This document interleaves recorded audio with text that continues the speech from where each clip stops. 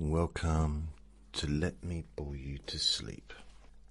My name is Jason Newland, and please only listen when you can safely close your eyes. Just got out of bed. I haven't just got out of bed, but I've just got out of bed. I mean, it's not literal, because if I just got out of bed, that means I've got a microphone set up next to my bed, which I don't. I have done, though, in the past. So I thought, you know what, I can make a recording lying down. I was wrong. I've always been wrong on that one. And I've attempted it quite a few times over the millions of years I've been doing this, and I've always been wrong. I can't record anything lying down, or maybe reword it. I can't lie down without falling asleep. Maybe that's a better way to verbalize that particular message.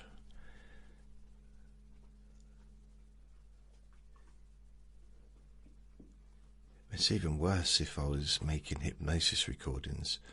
I'd be gone, and I'd wake up like an hour later. I'd listen back to it, and all it was me snoring. I thought,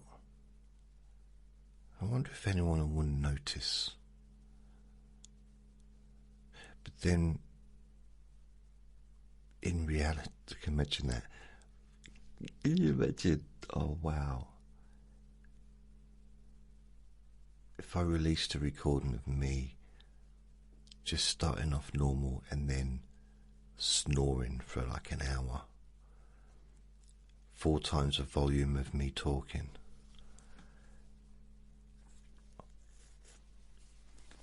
Yeah, I'm not going to do that.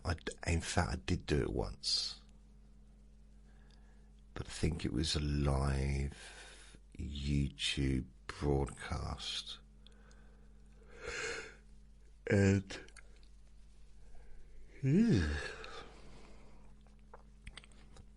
yeah, I did fall asleep.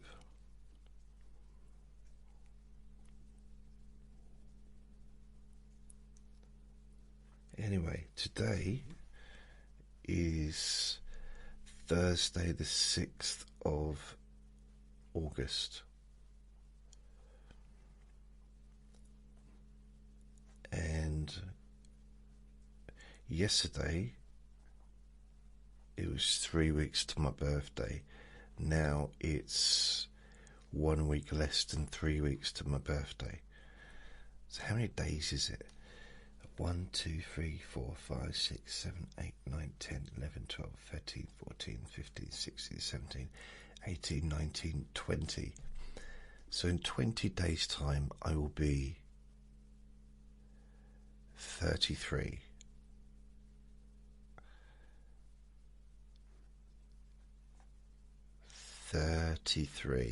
Can you imagine? No, 56. 56. Crazy.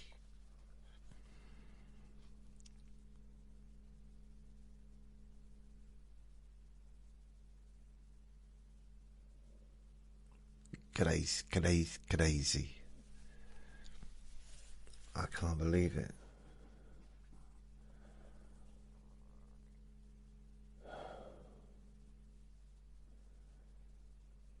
No, I still can't get my head around it, genuinely. For some reason, being 56 or creeping towards 56 gently think I'm going really gently towards it in the hope that when I get there, I won't wake it up and I can continue being 55, which makes no sense. I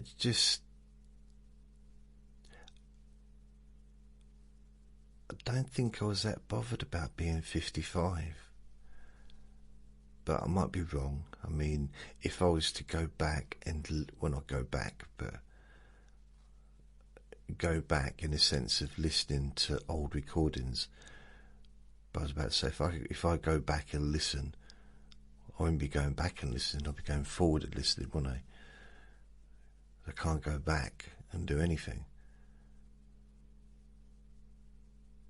And as I'm doing this, if I do listen to old recordings, I'll be going forward and listening to old recordings.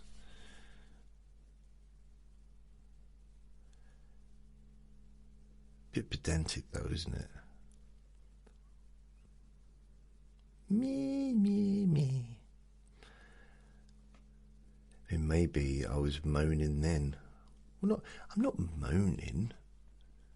Not really moaning. It's more just noticing that I'm kind of, ooh, no, you know? It's like, oh no.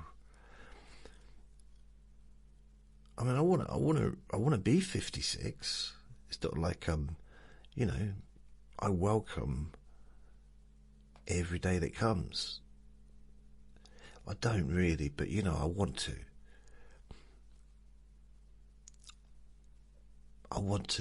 That's the kind of person I want to be. Because sometimes I do feel like that, like, you know, really, you're brilliant. Another day, great. As opposed to, oh, another day, great. No, I'm quite neutral when it comes to the days. I think it's, if you got something to look forward to, you know, maybe going on holiday, or you're, I don't know, what do people look forward to? Like social events, maybe family events, weddings, funeral. So you don't really look forward to a funeral, do you? But although you do, because if you think about something that's going to happen in the future, you're looking forward to it. Because we changed our language, didn't we? Looking forward used to mean you're just like thinking about something that's going to happen. You're planning something for the future. You're looking forward to something that's going to happen in the near present, soon. I'm trying to say, I think, another word rather than future, but I can't. And it didn't used to mean enjoyment or excitement, invigoration. So you can't really say, oh, I'm looking forward to the funeral. Because although you are, in a sense of you're planning, maybe someone's planning it, or you're just thinking what you're going to be wearing, so you're looking forward to that thing because you're planning for it. Some people might take offence and say, what do you mean you're looking forward to it?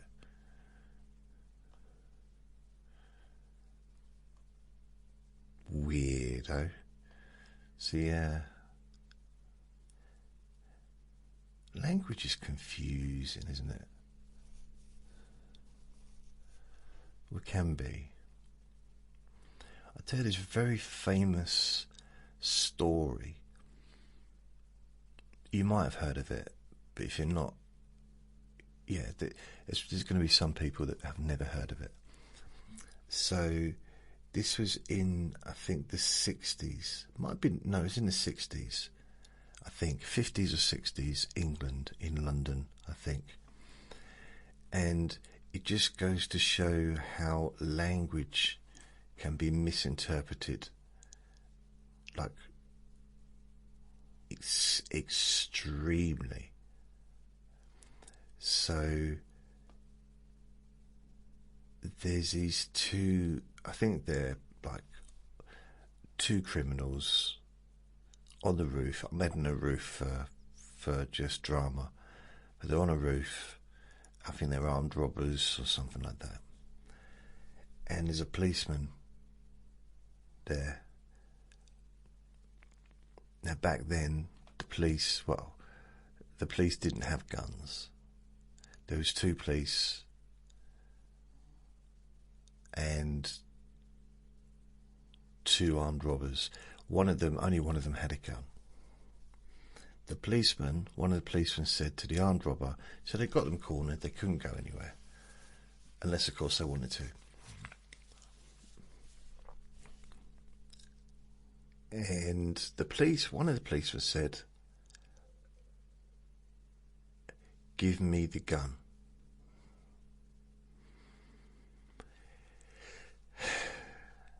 The other robber, not the one with the gun, but the other one, the other robber shouted at his friend, let him have it.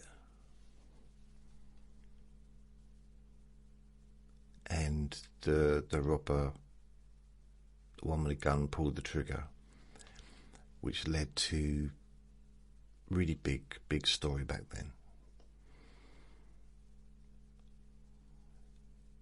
Now the argument came down to syntax, came down to what was the meaning of what he said.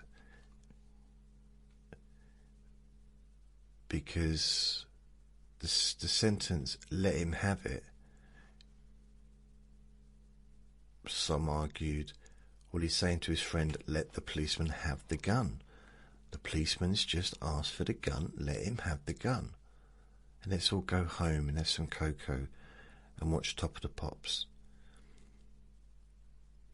Others argued, let him have it is very colloquial, or I don't know if the right word is, but slang for give it him, give it to him, shoot him. So let him have it had two meanings in that scenario, and the jury had to decide which one was meant, because basically one of them was 1,000% guilty because he's the one that just shot the shotgun. They had to decide whether or not the other bloke, the other robber who didn't have a gun and didn't shoot anyone, was also guilty of, because he's the one that shouted let him have it, almost gave him the instructions. But did he say let him have it, or let him have the gun, let him have it, just give it to him? See, if it had said give it to him, no, maybe that wouldn't have worked.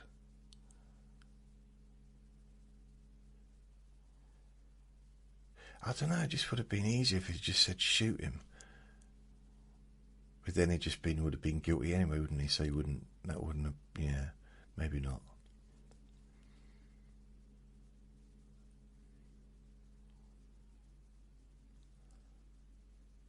I mean, you imagine a conversation between the two of them afterwards. I mean, it'd be, regardless, whichever way he took it, whichever way the man with a gun took it, there would have been a conversation between them, wouldn't they? It's like, when I said let him have it, I meant give him the gun, so that we get like a couple of years in prison instead of what's going to happen. Alternative, if he'd have actually given this policeman a gun, it's like, no, I meant shoot him. So yeah, that's stuck in my claw, stuck in my underpants for years since hearing that one, because it's such a good example of misinterpretation of a sentence.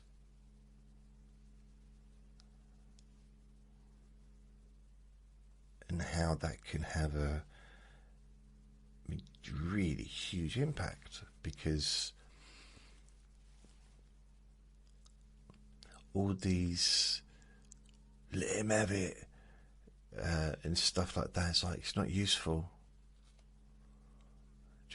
Let's just come. I know people want to have their own identity, but it's not really their identity, is it? If they're using the same words and the same phrases as all their friends, then it's really just a case of, I want to be an individual just like all my friends. They're not really, miscommunication. I mean, now I cannot keep up with the speaking that I see. I watch TikTok. I go on TikTok, and genuinely, I'm just amazed at the words that people are using and the phrases that people are using. And it's a different language. And I'm sitting here trying to decipher what's being said. And sometimes I'm watching, I'm trying to type into ChatGPT the words so I can get the meaning, the slang or street meaning. And I'm trying to do that in real time, which is hard because I struggle to type with my left hand. And it's like, really, there's one thing, what's it? I come on my ones. That means I come alone. So when you got a lot of young men giving it large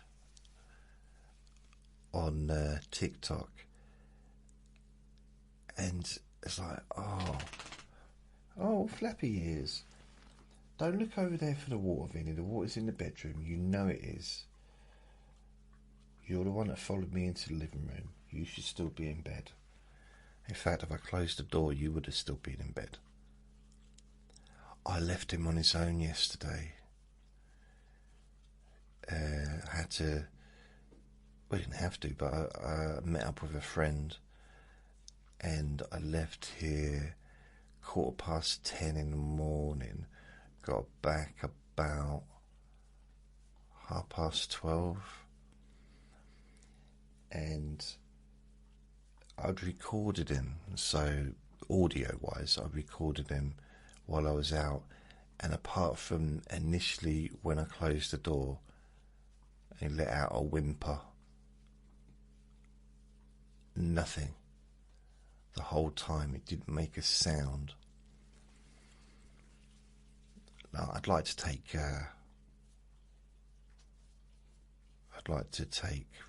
not responsibility but credit for that, because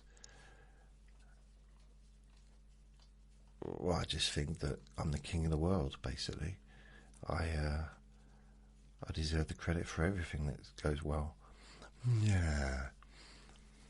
What I did do a little bit different this time is I played a long recording of myself talking, one of my Let Me Boy to Sleeps.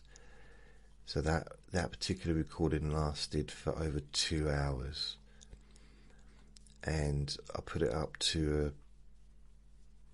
a fairly loud volume, not loud, but like normal volume that I would watch TV on.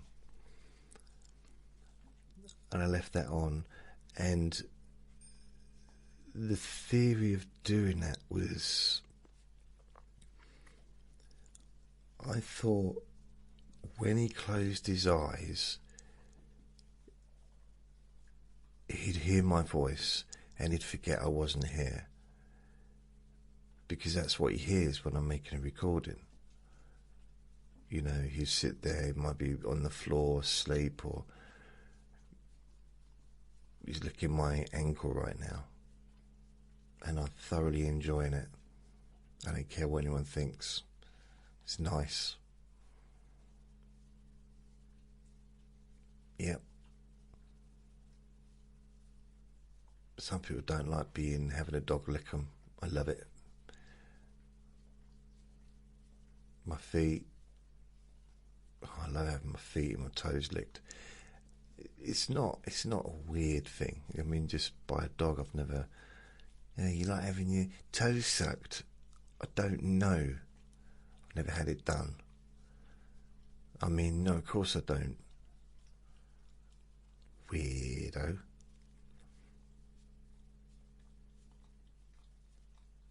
I can't imagine.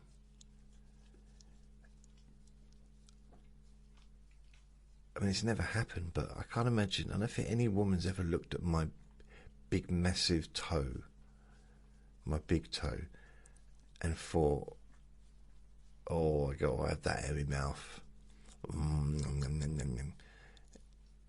No.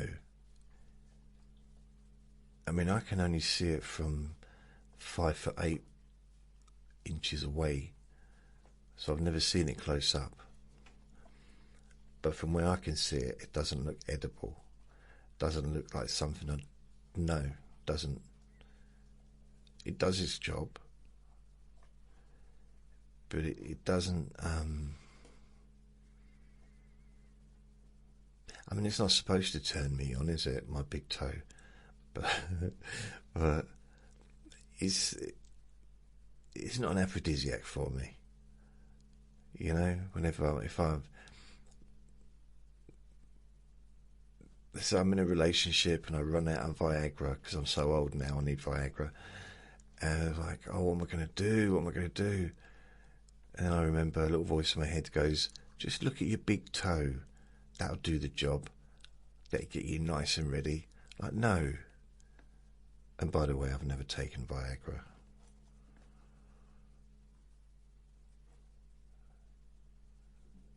I mean, what would be the point in me taking Viagra? There'd be no point. I mean, for what I want to do, Viagra can keep you going for hours. No. I want to have everything started, finished and cleaned up by the end of the adverts. I'm not interested in going for hours. Who the heck would want to go do anything for hours? There's nothing in the world I would want to do for hours and hours and hours. Not even eat chocolate. No, nothing. That's why I struggle with some of these really long movies. You know, the really long ones, like 3 hours plus. I can't watch them all in one go. I have to watch them like in 3 parts or something. And that started, these really long movies kind of started during the, what's those, The Ring, those movies.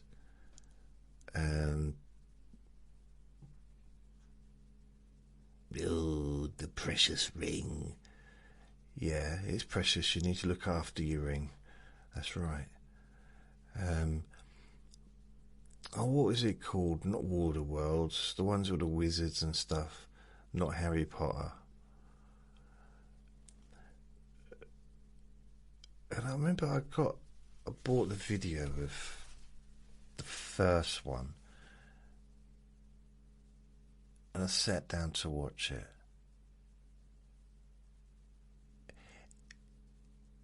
And I felt myself aging. I could literally feel my beard growing. And I thought, at this rate, I'm going to look like the wizard. And I was halfway through and I was getting phone calls from work. I started watching it on Saturday morning. I was getting phone calls at work on Wednesday like, we haven't heard from you, are you okay? It's like, no, it's fine, I'm just watching a movie. It's the wizard one. Well, Harry Potter? No, the other one. Oh, the one about the ring. Oh, my precious. Yeah, we don't all have to do impressions of that, do we? I don't know what it is. I can't just say the ring without going, oh, my precious. But so long. I can't sit and do anything for 3 hours generally. I mean, I have done a 3-hour recording once. Yeah, I did. That's a long time. I've done quite a few 2-hour recordings. Quite a lot. So 2 hours doesn't seem too long.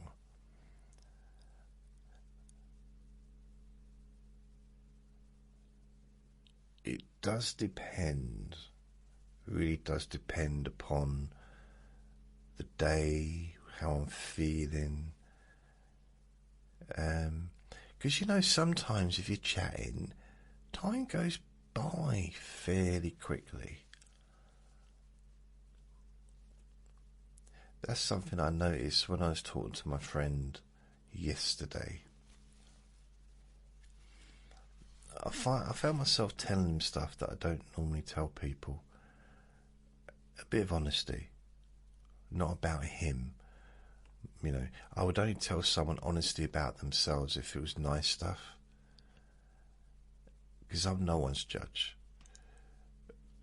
You know, like, oh, I'm going to be honest. This will help them if I tell them something about themselves. Or, no, I'm not here for that. But I was telling him things about myself that I don't normally tell other people, because we're both counsellors, or we were both trained and worked as counsellors. And I became a counsellor first, and then he didn't copy me, but I think he was influenced a little bit by me doing it, because I talked about it quite a lot at the time, and I kept telling him that he should become a counsellor because he's way more empathic than I am. Well, I'm not empathic. He is he's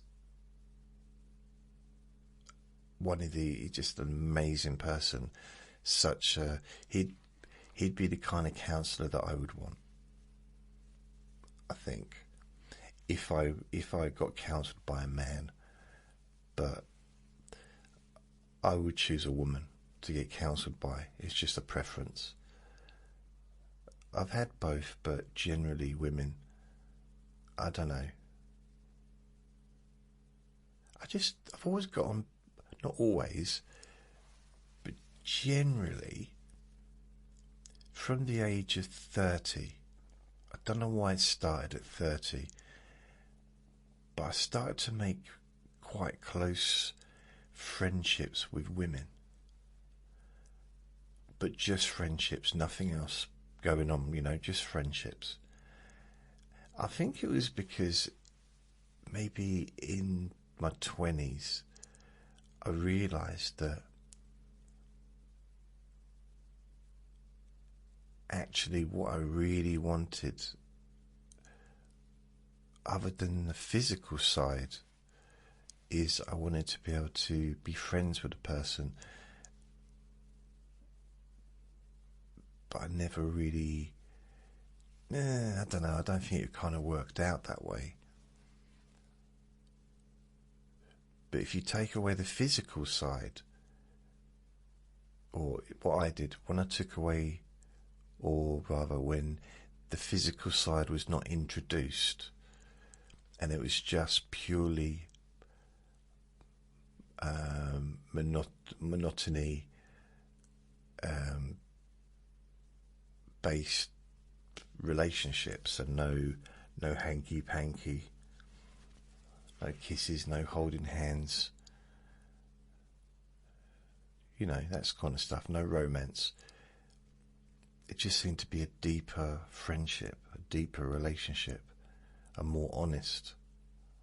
For me, from my experience. Now, I'm sure millions of people would disagree with not disagree, but like that they experience things very differently. They can have both. I just never had both. Never had someone be like my best friend and, I was going to say boinking them, but having a romantic adventure at the same time. That's a better description, isn't it? Boinking. What a weird word. Why are you late for work? Oh, I was busy having a bit of a boink. I was binking your missus. No, so no. I was boinking your mum. So that's another thing that I've seen online. Now, people can have a conversation, an argument, but you see that two people having an argument online on TikTok or whatever, and one person, you can't even mention the other person's mum, even if it's just you say, I bet you have an amazing mum. Don't mention my mum. You can't. You can't say anything. It's like you said the most horrible thing about their mum. And it's fake. It's so fake. It's no more than a dog learning what to bark at. That's all it is. It's just learned behaviour, and some would argue that everything is learned behaviour. But it's a bit like sometimes when people say, oh, you people. What do you mean, you people? I'm talking about you crowd. You people as a crowd. You people. How dare you categorize me? Well, categorization is kind of normal, isn't it?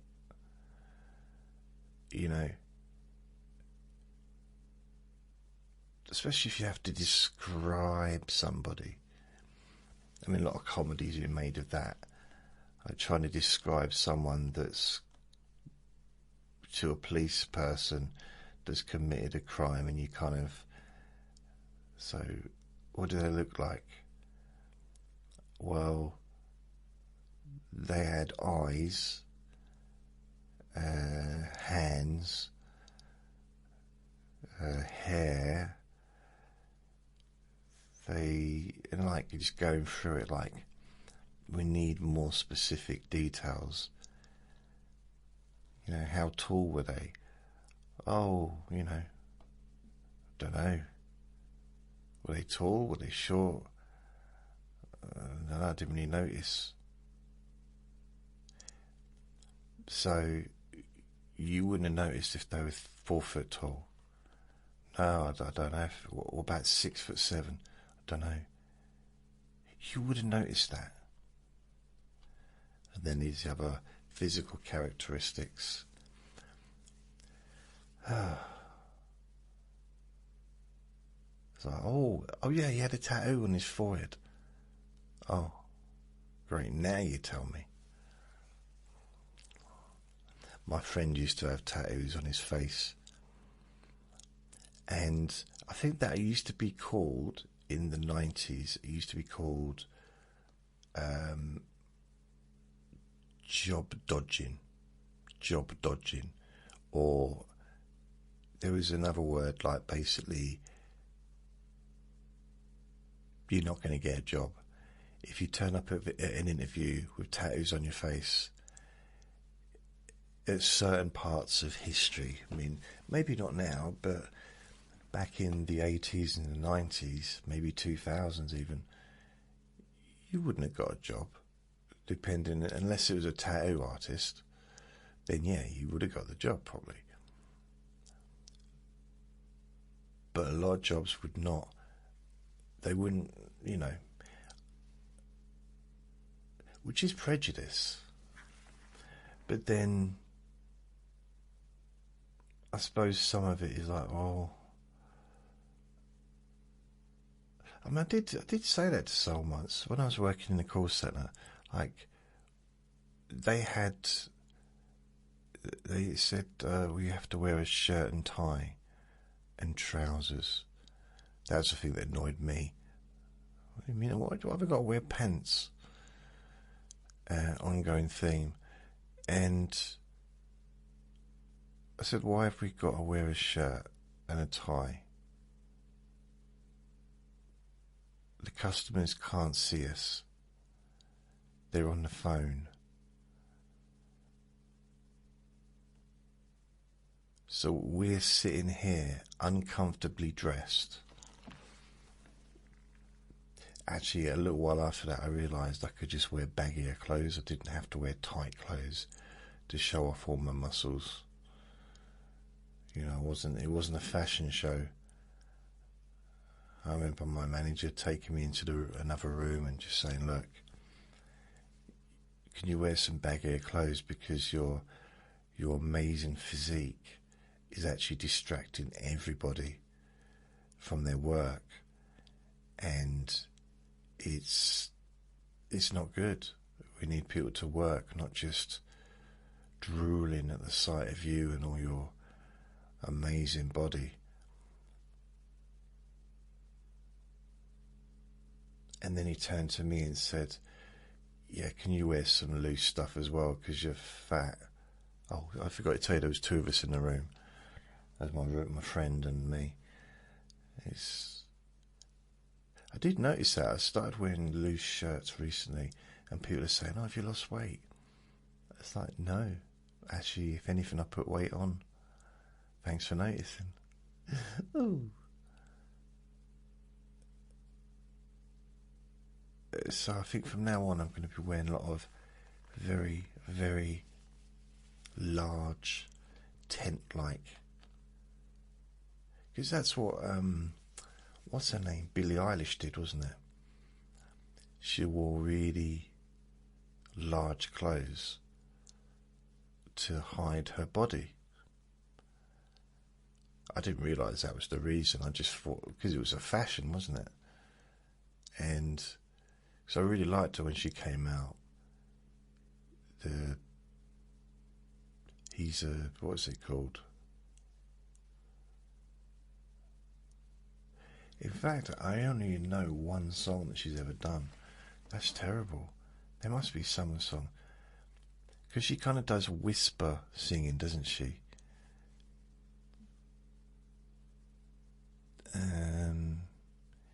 He's a bad guy. If he's not a bad guy, better be a bad guy. A good guy, a better good guy. So there was that one, which I remember I was listening to. Well, I was watching TV while working on my website back in about 2013, 2014, and that video kept coming on over and over again. Like at least every hour it would be on. It was at the same time as Timber. I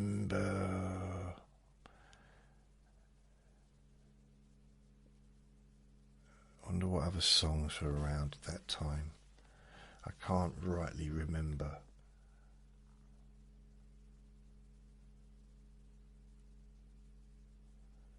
No. But every friend I've had, most of the female friends I've had, let's go through them. I won't say the names, but the ones that I've had that I didn't keep contact with. So there was what's her name from the first insurance job I had. Now, she started working in my... she started after me. Not long after me. And she went on to be... I don't know if she's still there, but she went on to be a manager.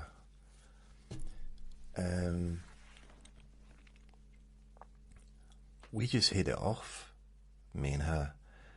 And we used to have a laugh, and then we'd go out. We used to go out. Restaurants. We used to go out after work, drinking, and just best friends, really. And then I left the job. We kept in contact for a little bit, like you do, meeting up and catching up, probably with the gossip of the company, and then that was it. Kind of lost contact with her. But yeah, we were very close for a while there. Then after that, I'm only going to include women that I've not... Okay, there hasn't been that many, to be fair. But I got very close with a lady that I worked with, that I was at college with, in 2003. But we're still friends, so that doesn't count as far as like ones. But yeah, we're very, very close. We're very close and still are good friends 20 odd years later. The next female friend I had, which kind of just points to the fact that I haven't actually had that many female friends, is... I'm just going through the different other jobs. Did I have any friends at all in the second insurance job? I did. But I generally, unlike the first insurance job, I wasn't going out drinking with the people I worked with. Apart from a couple of times. So yeah. And then the third insurance job I had, no, I wasn't really there a huge amount of time, so I didn't get to know... I didn't socialise with anybody in that place. I liked people, they were nice. I mean, a call centre is just like the world, It's, you've got people, you've got some really friendly people, some people that are quite, I suppose, extroverts, some people are very quiet, some people that are very judgy, some people that are gossipy, some people that... I like the gossipy ones, they're fun. And you've got other people that just... Okay, out of all the people, there's going to be someone that perhaps just doesn't like me, which is fine, it's normal. And other people that just tolerate. Mind you, I notice when people get to know me, they tend to, I remember I had lunch with someone and they said, because it was it Works Do? And they said, for all this time, I thought you was an absolute knobhead. I said, all right, okay. And he said, after spending the last 2 hours sitting next to you at a table eating, it's been confirmed. We laughed. Actually, in the first insurance job, I did sit next to this lady who I judged. I did. she just seemed, she was young, she seemed vacant, and she just didn't pay me any attention. Not that she should have done, but I didn't feel that she liked me, and the fact is she'd not even noticed that I existed, which is, I don't know if that's better or not, actually. I think I'd rather be noticed and disliked than just not even acknowledged. Back then that was, not now. Anyway, I got stuck next to her for the meal during the what do they call it? It's like a summer ball, they called it, I think. And we got together with other parts of the company in this huge place, and it was like a wedding, really, but without the misery. No, it was a big thing. So I'm stuck next to this girl, or female, who's probably about 25. I'm 32, 31, and it turned out she was absolutely delightful, and I don't use that word generally. She was lovely, friendly, funny, really nice person. And I realised that all I judged her on was, I don't know, maybe it's not something to judge someone on, but she just like kept walking around on her hands, and I just thought it was a bit strange. But once I got to know her, if she wasn't doing that, she was juggling kittens. No, I don't know what it was about her that made me all judgy. She seemed like an unapproachable person. Not that I wanted to approach her, but I thought that she'd be hard work, when in fact the opposite was true. She was absolutely lovely as a person, and I don't remember much that happened after that because I got drunk, but she was lovely. She, you know, I think we'd still say hello to each other in the office. We never became friends or anything, but just,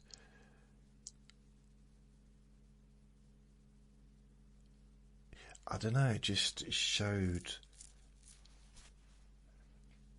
the initial, because people say, oh, first impressions last.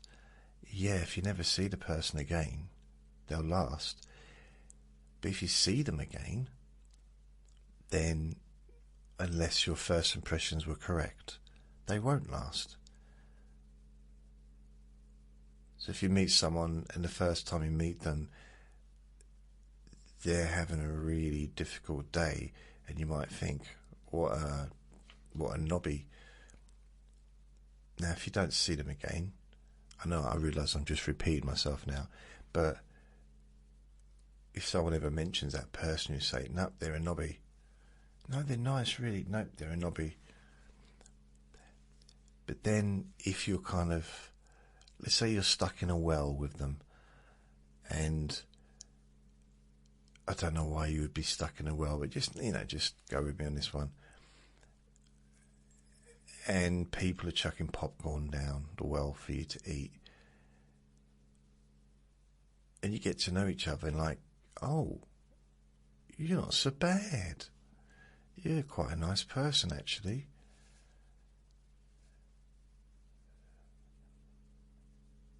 But I don't know how much of that story should have been focused on the well and the popcorn, as opposed to just two people getting on.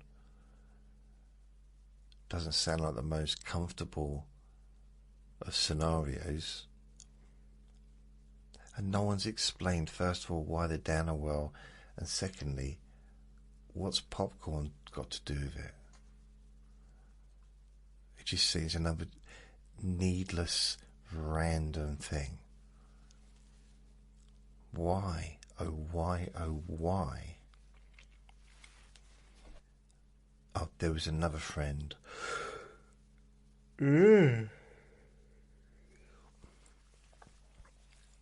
who I became very close to when I was doing my degree in counselling. And yeah, we became very, very close. Even used to phone each other when we weren't seeing each other. It was, yeah, a very, very, very close relationship, very close friendship. And I don't see her anymore. Haven't seen her regularly since about 2013, 14, something like that. So yeah, it's been, blimey, over 10 years. I see her once when her brother was staying with my friend, I think. And she came over, gave me a hug and said hello, and then she was gone. So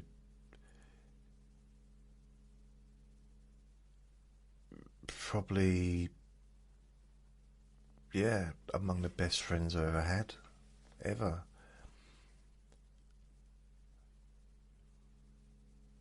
And also, if it wasn't for her, I would not have got my degree.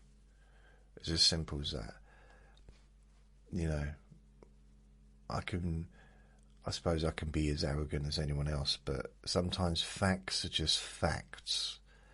It's like, I can pretend I'm 33 and I could probably pull off being a lot younger on the phone with someone, online. But if you're going to meet me, you're going to see that I'm not 33. I don't know what the point of that sentence was. What's that got to do with me doing the degree? Oh yeah, telling the truth. So, if it hadn't been for her, I would not have got my degree. I would not have finished my course. Wouldn't have finished it. And I don't know if I ever thanked her directly, but I thanked her on these podcasts. Vinny, what are you doing? There's no fly. Where do the flies go? Because there's a fly that lives in here. But when I get up early in the morning, it's nowhere near. It's not here. I mean, do they have beds? I should remember the dream I was having last night. That was a weird dream. Yeah, it was a weird dream because again I was living in a house with my brothers again. But this time they were sleeping in different rooms. What is it about dreaming about my brothers? It's very strange. I don't normally dream about them, not in the same dream. But my older brothers, not my younger brother, but my two older brothers. It's like, why am I dreaming about them?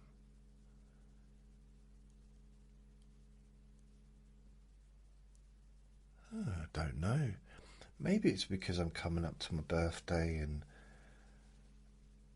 in the 2-month period, basically, or in 1 month, in like a 4-week period, pretty much all 3 of our birthdays are. Like nearing the end of August to the end of September. So my other brother's birthday's in under 2 weeks, and the other one's in probably about 6 weeks. 6 weeks. 1, 2, 3, 4, 5, 6. Yeah. So within a month, pretty much they're all, well, actually it's not just the 3 of us, all 4, because my little brother was born the day before my birthday, the day before my 8th birthday. So all 4 of us within a month our birthdays are. 3 of us within 1 week.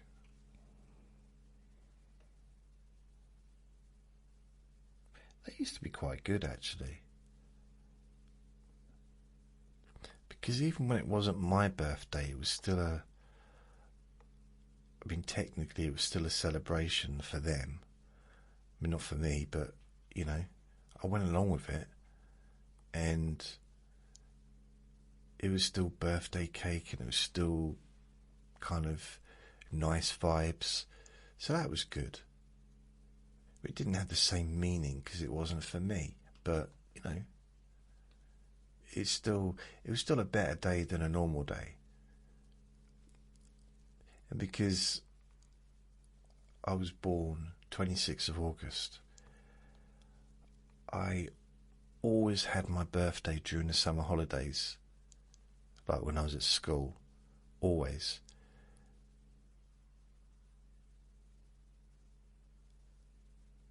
And that was quite nice.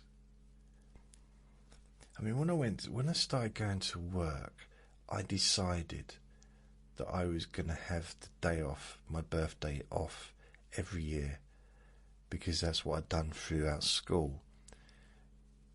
But it didn't quite work that way. But there was a period when I did do that, when I said, no, I'm not working on that day.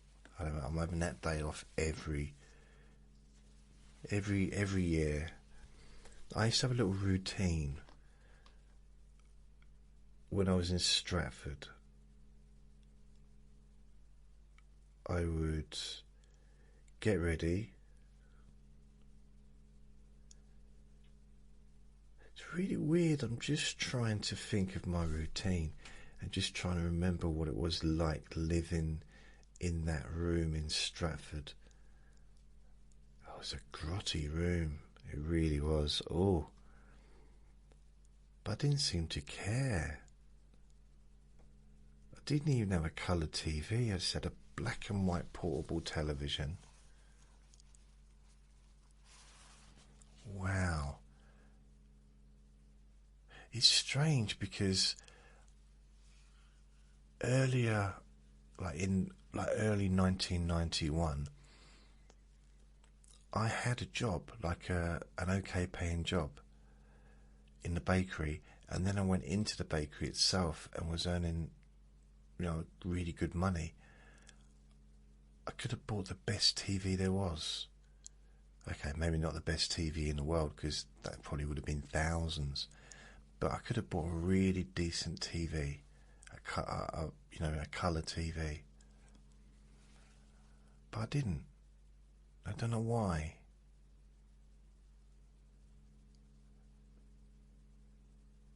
But then I'm thinking, didn't I have a colour TV? Surely I couldn't have watched black and white all those years. That doesn't seem realistic, does it?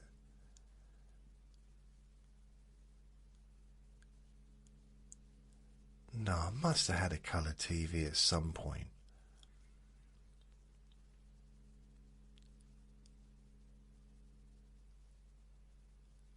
I must have done. I must have had a portable colour TV, because that's just ridiculous. Having a TV that's black and white. But then, when I moved out of London, I think my dad gave me a black and white portable TV. I didn't have a TV at that time. I don't know why. And it was only just to keep me going until I got myself a colour TV.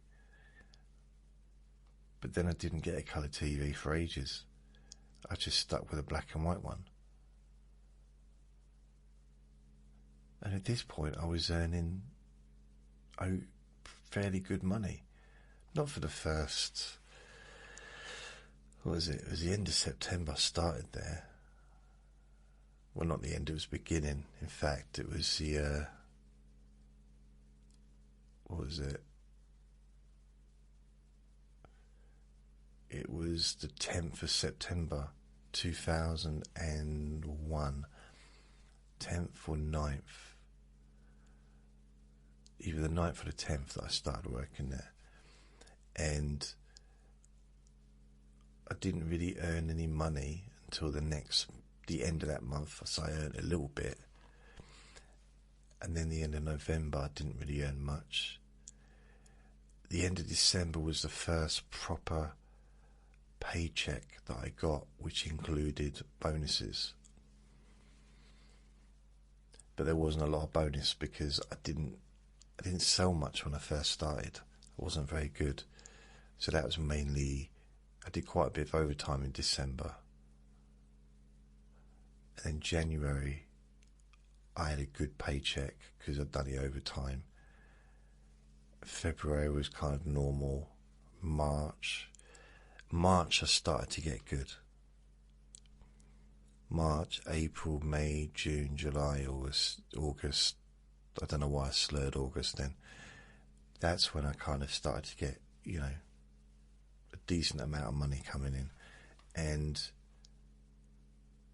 I still didn't buy a decent telly. It wasn't until 2004 that I bought myself, again, another portable telly. What was it with small TVs? I don't know. But this one had a DVD player attached, which was, I did buy it from Blockbusters. I could have had a big TV on the wall back then. It was something about not really knowing where I was going in life, I'm so used to moving. It was having stuff made it harder to move. Much easier to move if all you got is a couple of black bags full of stuff, bits and bobs, clothes and bedding, and once you start getting stuff like lots of books or big bits of equipment, or generally it makes it harder. I mean, throughout, from the age of 17 all the way to 30,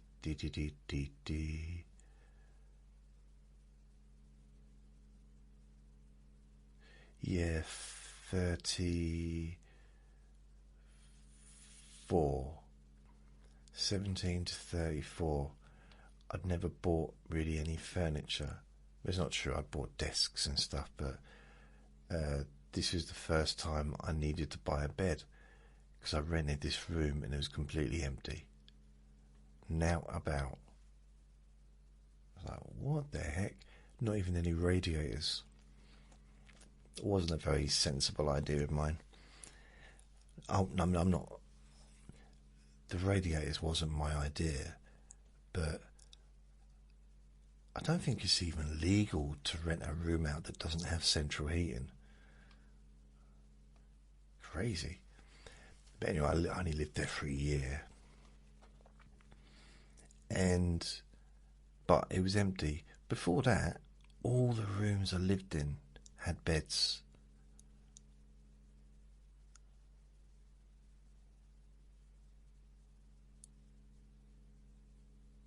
I don't know what my point was. It was something to do with not having too much stuff to move with.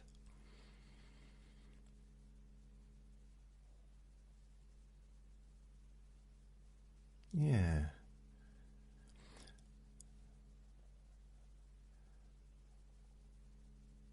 I don't think, even after that one, it was furnished. The next one was furnished. The next one was furnished. The next one was furnished. So basically only two places since the age of 17 have been unfurnished. This place and that place there that I was talking about. And unfurnished is fine if you want to stay there, if you want to be there for quite a long time. But if you don't, then you kind of need furnished.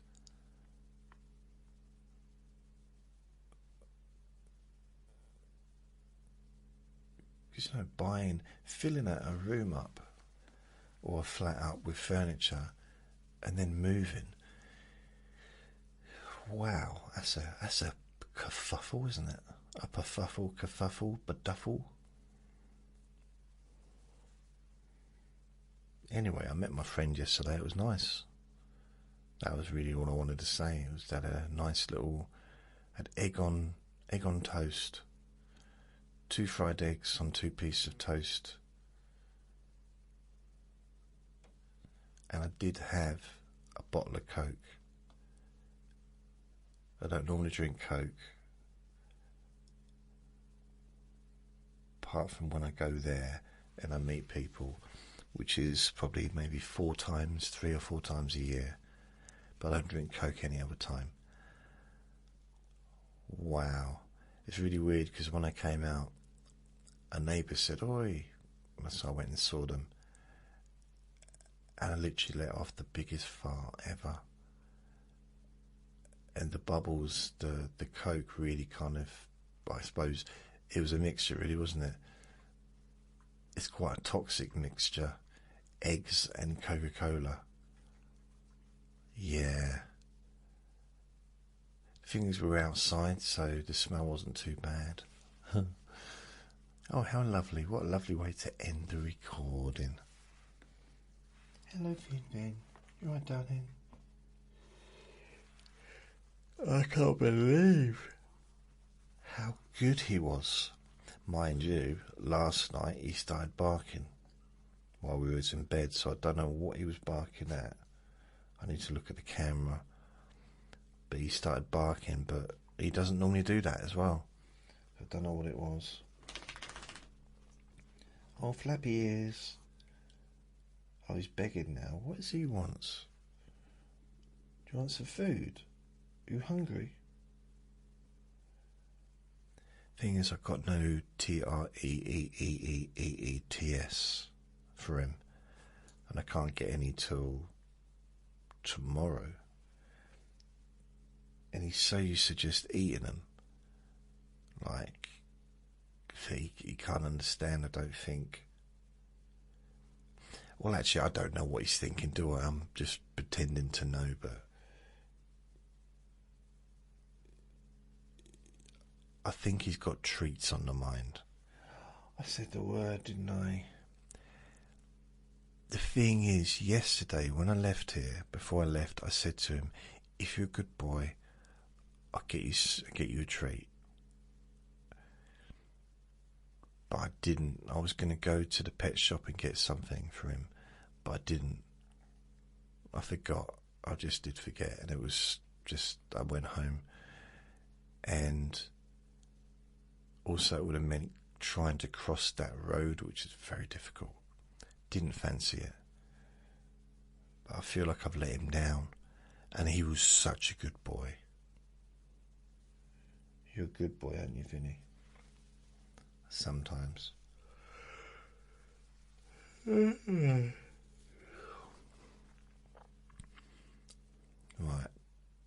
I'm going to have my breakfast now. So thank you for listening.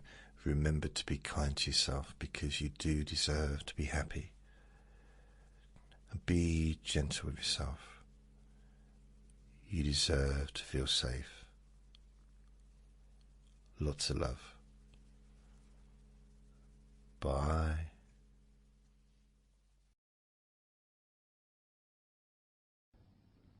Relax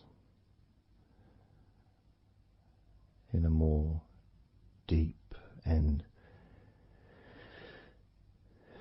meaningful way. Maybe in a way that can not just allow you to feel calmer now and throughout the time we spend together here, not just relaxed at the end of the recording when it's finished and you can enjoy that sense of comfort and peace, but also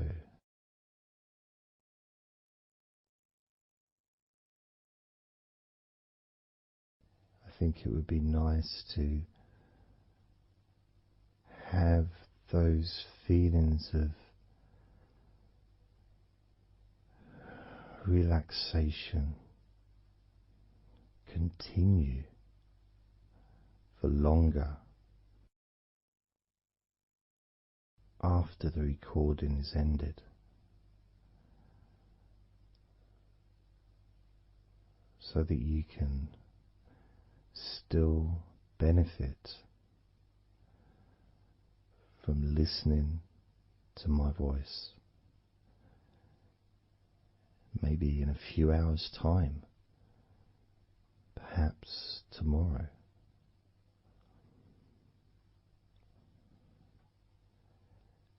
And then by listening regularly, especially if you find, like some people do, and myself as well, sometimes I find one particular recording that really resonates with me, and I'll just listen to it over and over again, like every morning, every evening.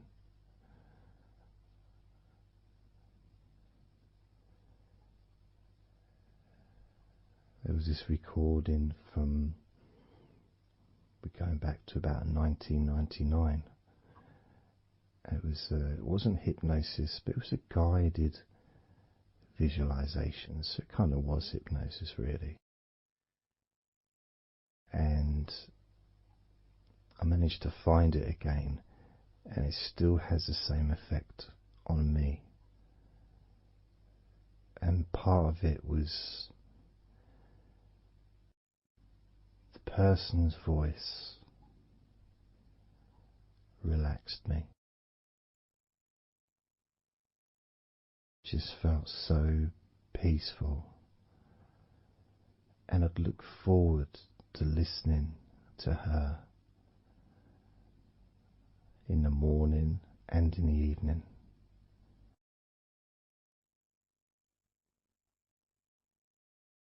And I knew before even pressing the play button that as soon as I'd done that, pressed the play button, this was in the days of CD players, pressed the play button. In fact, it might have even been a tape recorder. I'd lie down on the bed, and then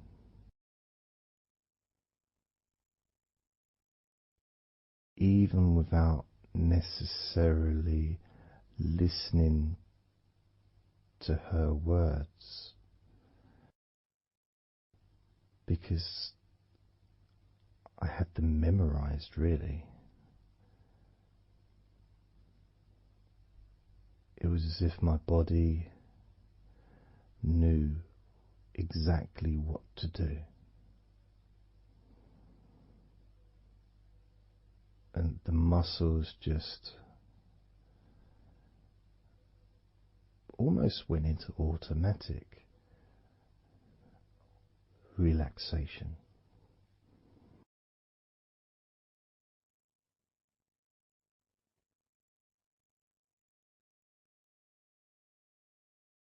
And I remember my mind would slow down.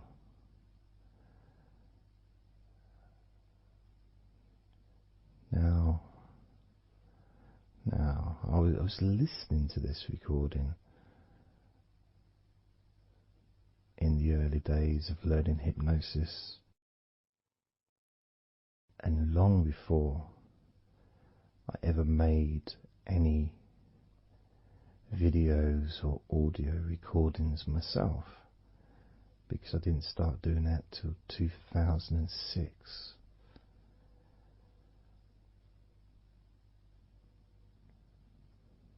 But I knew how helpful I found being able to just let go, to have that trust in the person that I'm listening to.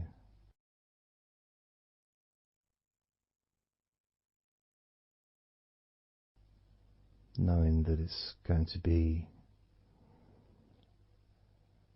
just as relaxing, if not more so, each time you hear my voice. You may feel the same.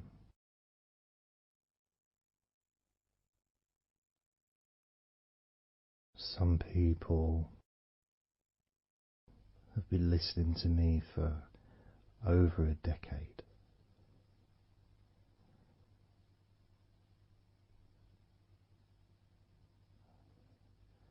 Maybe not solidly, obviously not 24 hours a day, but maybe people come back.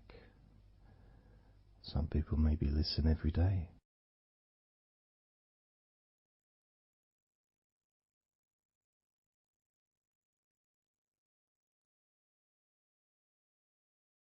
And something that I do, which you may not realize by listening, is when I record these recordings, now for example, I also am affected by the words that I say.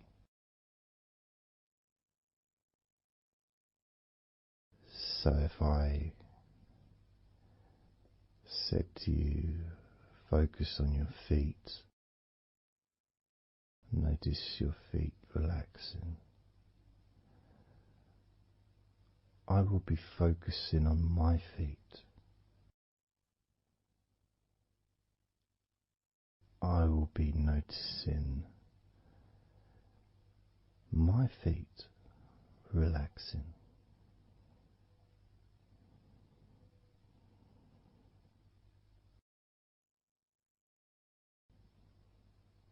If I said focus on your hands,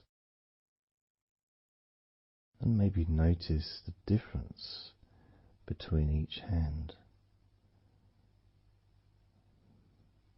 Perhaps notice the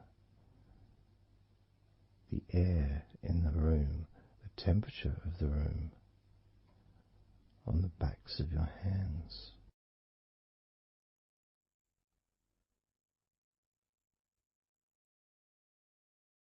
You may start to notice what almost feels like a very light breeze, even though there may not be any type of breeze at all where you are right now.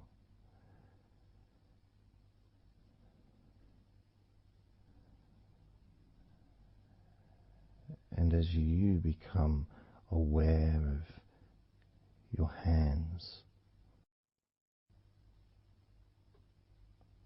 I'm also aware of how relaxed my hands are feeling now.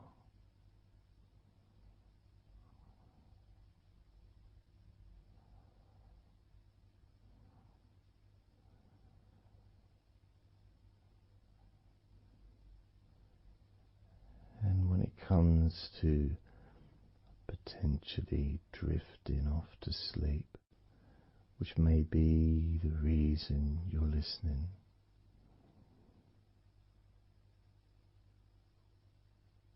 I also feel drowsy when I make these recordings. I also notice my mind drifting.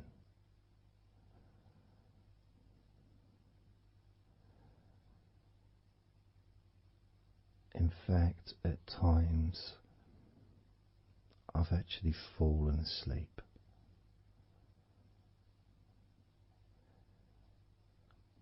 Without even noticing. And then I carry on talking.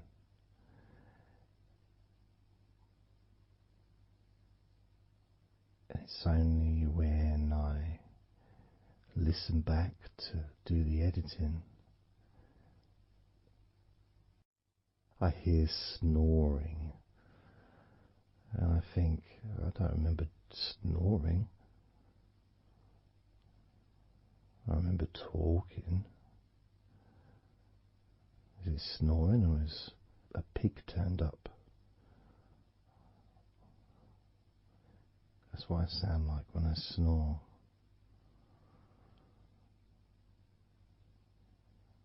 And I get really into the whole experience.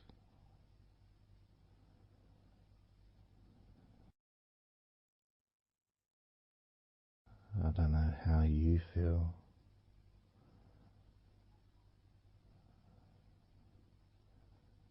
How relaxed you feel in your feet. How relaxed you feel in your hands.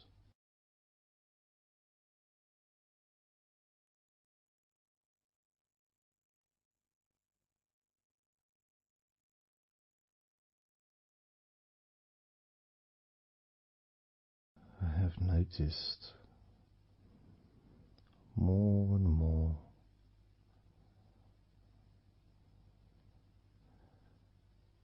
that the more relaxed, deeper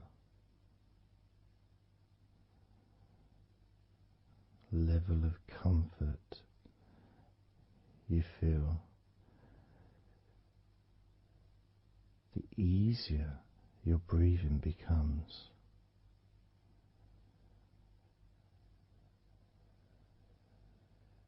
It's almost like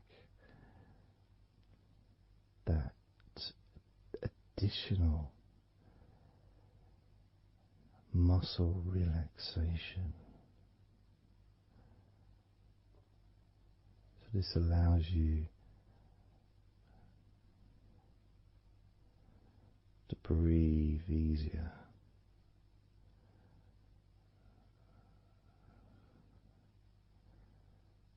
Without necessarily focusing on your breath.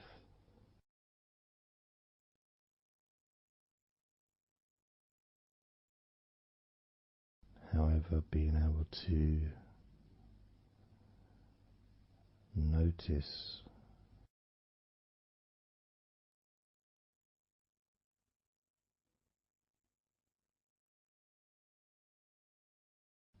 the ease in which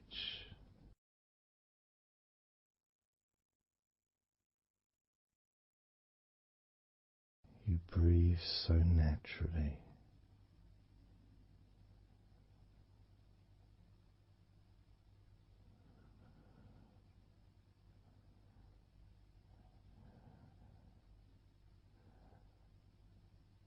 You breathe so very easily and smoothly.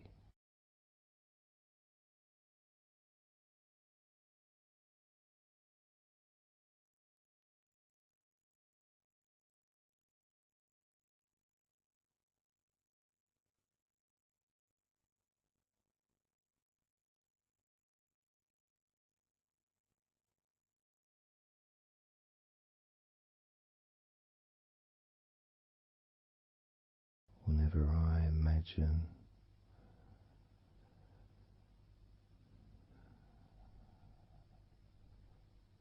my breathing improving,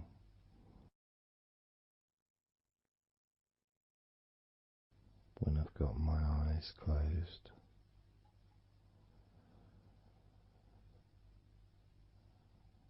I tend to visualize a beautiful field with trees and flowers,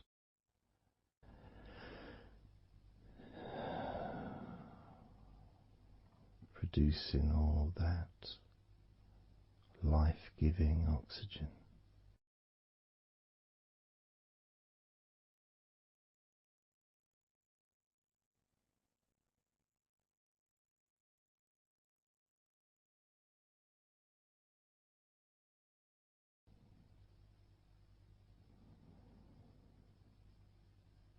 It feels nice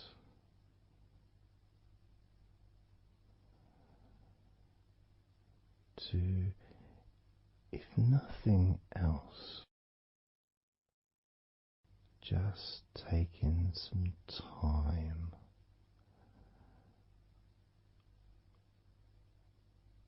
away from everything.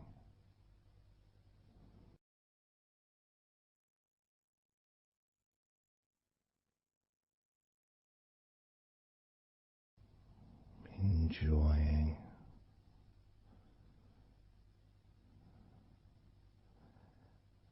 that feeling of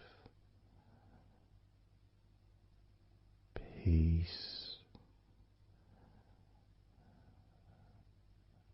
serenity,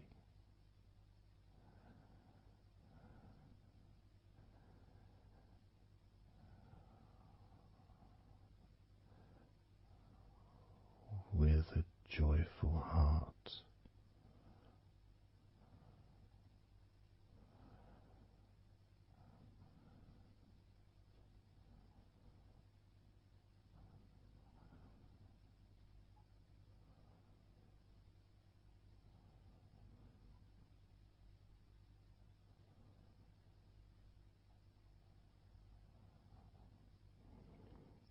Time seems to just drip by so very slowly.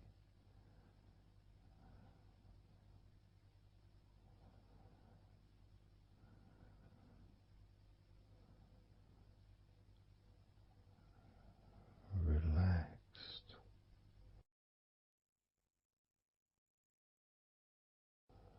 so deeply peaceful,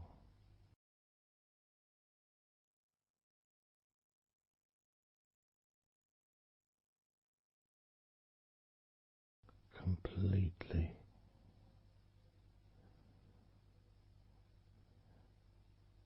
unattached to any thoughts whatsoever in this moment.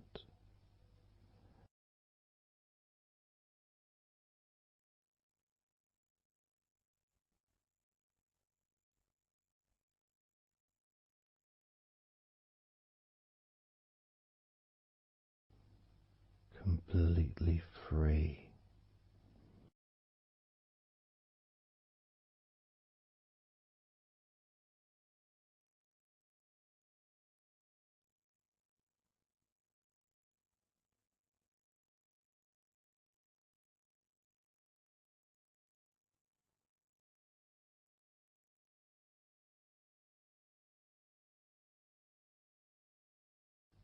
Noticing that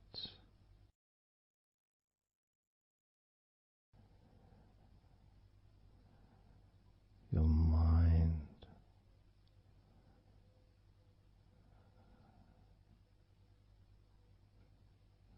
slowed down.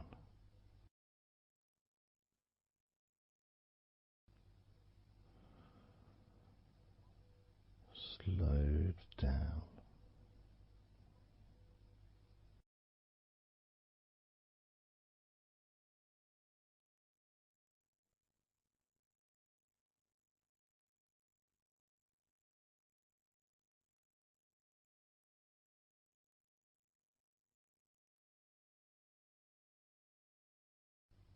Because nothing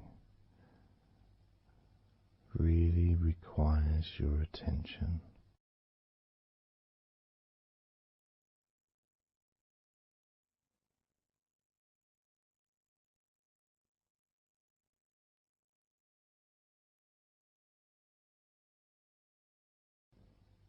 You can enjoy the physical sensations of allowing the stress to drip out of your body.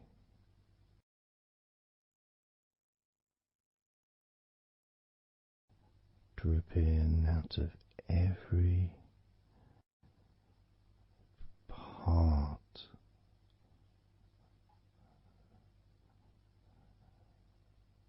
of your body.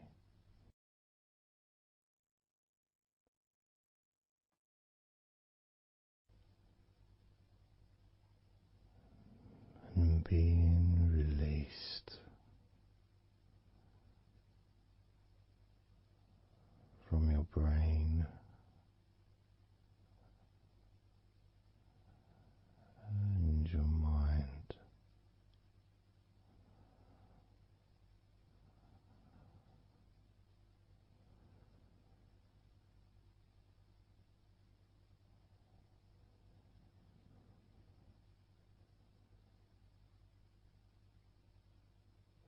Slowly but surely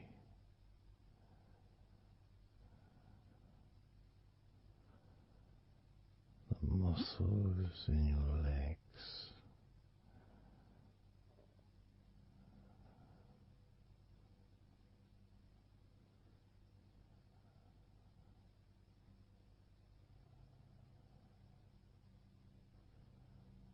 relax,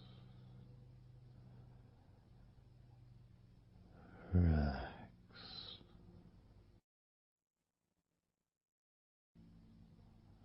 relax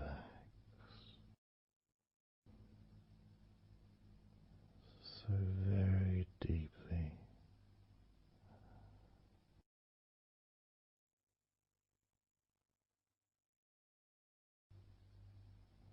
Relax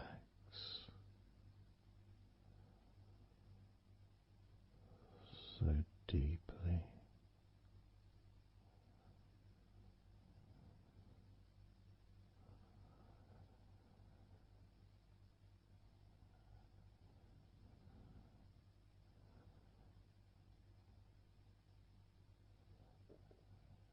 And the feelings,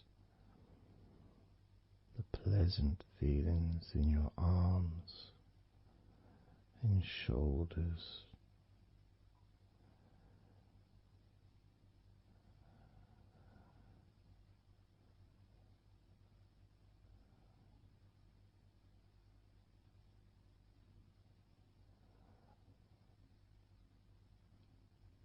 deepening each part of your body further and deeper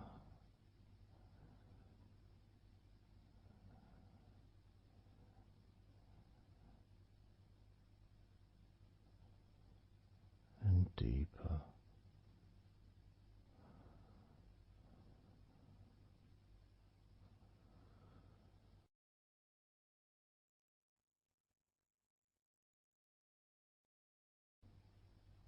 Noticing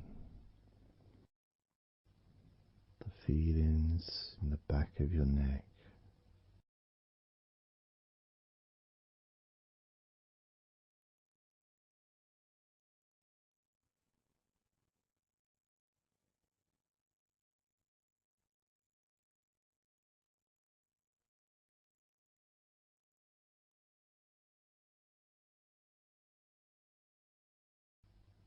feelings in your wrists,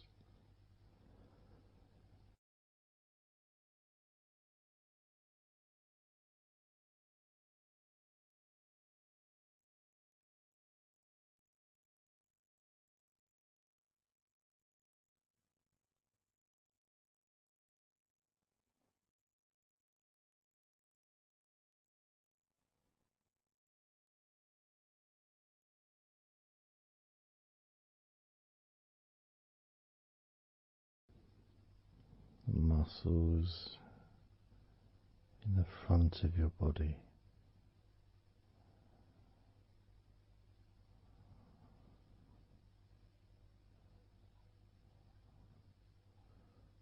are also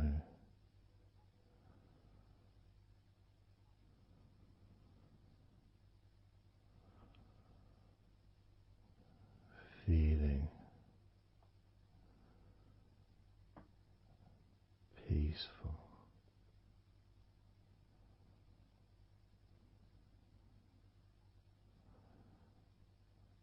Deeply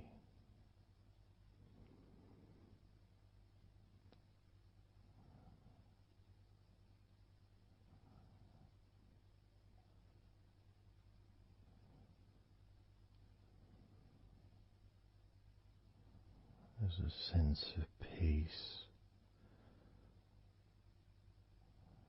spreads through your very core.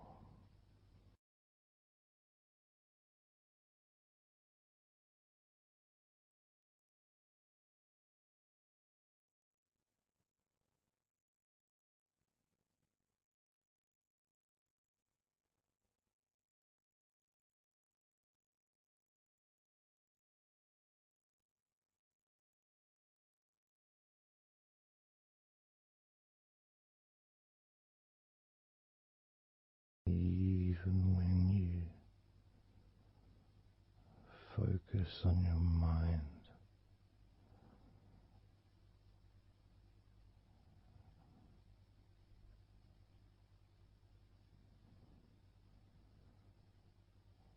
your mind becomes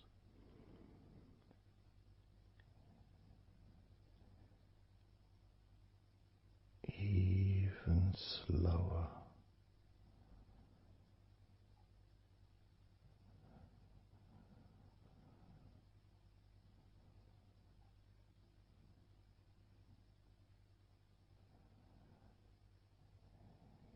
Even deeper.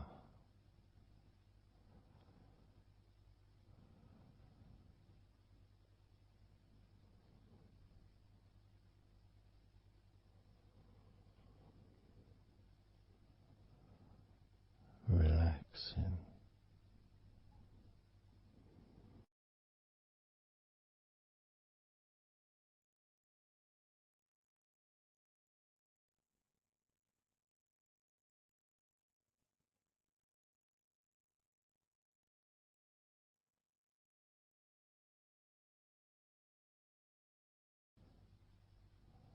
So very slow.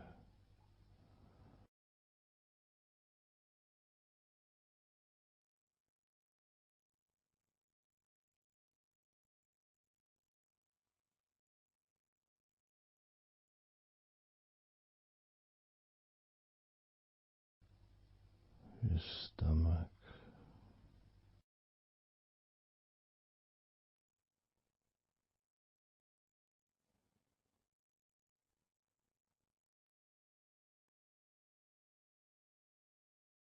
Peaceful in your stomach.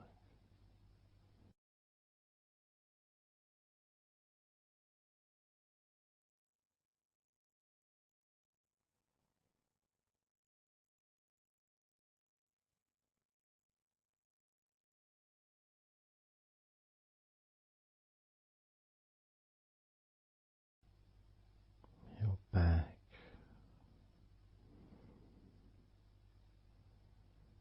Notice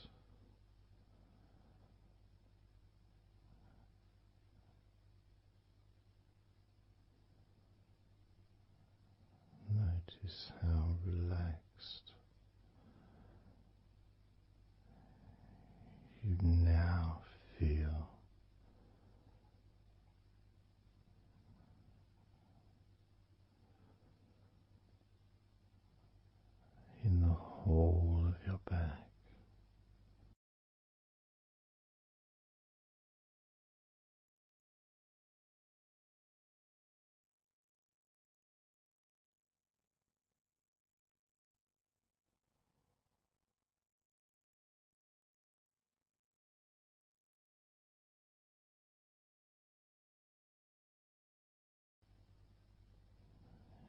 spine,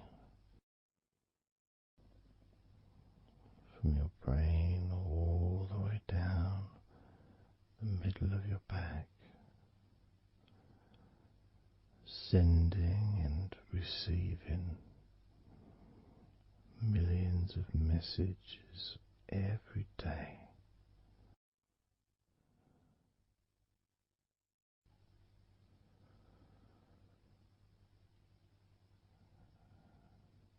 Deep comfort increasing.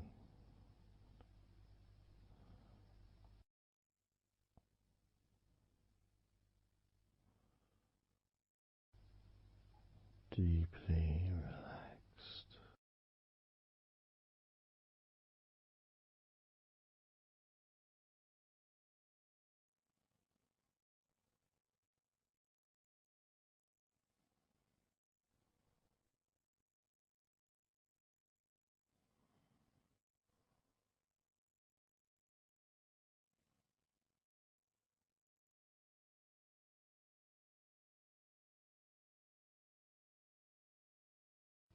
Your knees,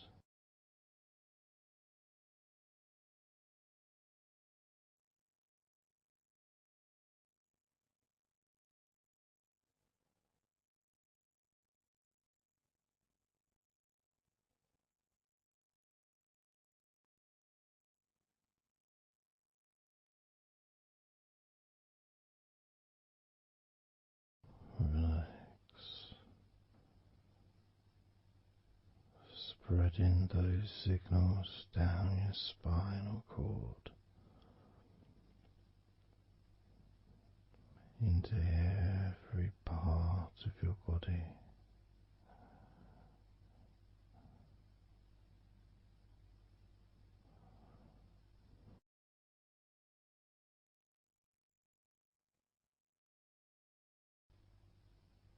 Your shins and your calf muscles,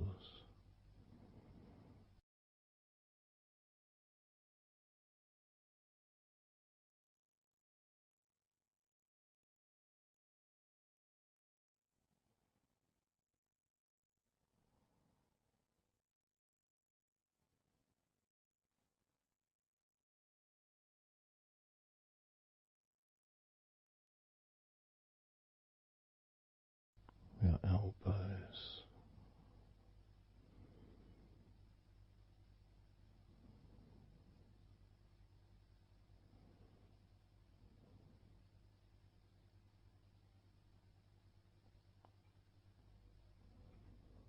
feelings of peace and tranquility spreading through your body, tips of your toes to your eyes, your fingers all the way to your lower back.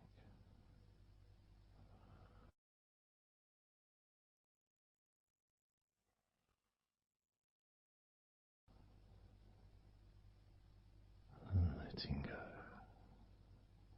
really letting go.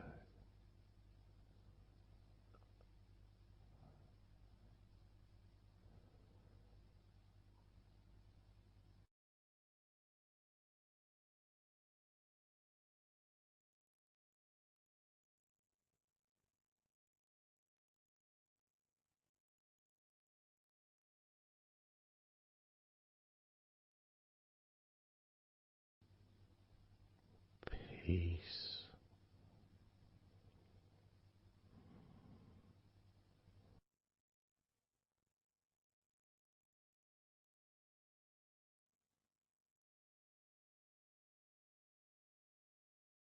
drifting,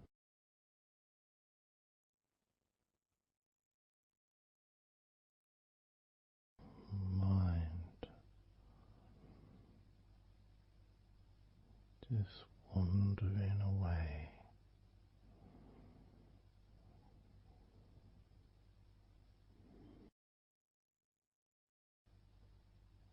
happy to let go.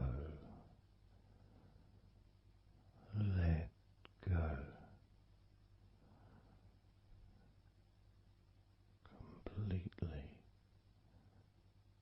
Let go.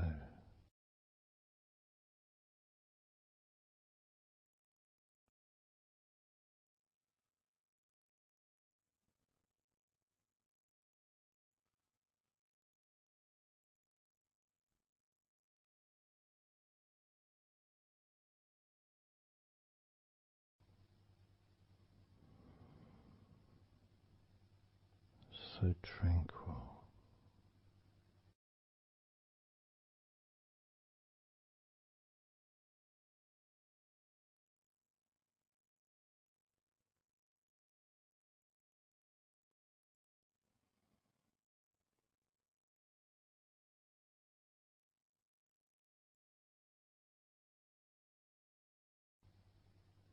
Your whole body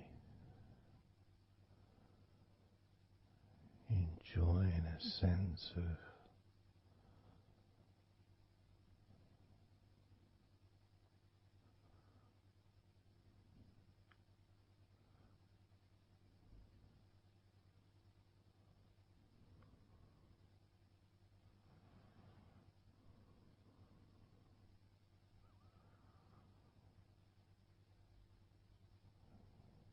letting go even more.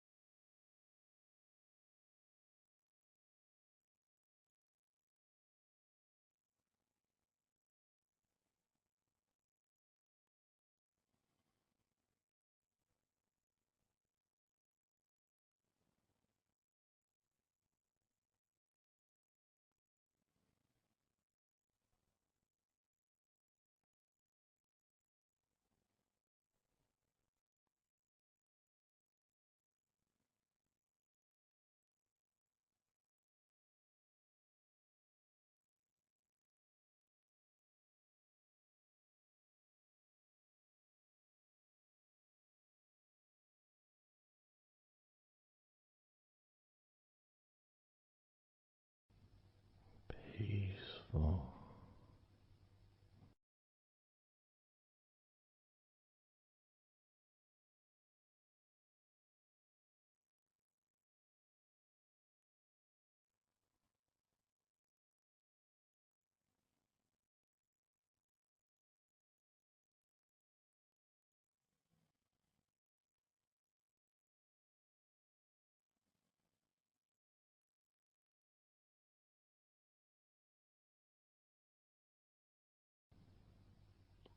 Enjoying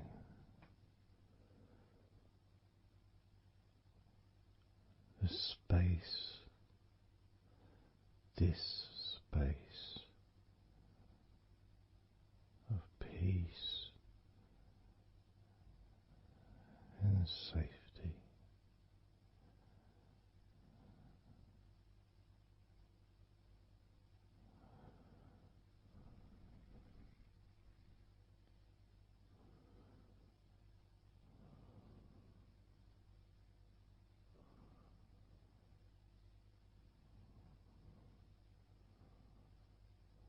So very,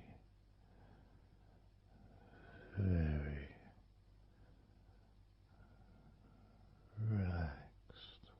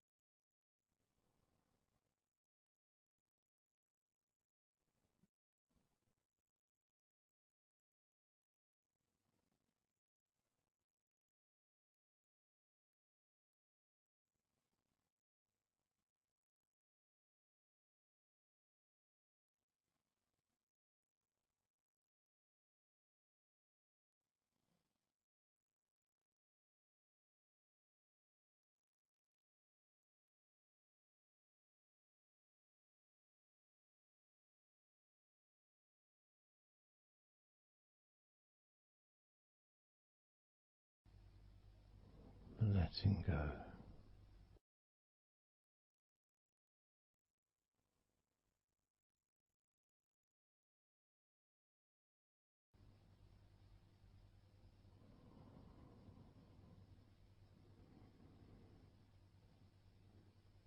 Maybe we can just focus on the different parts of your body, just to notice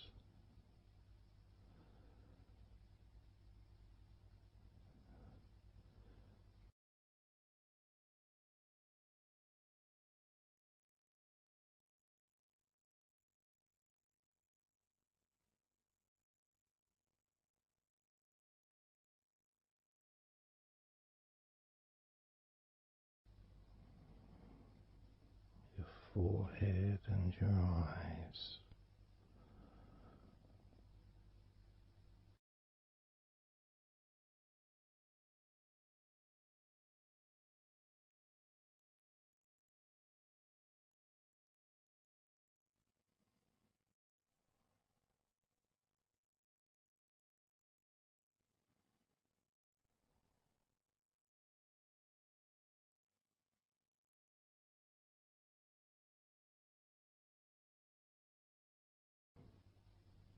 Your jaw,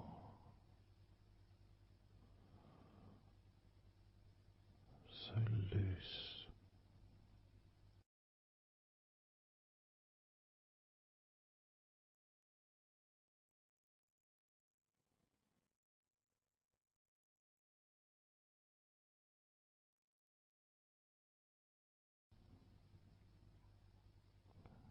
Noticing a sense of complete freedom.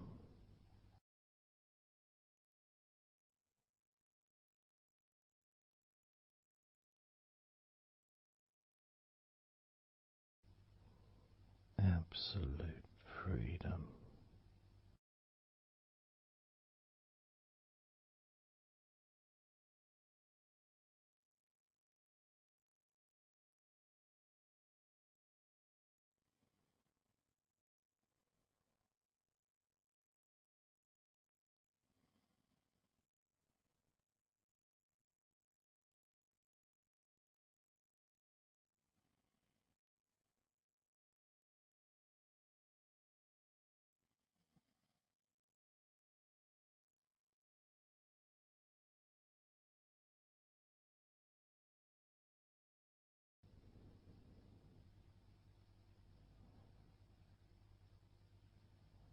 Drifting,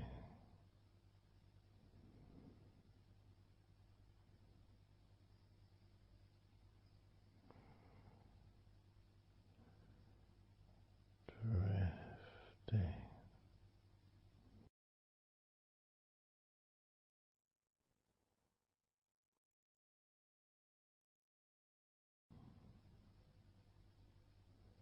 peaceful energy.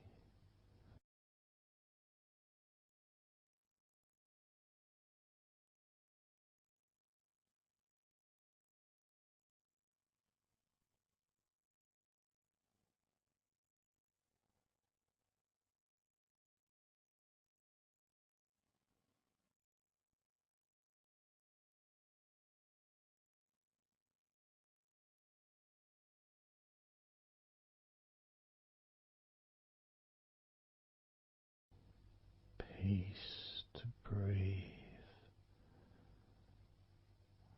so much easier.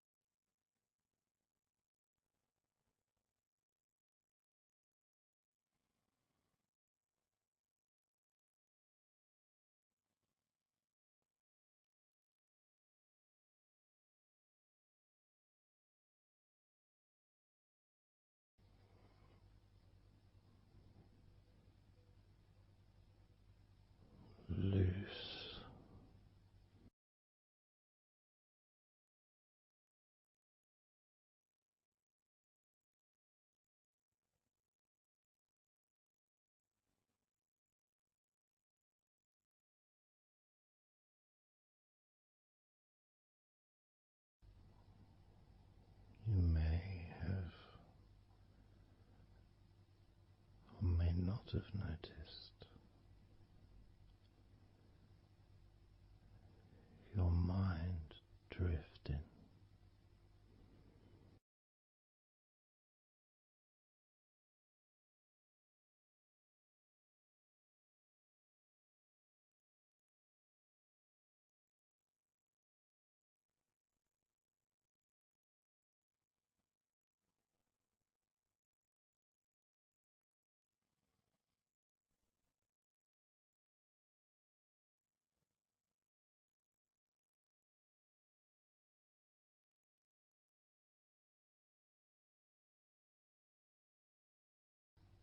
Peaceful.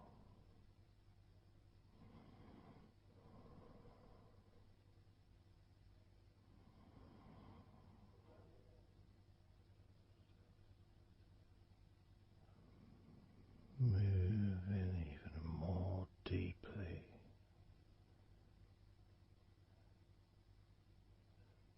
in the direction of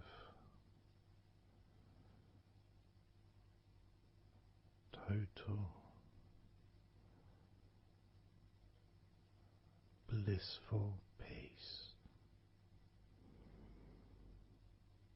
Blissful peace.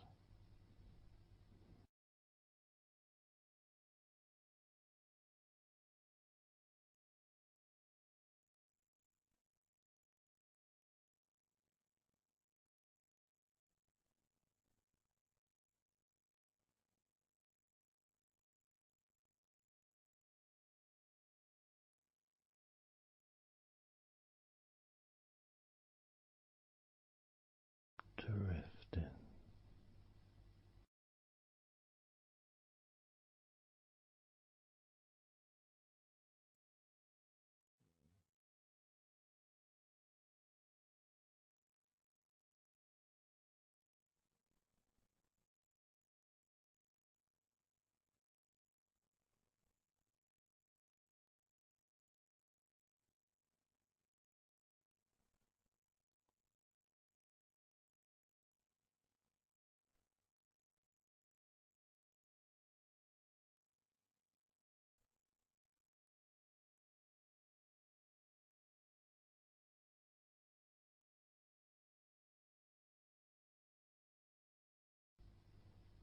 Total peace.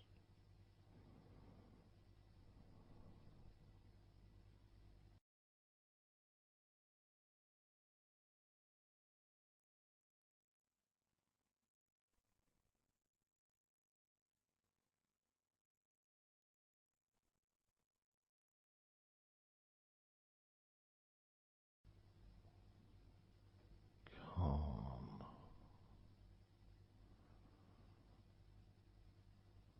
So calm.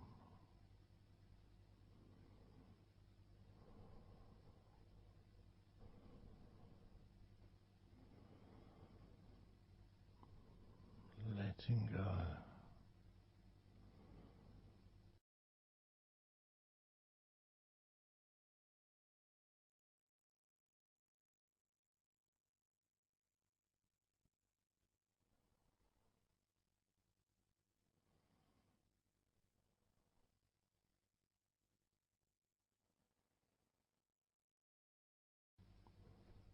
Peace of mind.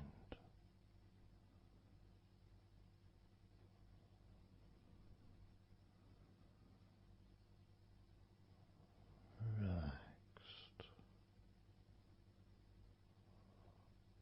body.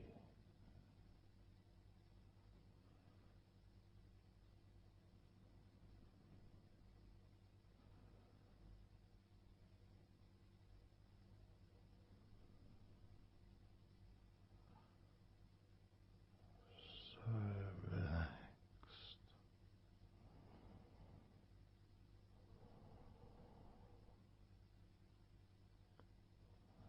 So relaxed.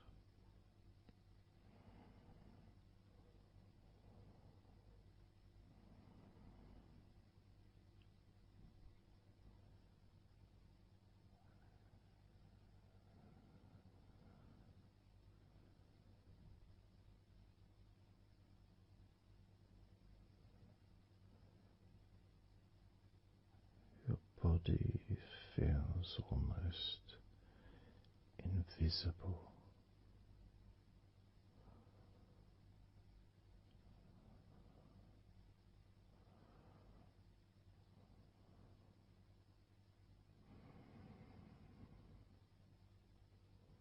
So very relaxed and peaceful.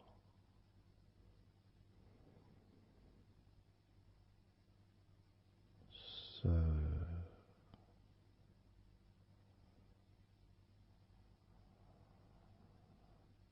peaceful.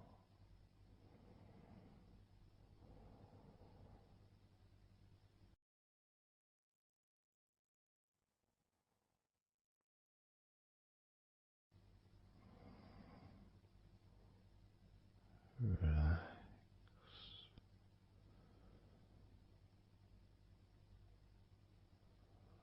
Let go.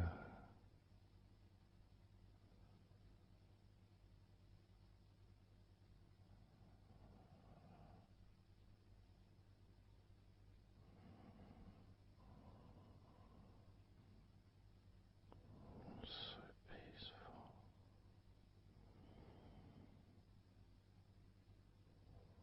So very,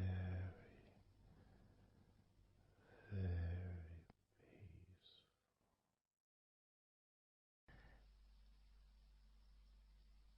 And you could start to notice that you are feeling more relaxed.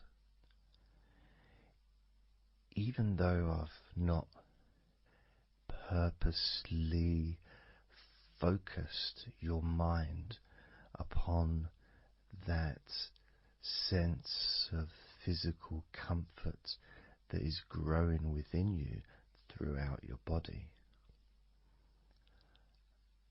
And your mind starts to slow down.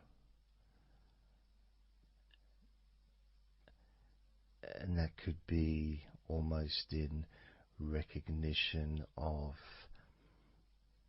I guess, my speech not being particularly fast.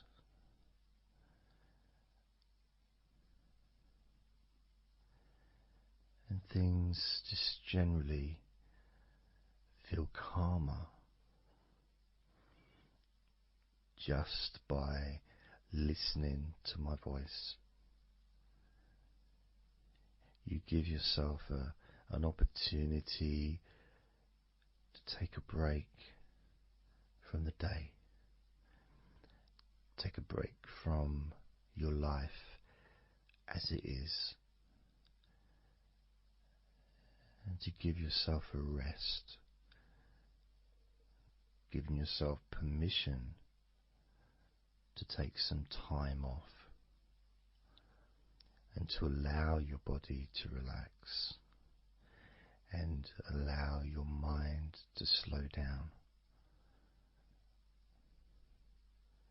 which in turn releases the tension, any stresses that you had in your body.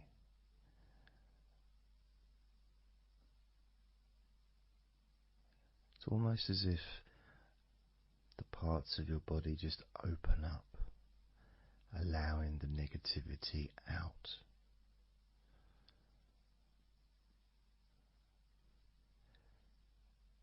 And at the same time, replacing that negativity with positive, healing energy, which then fills your body up and your mind too also starts to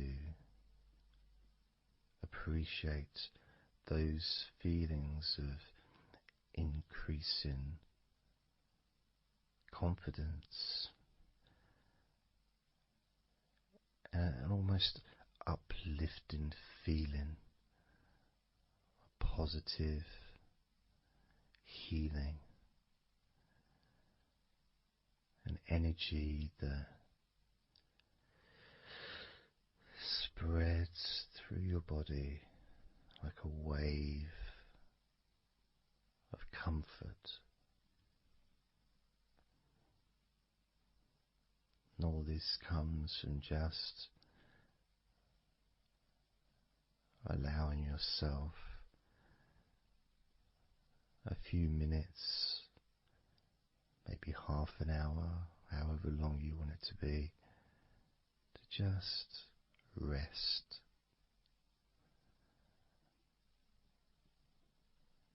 And allow your mind and your body to almost reset itself to the settings of comfort and relaxation, calmness,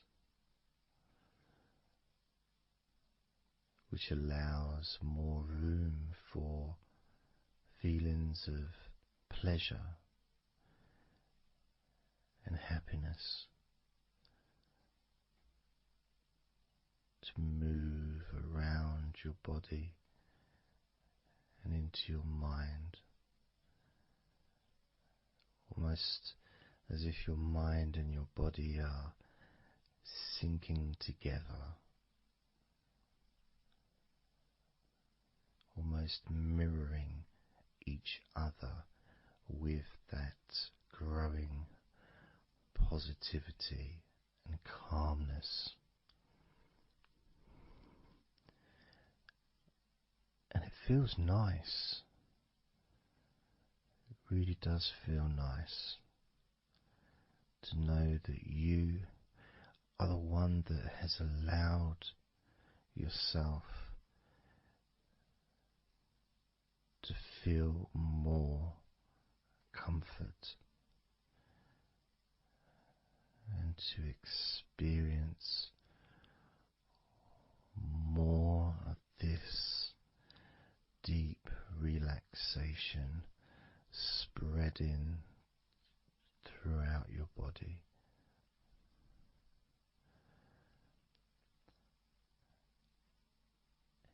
And as I focus on each part of your body,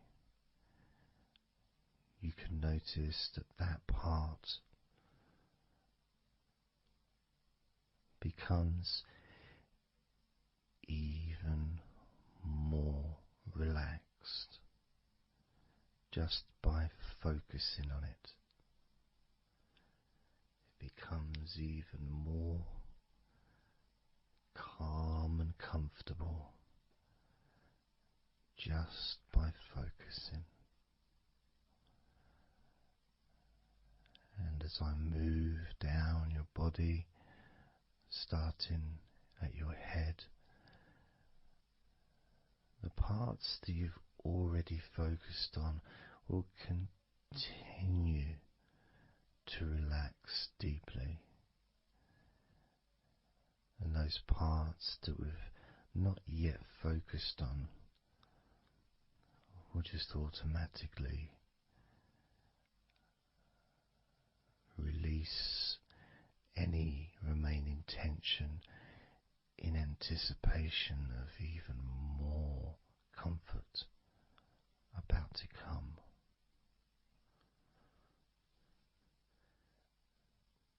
Now, I'm going to start by focusing on your forehead. Just being aware of the feelings of your forehead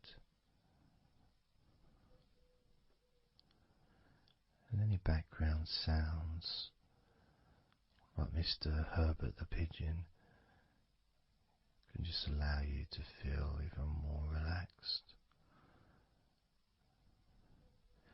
It just means you're in the moment. This isn't a sterile environment. This is the world. I live in the countryside, so there's lots of nature sounds around.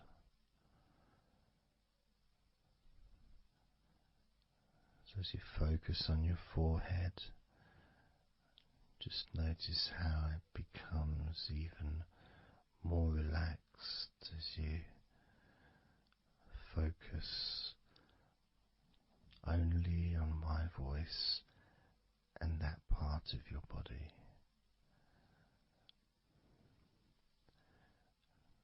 Moving down to your eyes, focusing on your eyes, noticing how your eyelids feel so heavy, yet so light at the same time,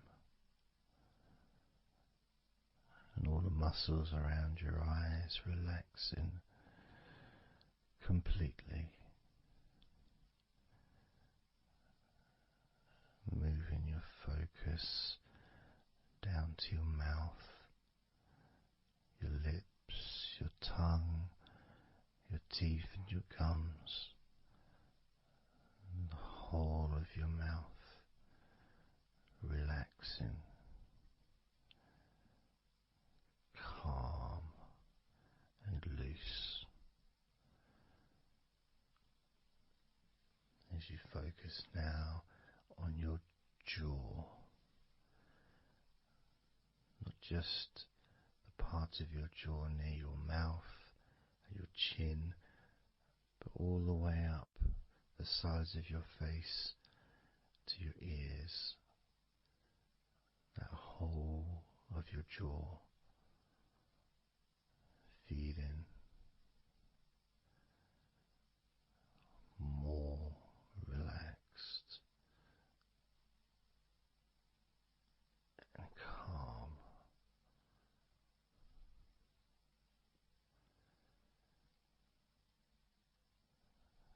Focusing on your neck, the front of your neck and your throat, relaxing and loose and calm. The sides of your neck, the right and left side of your neck, relaxed and loose and calm.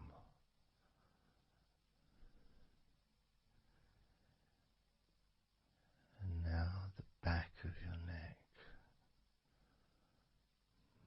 focusing on the back of your neck,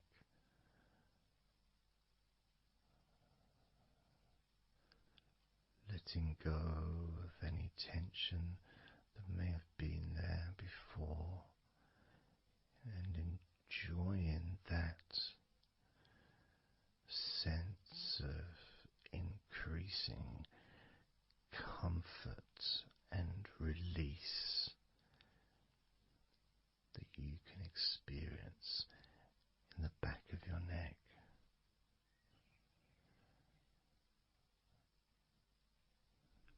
Moving down your back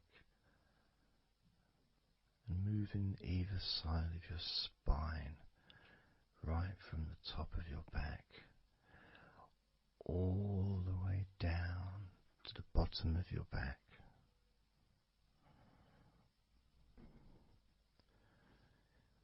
Down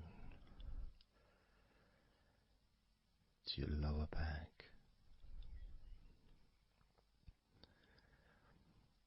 And as you move up and down your spine, you can feel the muscles either side of your spine relaxing even more.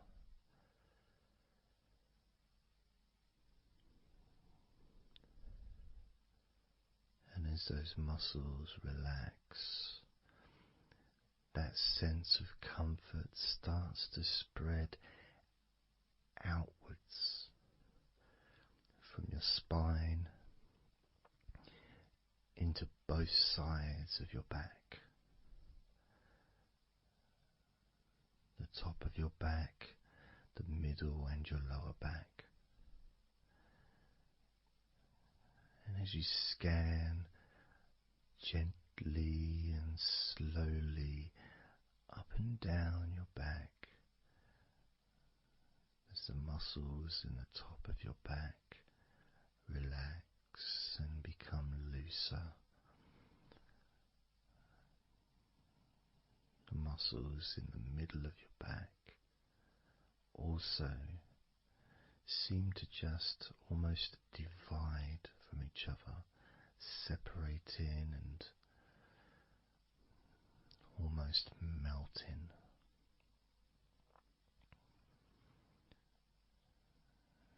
And in your lower back, there seems to be an extra special feeling of comfort that spreads into your hips.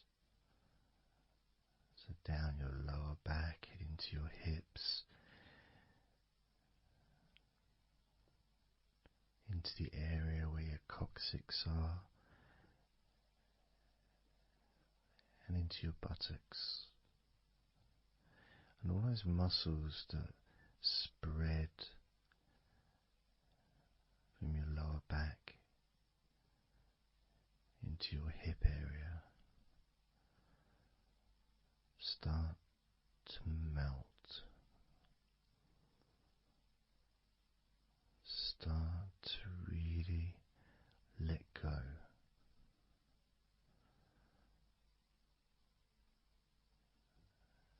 And even though we're about to focus on your shoulders, your back and your spine will continue to let go.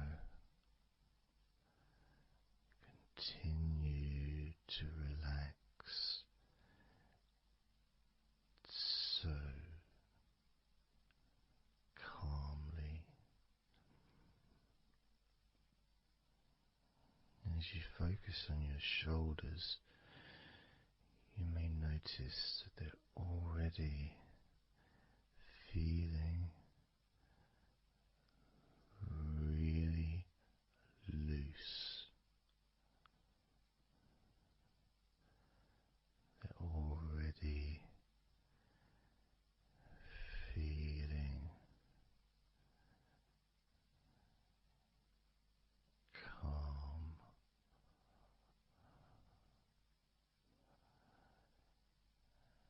And that feeling of those muscles that move from your neck into your shoulders.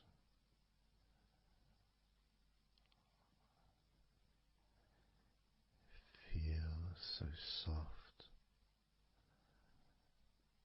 and gentle, so smooth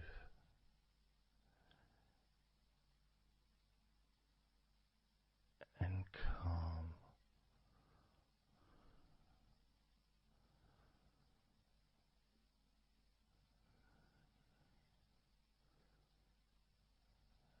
And the feeling in your shoulders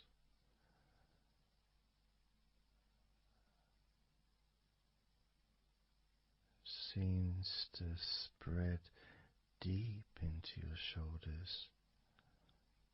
That sense of relaxation, not just traveling deeply into your muscles, but also relaxing the bones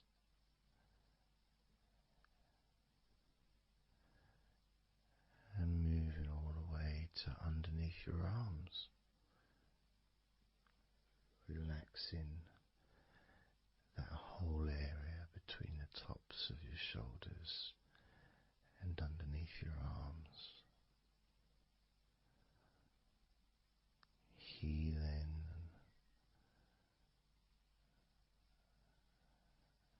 You feel so relaxed and comfortable in your shoulders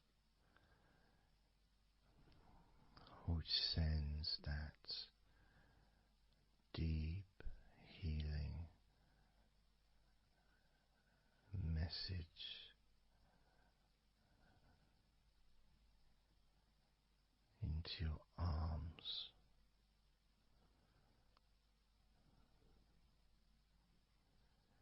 And you may feel almost as if your arms are not even there because they're so relaxed, so deeply relaxed.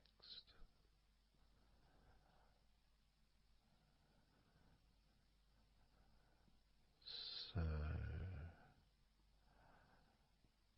so calm.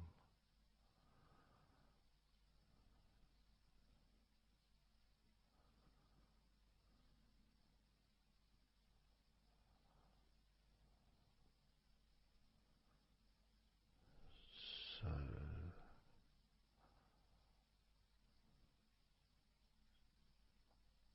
loose.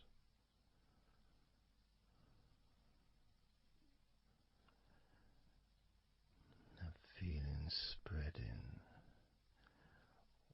all the way down your arms to your elbows, including your elbows.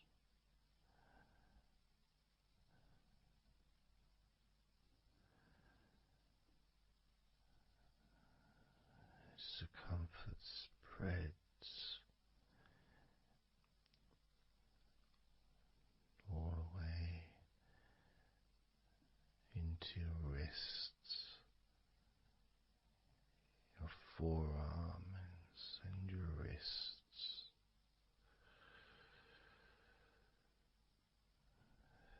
feeling so heavy, yet at the same time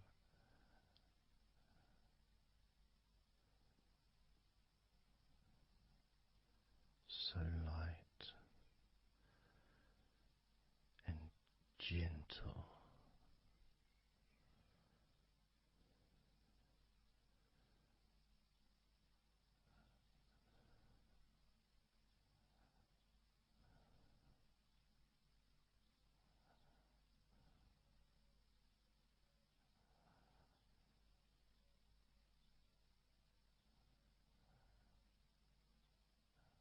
Focusing now on your hands,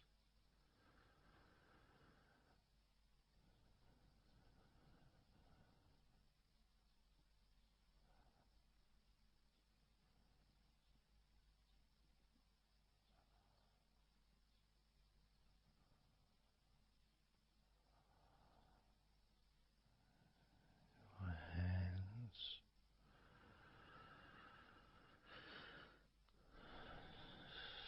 so peaceful in your hands.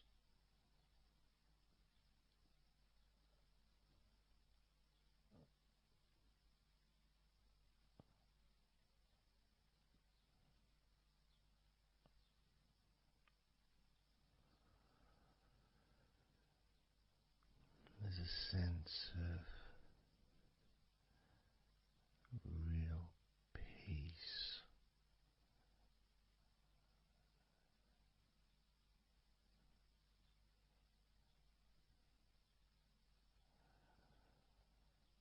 that just seems to feel so familiar when your hands relax deeply.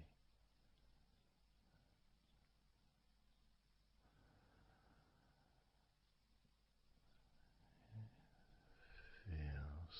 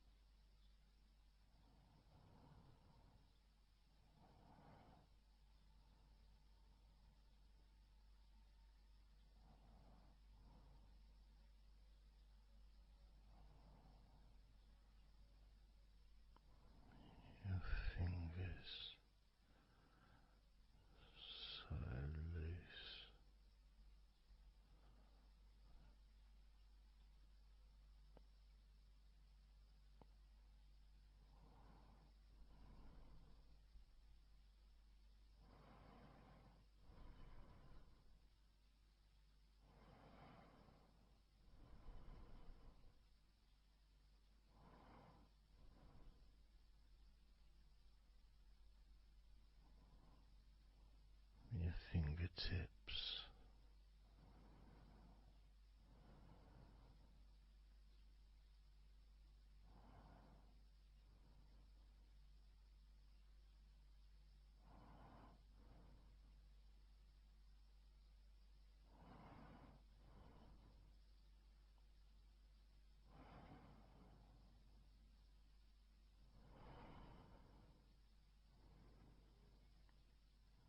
Moving your attention to the front of your body,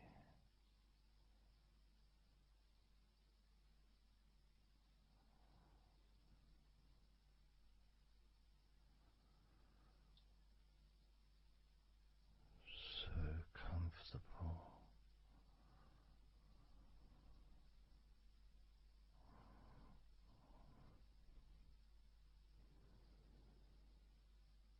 Moving your focus to your legs,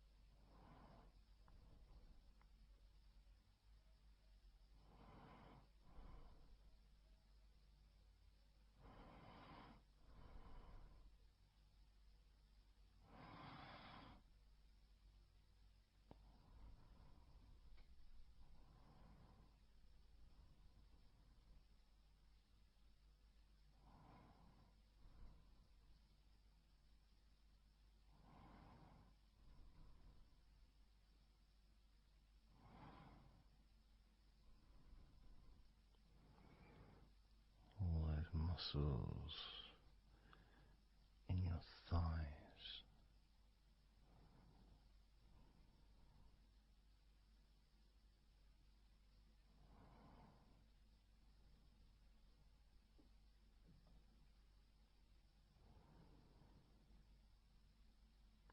your knees,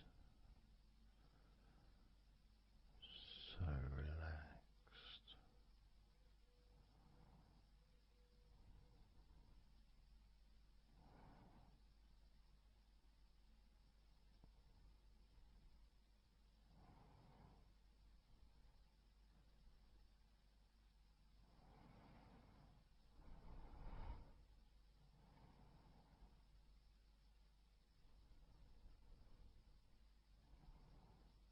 Your calf muscles and your shins completely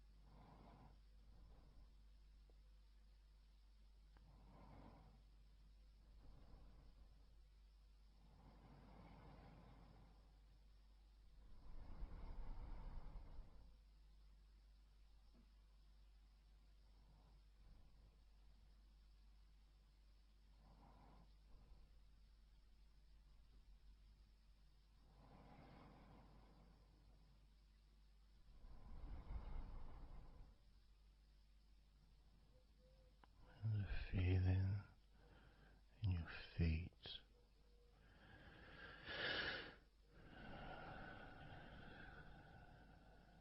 So peaceful, so calm,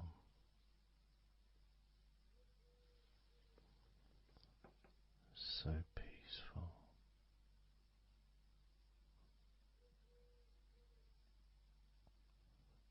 so calm.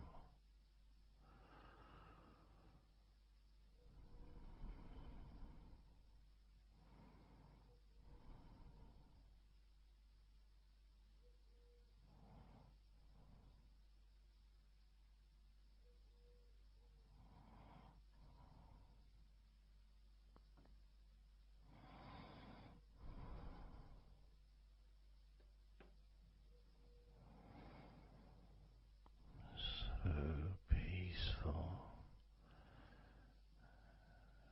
so calm,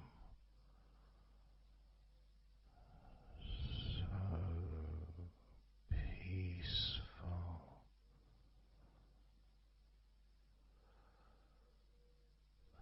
so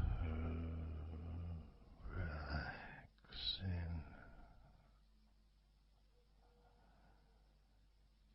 peaceful, so calm.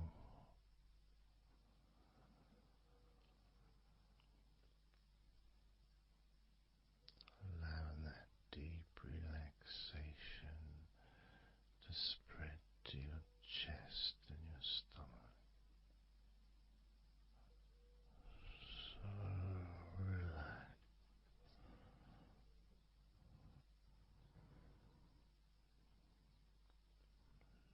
Letting go of everything.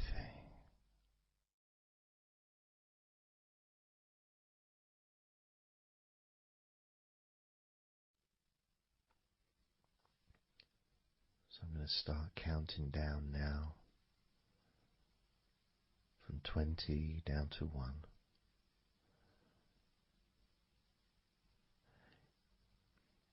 You can imagine, in a way, it's like just walking down some steps. And each step, all 20 steps, and each step represents a level of comfort. Each step represents a deepening of that comfort.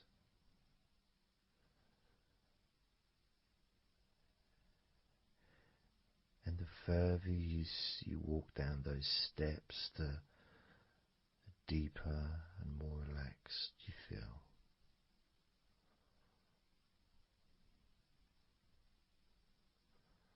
So, starting with number 20.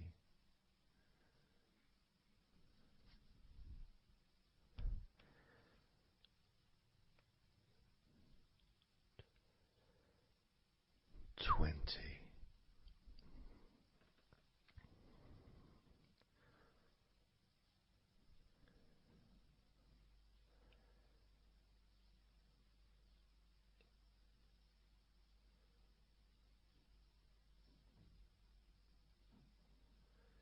19.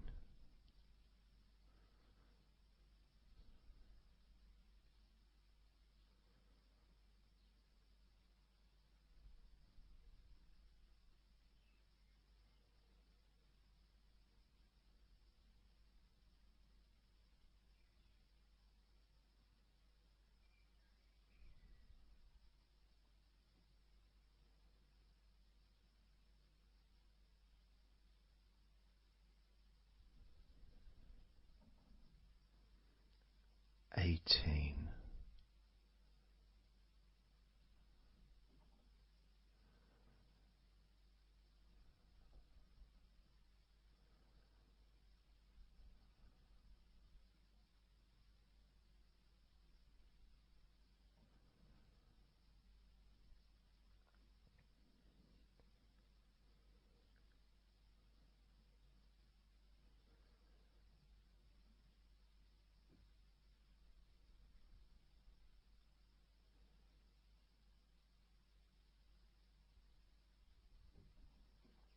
17.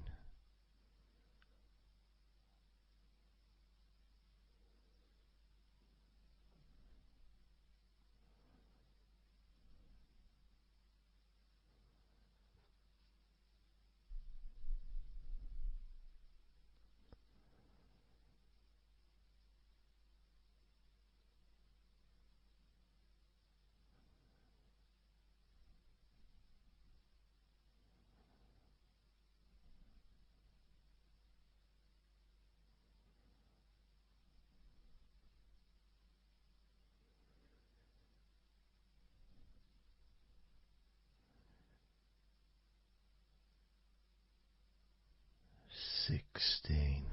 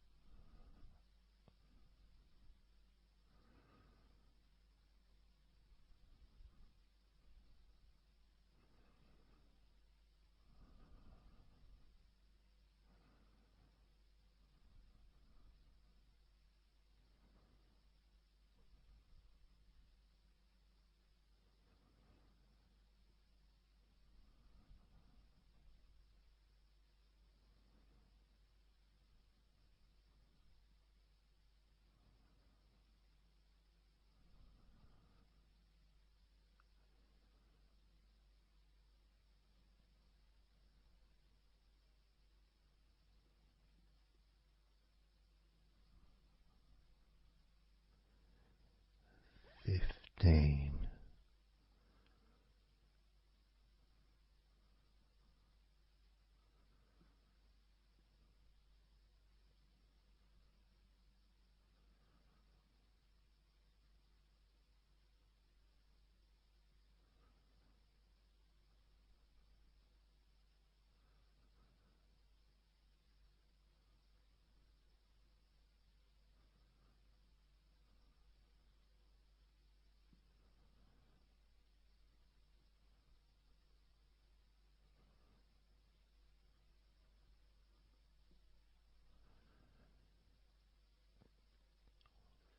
14.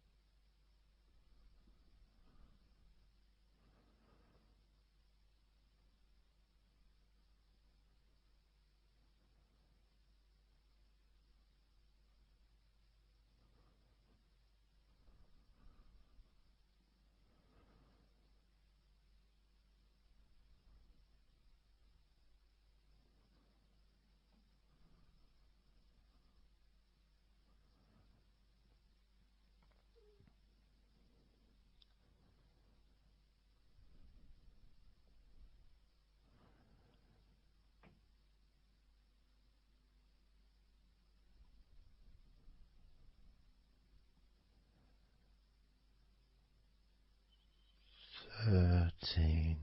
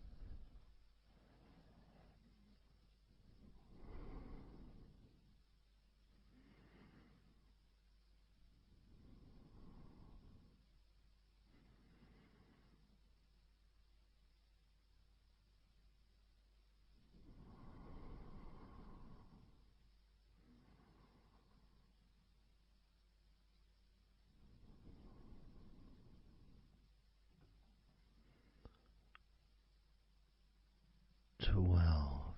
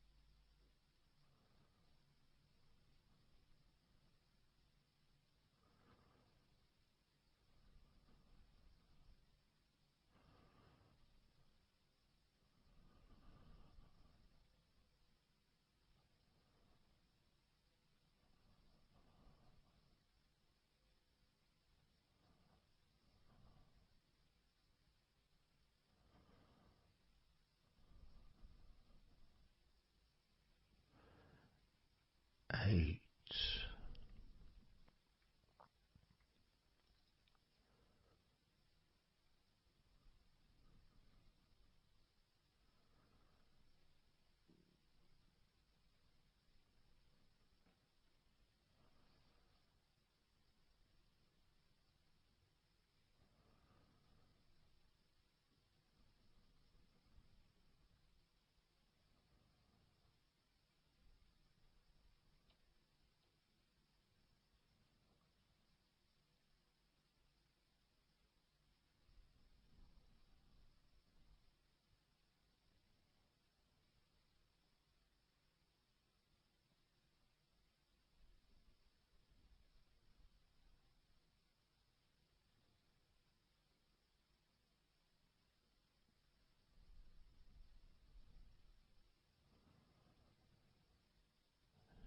7.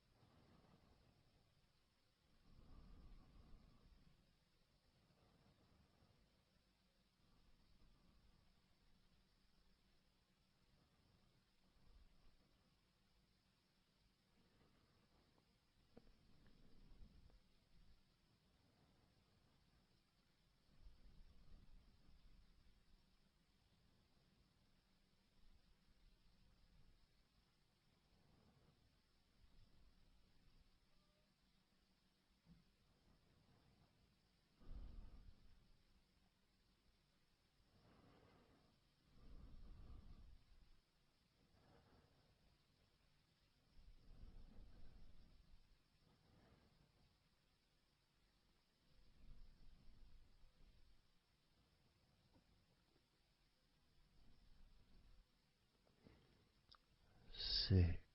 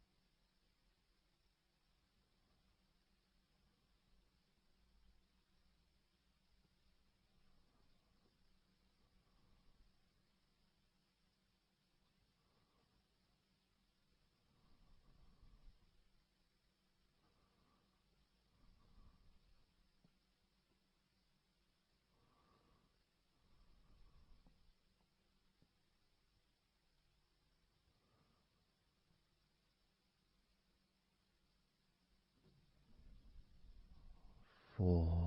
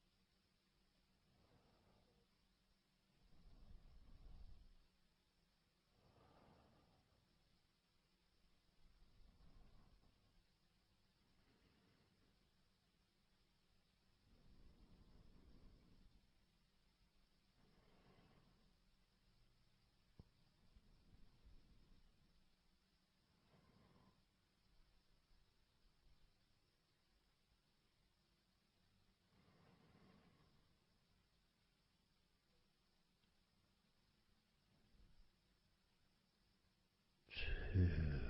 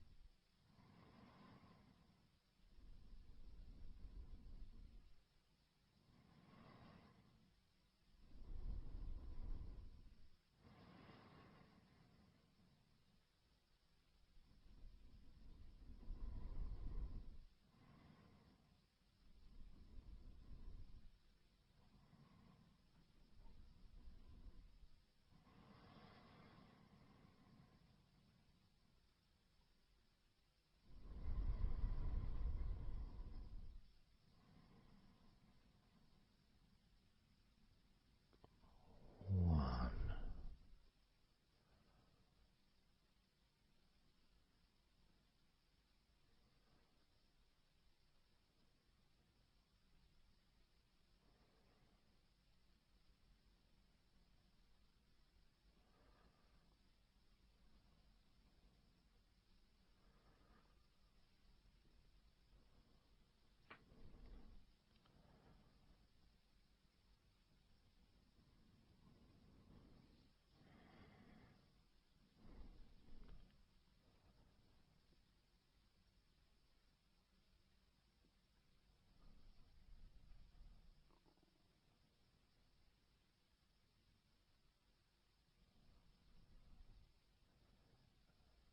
And now, as you focus on your eyes,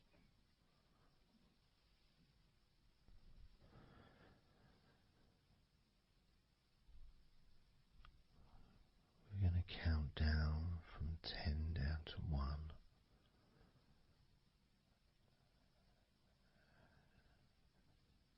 Focus in just on your eyes.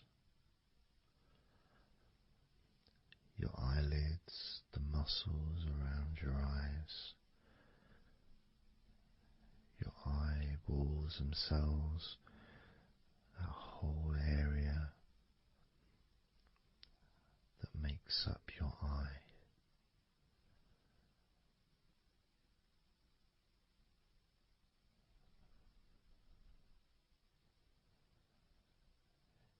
And as we count down from 10 down to 1, whilst focusing on your eyes,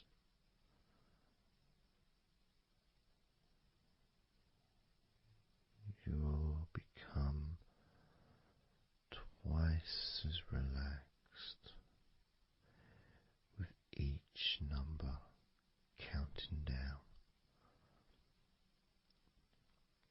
And you may find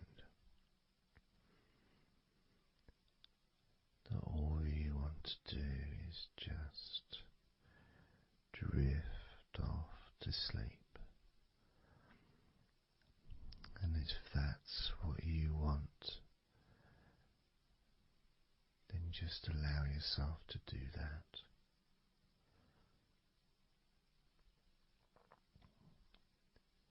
Now,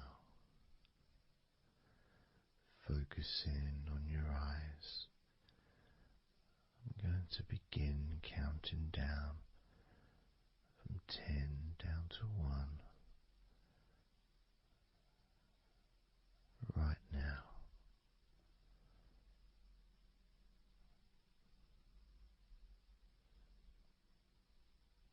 10.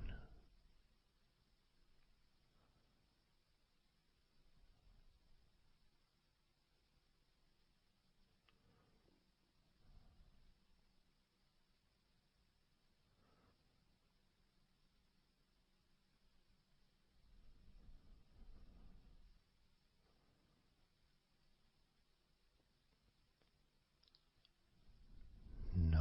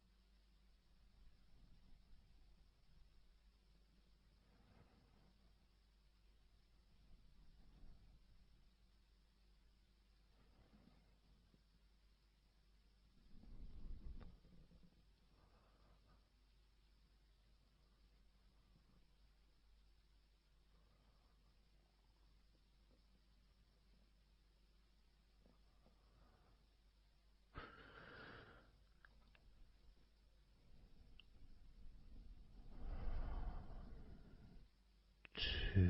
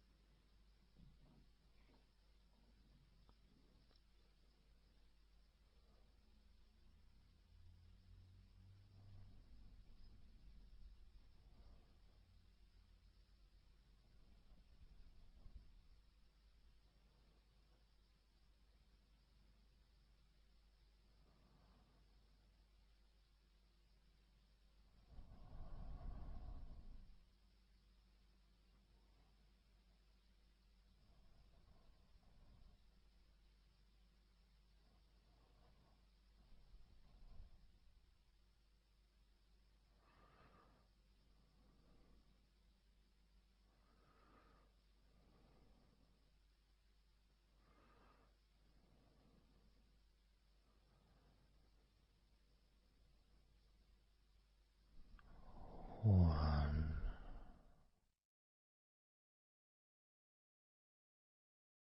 So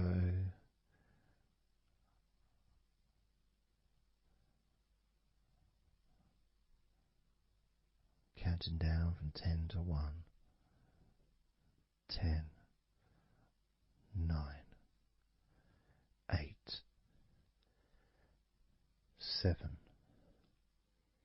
6, 5, 4, 3, 2, 1.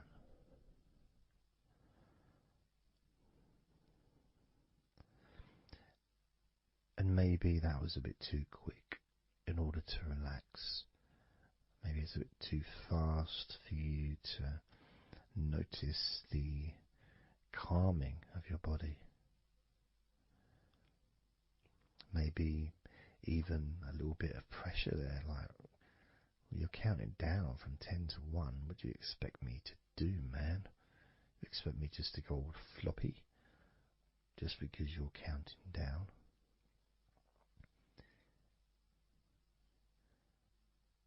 We could try again, but this time I'll go a bit slower. This time, as you focus on the whole of your body before we focus on your legs, just notice how your body does start to feel more relaxed with every number that I count down. 10,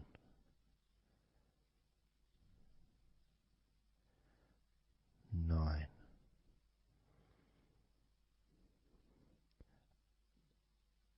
8,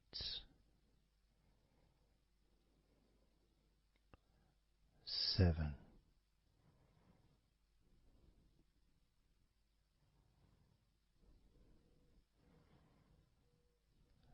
6,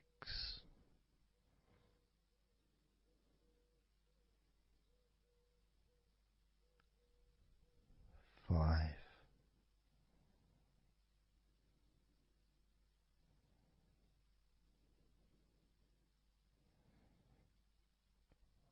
4,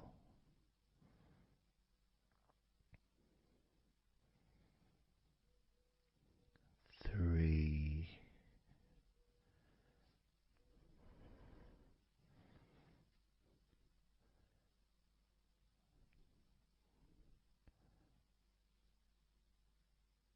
2, 1.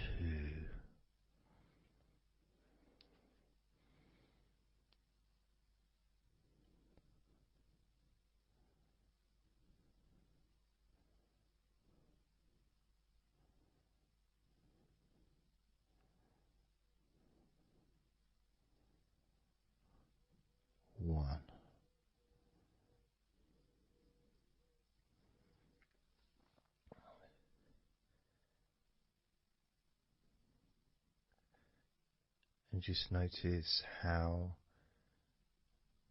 you feel generally, how your body feels.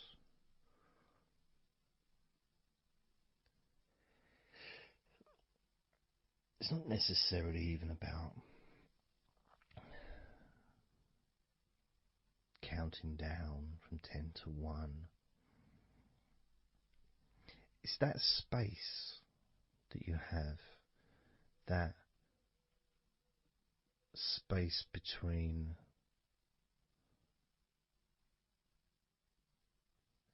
being active physically or mentally to just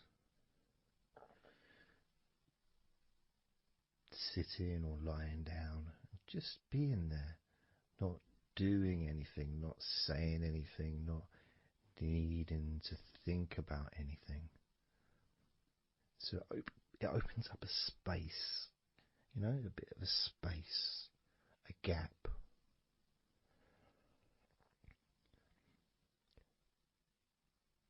And the more I count down from 10 to 1, the bigger that gap becomes. So there's that gap of calmness, of comfort, relaxation.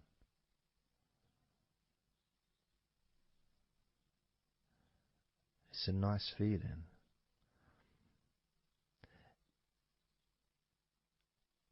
And it moves those stresses or discomforts physically or emotionally, moves them away.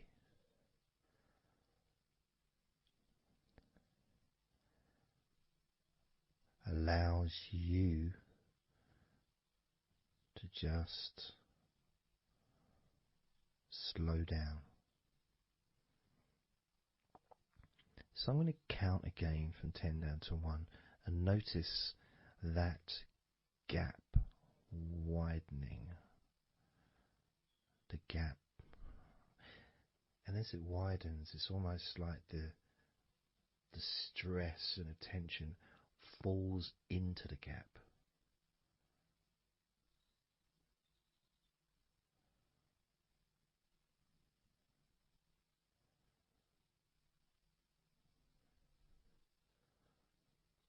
And gives you that distance, that space.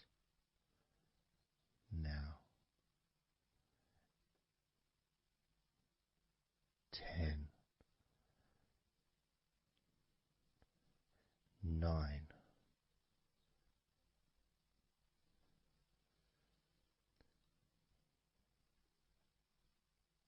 8,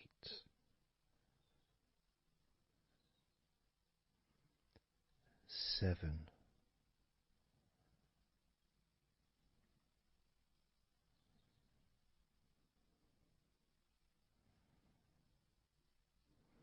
6,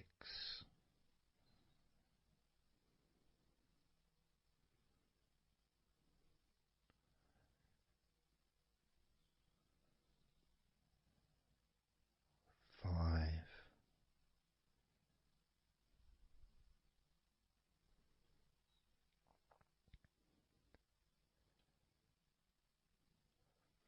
4,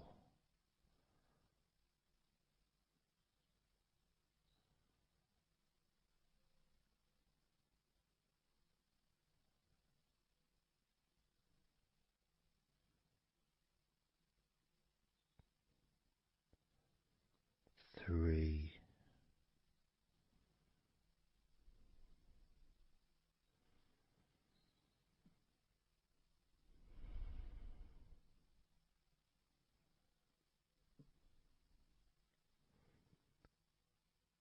2, 1.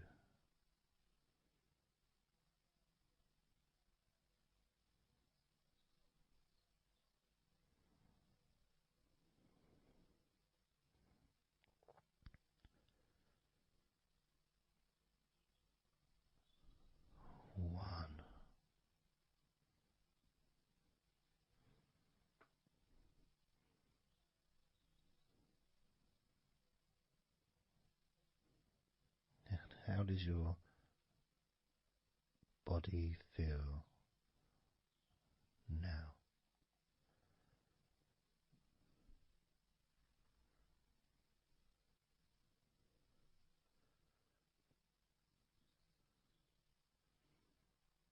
Can you notice that you're feeling calmer?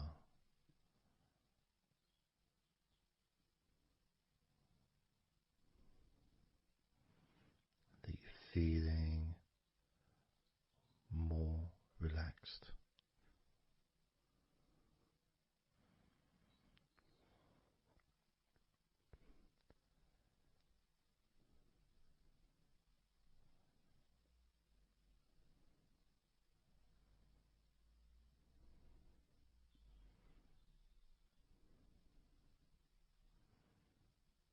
As we now focus on your legs, just your legs.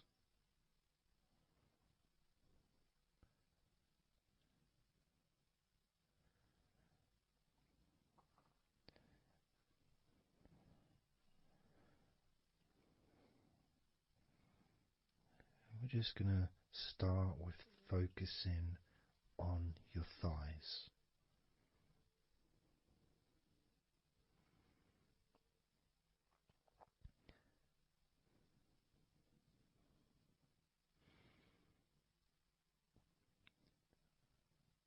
Of course, it's not the most exciting thing to be doing because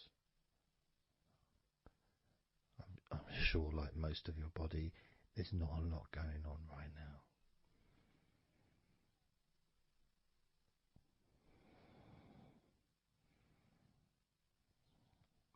Just focusing on the whole of your thighs, the tops of your thighs, the sides of your thighs, the bottoms of your thighs, your outer thighs and your inner thighs. Basically, the whole of your thigh that leads into your hip and then goes down to your knee joint.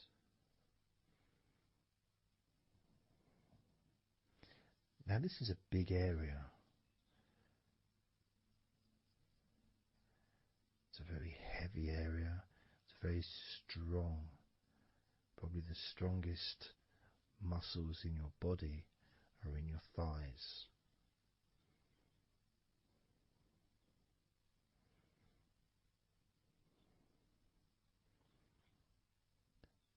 But I don't think we perhaps give enough attention to our thighs.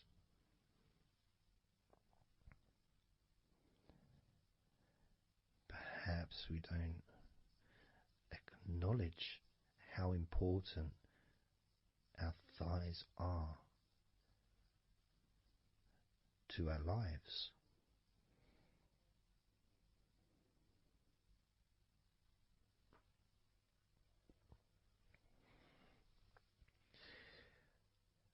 How much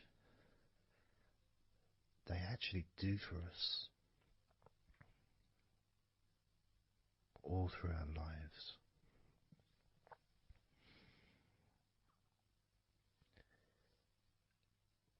And it may sound really weird, but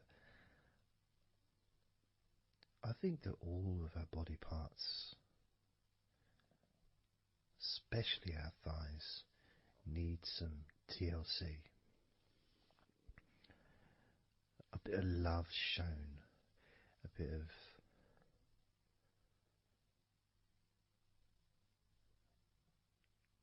acknowledgement, a thank you, gratitude for what our thighs do for us.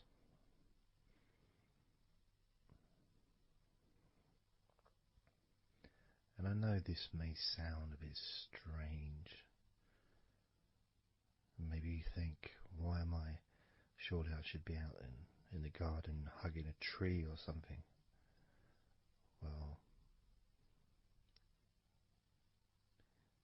it's hard to set a microphone up on a tree. That's why I'm doing this indoors, otherwise I would be outside hugging a tree. No, I can't see the television from the tree.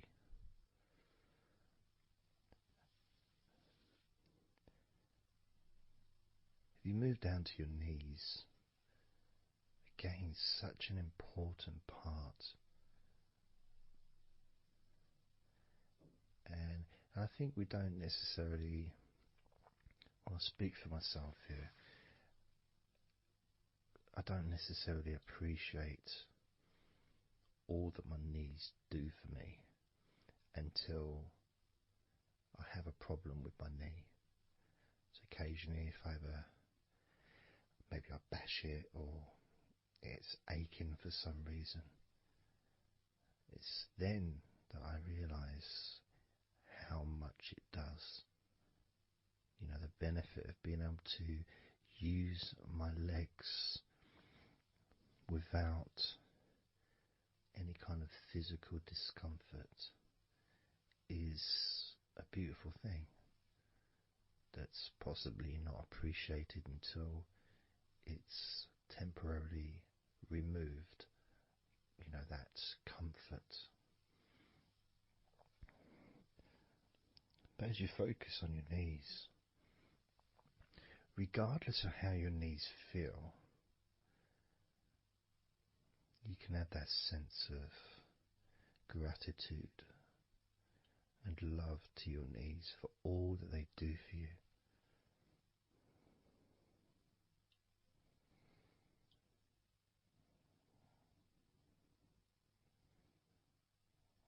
And you can still have that attention on your thighs, and maybe notice how your thighs feel. Maybe you've noticed that they are relaxing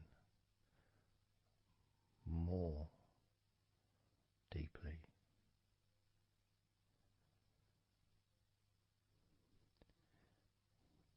As you focus now on the bottoms of your legs, your shins and your calf muscles, and the bones between your knees and your feet, incorporating of course your ankles. So important.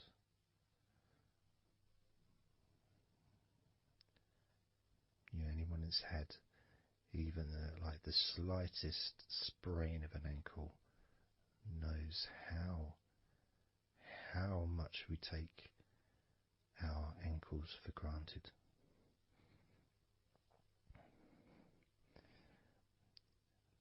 And it's kind of strange in a way when you think that, you know, logically our wrists are a lot thinner than the rest of our arms, which is okay, can't see any problem with that because we're just picking stuff up. But our ankles are so much thinner than the rest of our legs.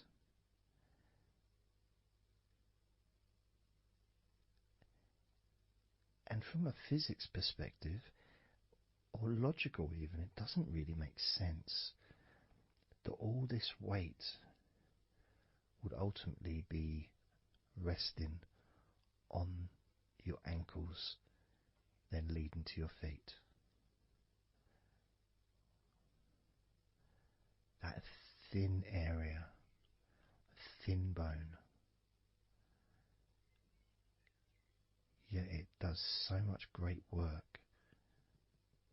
Supports us, supports our body for a lifetime. Helps us to balance, helps you to get around and be mobile.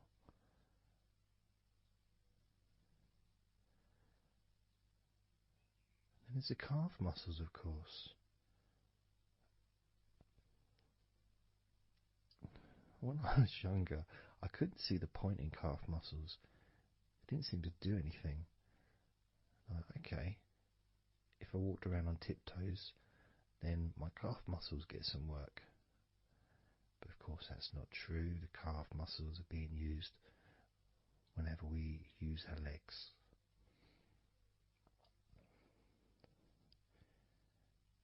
And your shins,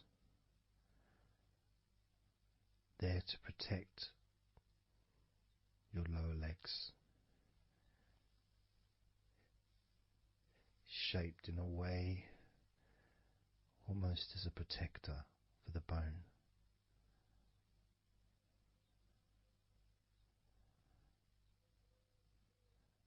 Leading, of course, to your ankles and your feet. But we're not going to focus on your feet, we're just going to focus on the legs.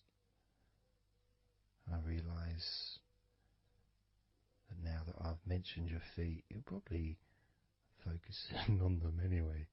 So maybe I should focus on your feet a little bit. You can have them in your awareness, the same as you have your thighs in your awareness, even though we haven't been focusing on your thighs for a few minutes. We've been focusing on your ankles,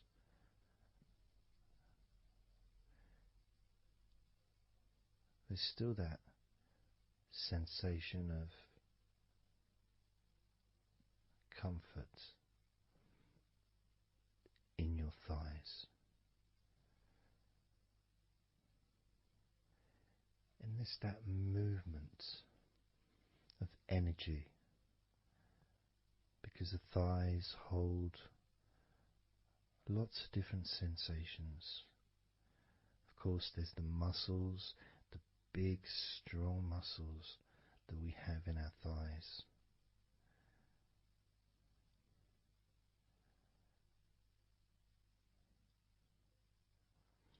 But the skin on the outside of the thighs, as in the outside of all of our body, can be very sensitive.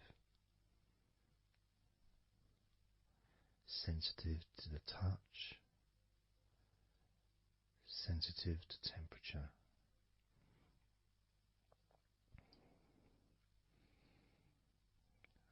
And inside your thighs, the bones, there's the muscle, there's the blood vessels, the arteries. So all this stuff is inside your thighs. And I guess sometimes it'd be nice if you could actually put your fingers inside your thighs and massage. So you can massage on the outside, of course, but to be able to get deep into the muscles and to be able to just massage inside your thighs, massaging the bones of your leg, massaging all the veins and just gently healing your thighs. And you could move down, massaging inside your knees, just massaging those bones, but with healing fingertips, spreading that healing energy deep into the joints of your knees.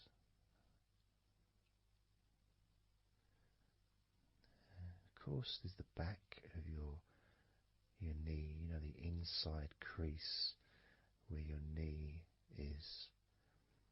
It's a very sensitive area. Feels very nice when you stroke it.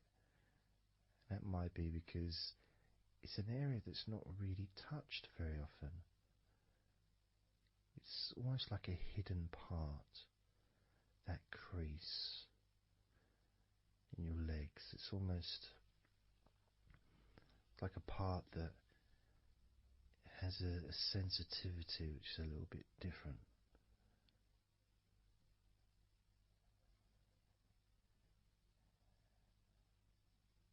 Of course, it's protected by your legs.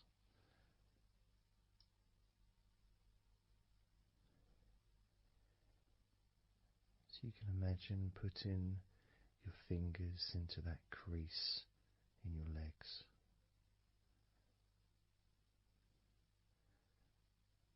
That fold in between your legs, you can just massage with your fingertips. Imagine your fingertips going inside, massaging the muscle tissue. You can of course feel the bones of your knees healing through your fingertips.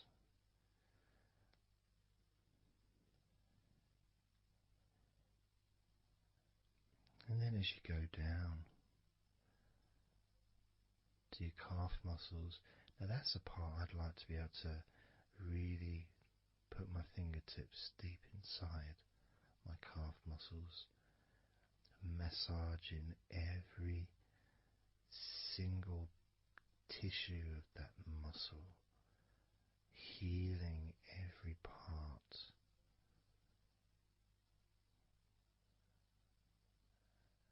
And then doing the same for my shins, massaging and gently stroking the bones, gently stroking them, healing in a loving way, because they deserve to be treated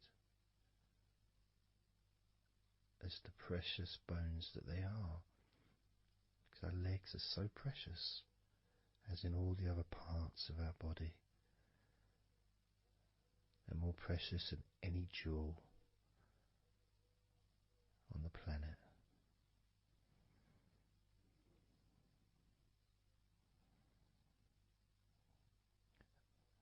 And when you start to think about your legs in this way, it can change your perspective. It might sound a bit silly to start with, the idea of having love for your legs, showing appreciation for your thighs, wanting to be able to put your hands in your thighs and massage the muscles and the bones, and to get your fingers deep in there, releasing all tension, just to show how much you care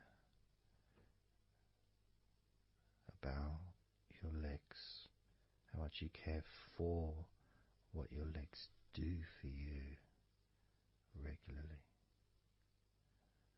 Your knees, your calves, your ankles,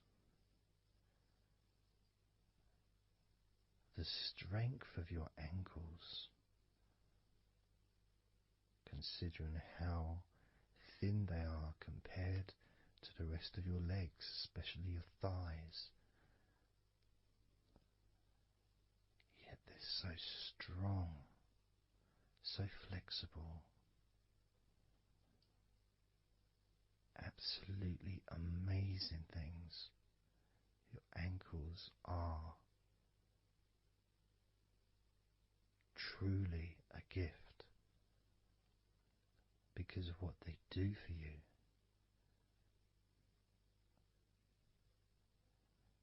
Supporting all that weight, regardless of what weight you are, even if you're only 8 stone, it's still a lot of weight for these little ankles. Now I'm a lot heavier than 8 stone, double that. Yet my ankles support my body all the time. Although they do give off a sigh of relief when I sit down. As, in fact, my whole legs do. My feet also go whew, and my toes clap They're so happy.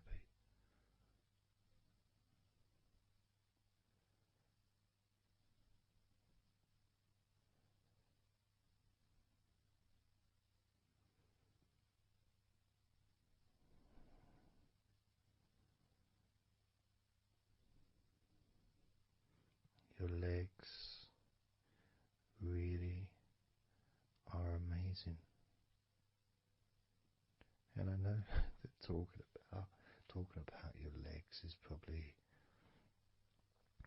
possibly among the most boring things you've ever heard anyone say, possibly. But boring or not, everything I said is true. Your legs are amazing.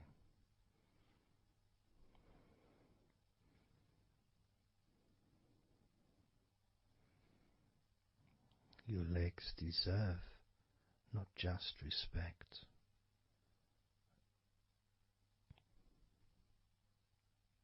they deserve to relax deeply.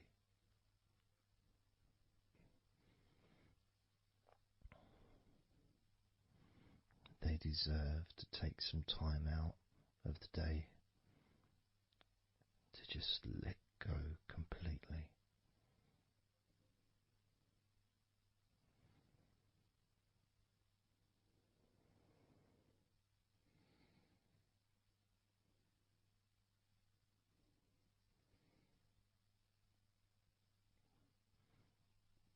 Your legs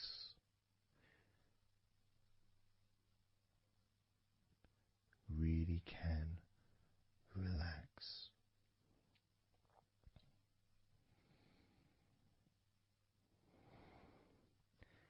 And because the legs are such a very important part of your body, when you relax your legs, the rest of your body also naturally follows in that journey of comfort.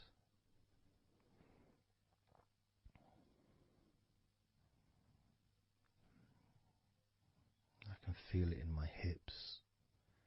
My hips feel really loose. And also my lower back as well. My lower back really feels stretched, even though I'm just sitting in a chair and there's no stretching as far as I'm aware that I'm doing.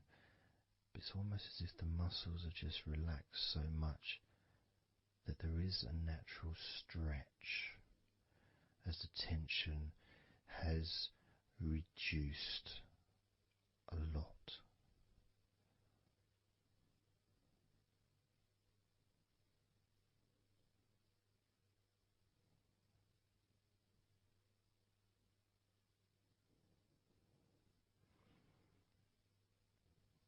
And I'm now going to count down from 10 down to 1. And you can continue to feel wonderfully relaxed. 10, 9, 8, 7, 6, 5, 4, 3, 2, 1.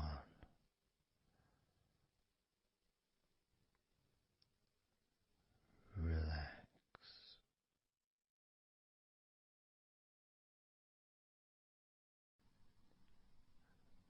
So I'm just going to count down from 5 down to 1. And as I count down, if you just focus on the numbers, just the numbers, counting down, and notice how you feel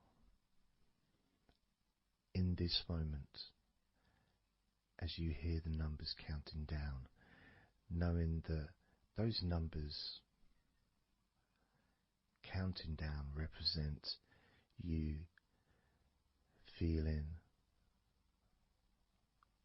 calmer, not just in your body but also relaxing your mind. And just notice how you feel. There's nothing to do, there's nothing to say, there's nothing to think about.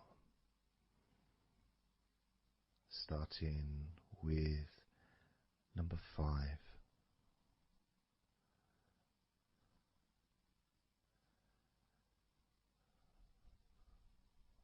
4.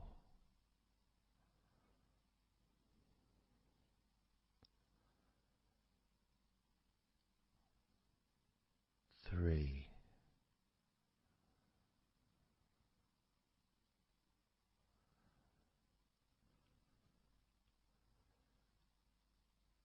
2.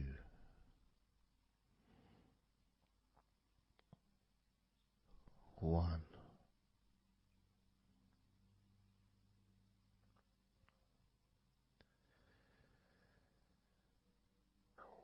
As you notice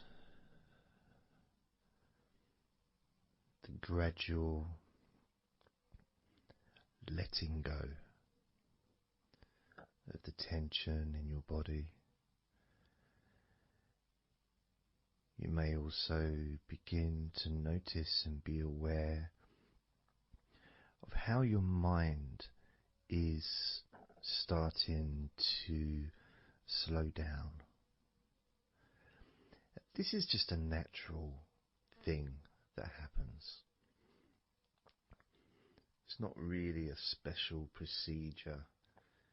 It's just natural because as your body relaxes, your mind also starts to relax. And the more your mind relaxes, the more your body relaxes. It's just a continuous circle of relaxation.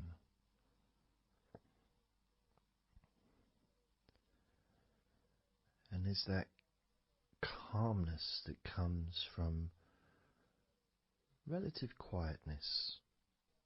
You know, even if there's background sounds, either your side or mine, it's still going to be quite calm. You know, you haven't got the television on, there's no music in the background unless you're listening to the recording with music, of course. You're very likely not going to be sitting in a room with other people. Of course you might be, but generally it's more ideal if you can do this on your own. So no distractions.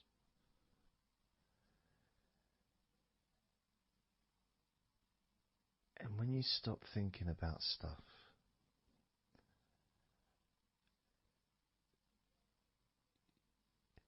relaxation automatically rises. A sense of comfort starts to grow. And without trying to build it up into something fantastical or something magical, this is just a natural process, something that's easy to accomplish. In fact, it's almost, the sense of relaxing completely happens really when you put no effort into it. It's not something that you can really force. It's something that happens naturally. And part of the process of this recording and others is simply to allow you to take advantage of this space, this time, to just let go, to just be here, to be in tune with how you feel.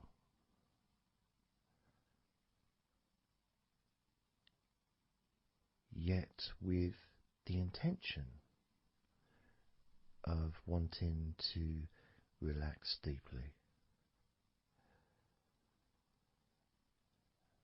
and maybe even to fall asleep, depending on what it is that you wish for yourself in this moment.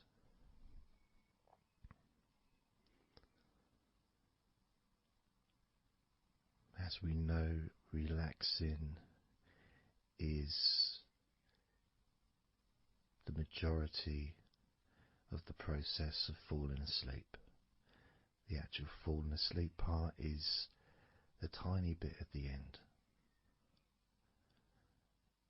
The deeper relaxed you become, the easier you find yourself drifting.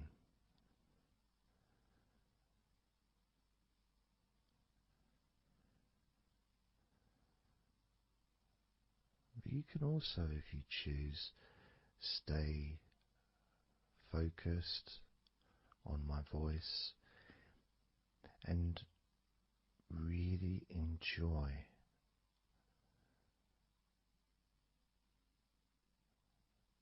the process of gradually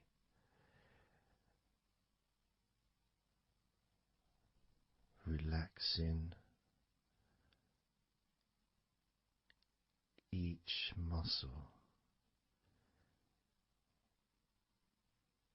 in your body effortlessly,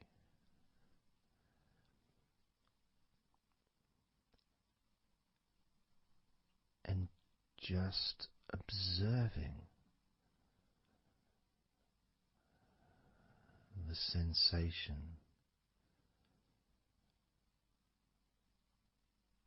of letting go.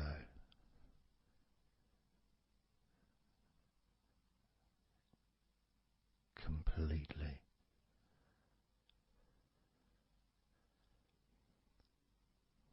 This time I'm going to count from 6 down to 1.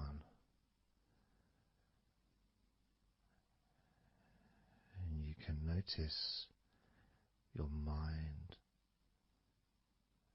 calming down more with each number that you hear me say.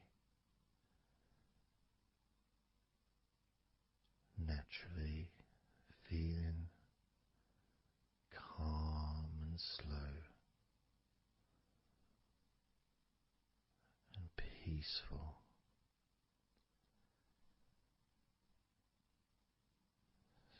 6.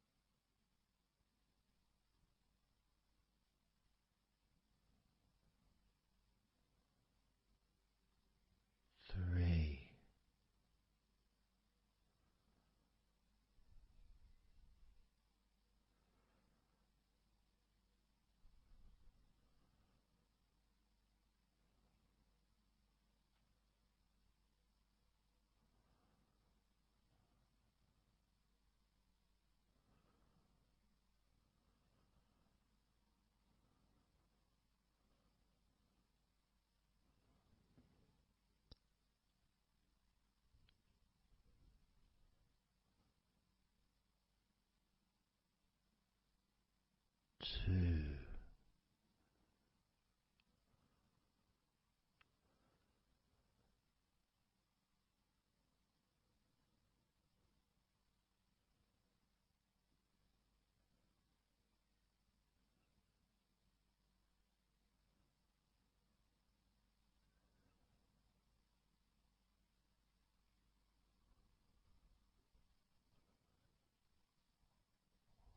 One.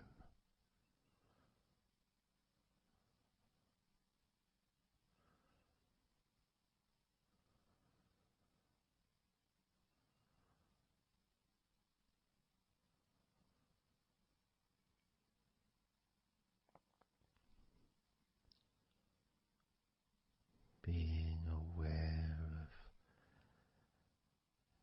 how your mind has slowed right down, sink in deeply into relaxation.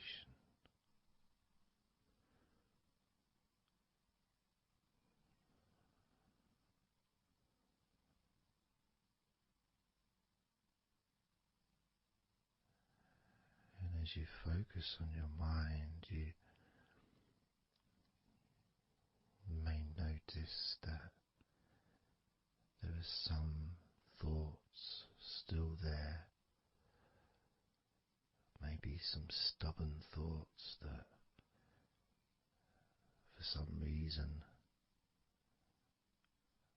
perhaps need your attention.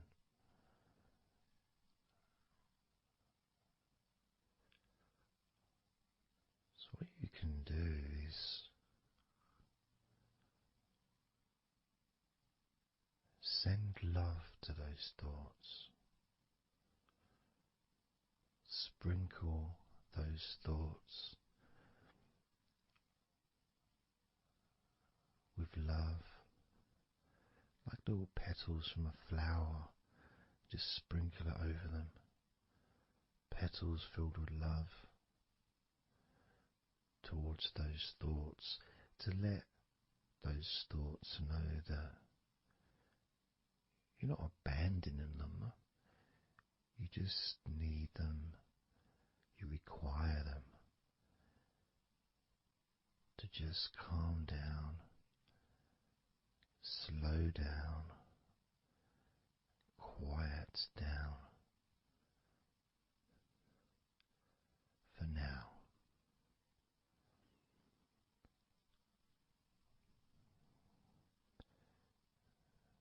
So as you focus on those remaining thoughts, as we count down this time from 7 down to 1, with each number,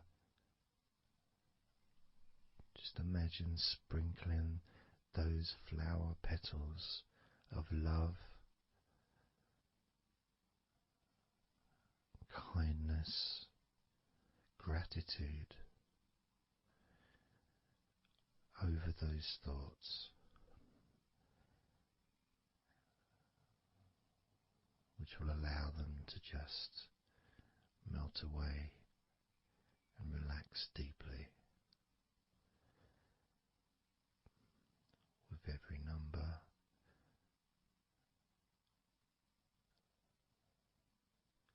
those thoughts will become more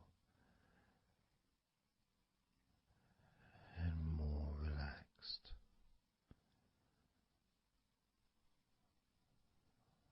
starting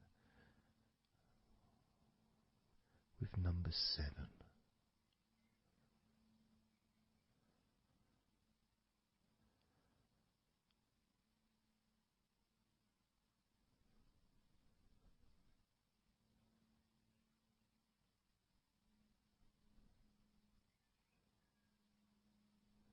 6. 5.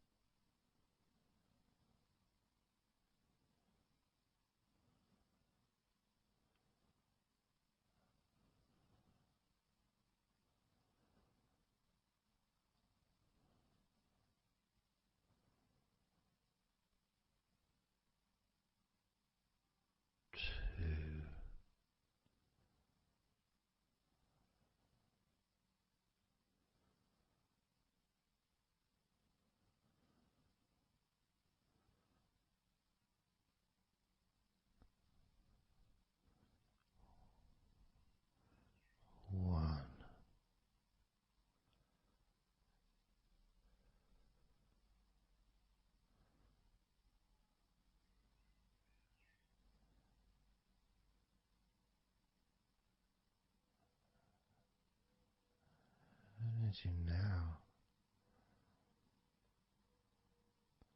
notice how relaxed you're feeling in your body.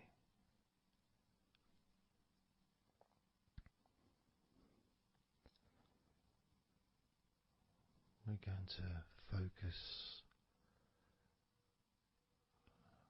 on your hands.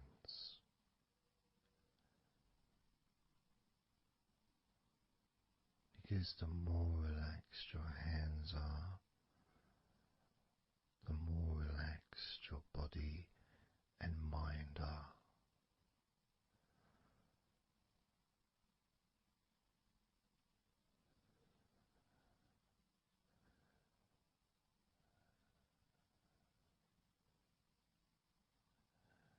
And as you focus on your hands and your fingers,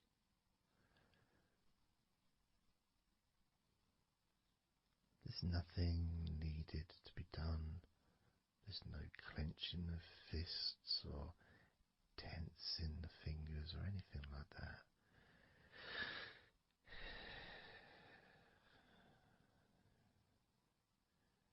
It's just noticing and focusing on your hands.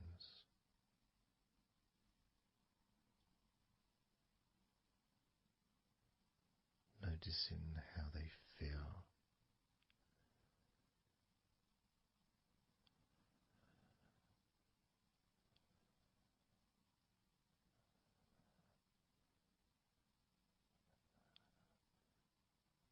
Because the more relaxed your hands feel, the calmer your mind feels, and the more comfort you feel throughout your body.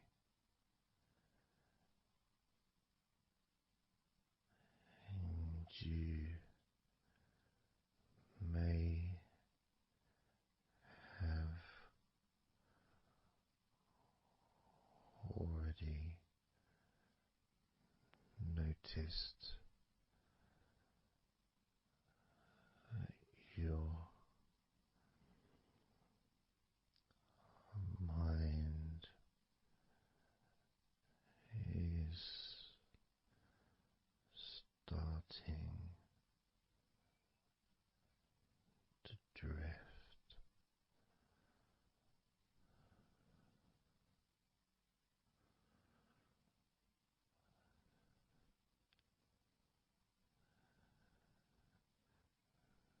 Focusing just on your hands and fingers, allowing them to experience a real deepening of that relaxation in your hands and fingers.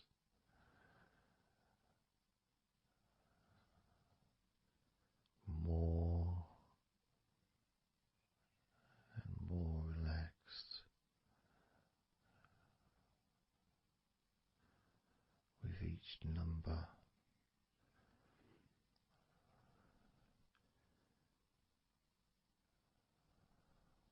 From 8 down to 1.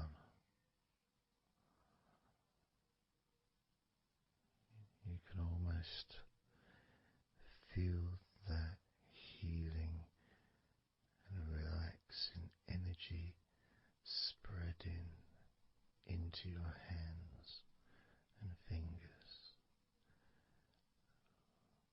becoming even more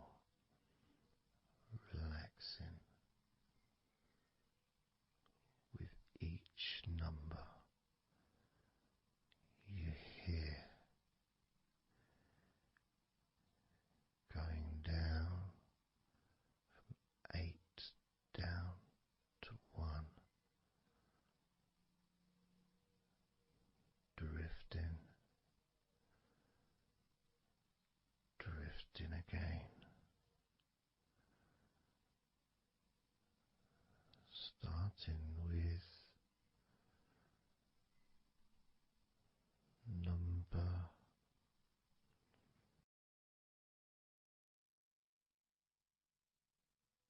8.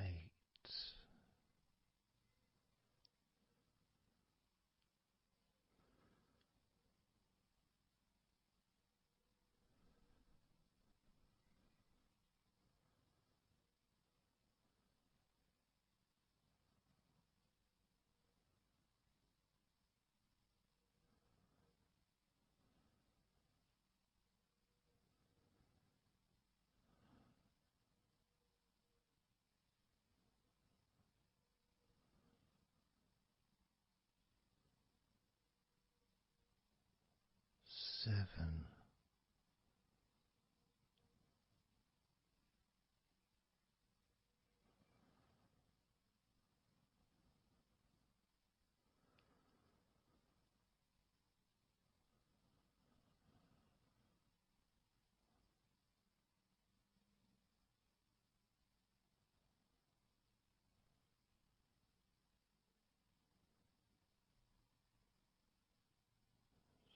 6.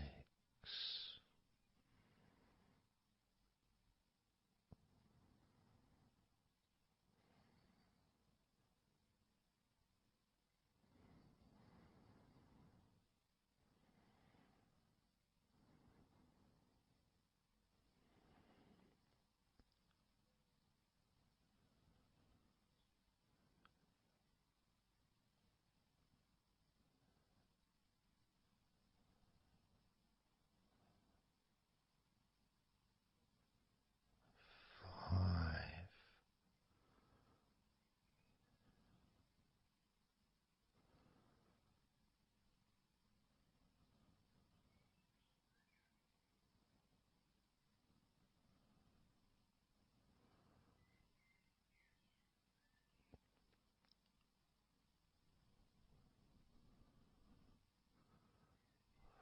4.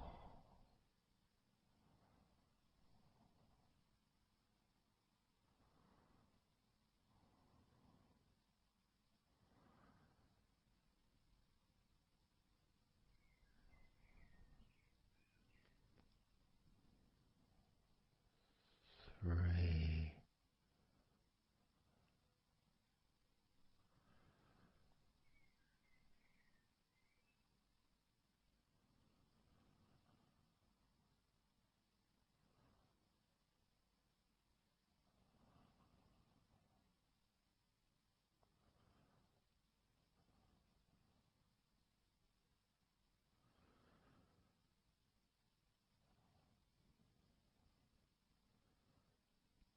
2. 1.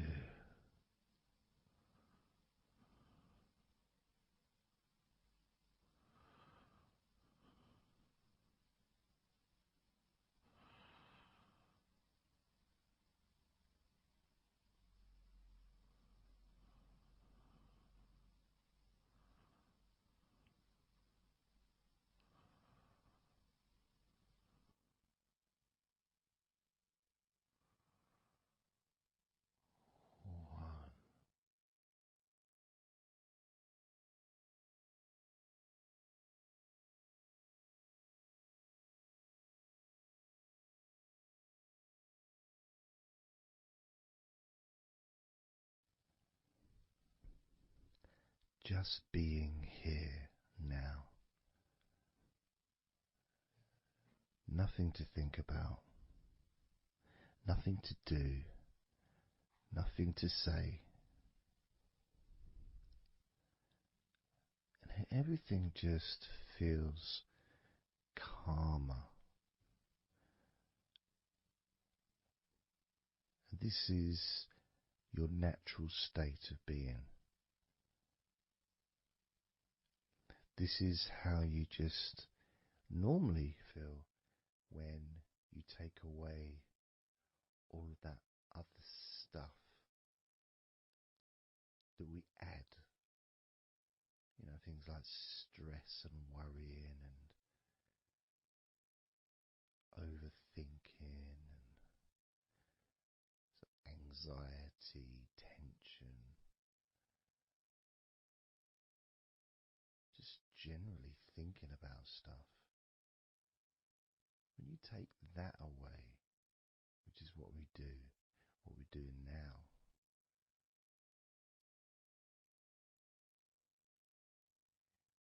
you're left with a real sense of peacefulness, which comes to you very quickly. Because ultimately, it's just a feeling. A feeling of comfort. It's almost as if you've gone inside yourself and you've found a special place where everything is peaceful. A place where you can feel relaxed and your natural sense of comfort. A place where you can be you. Where you can accept yourself for who you are. A place where you're not trying to please anybody else, ever. A place where you can actually not just love yourself, but in some ways, more importantly, you can like yourself. Appreciate who you are.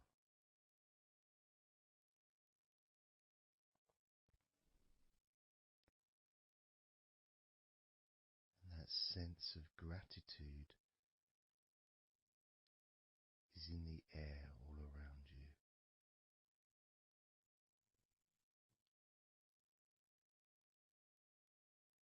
And that's also a place where you can actually feel the healing energy soaking into your body.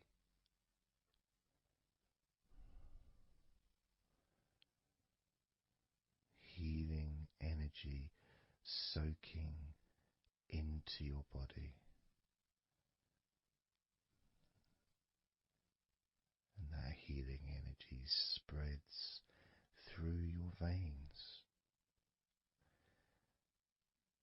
traveling to each and every single part of your body.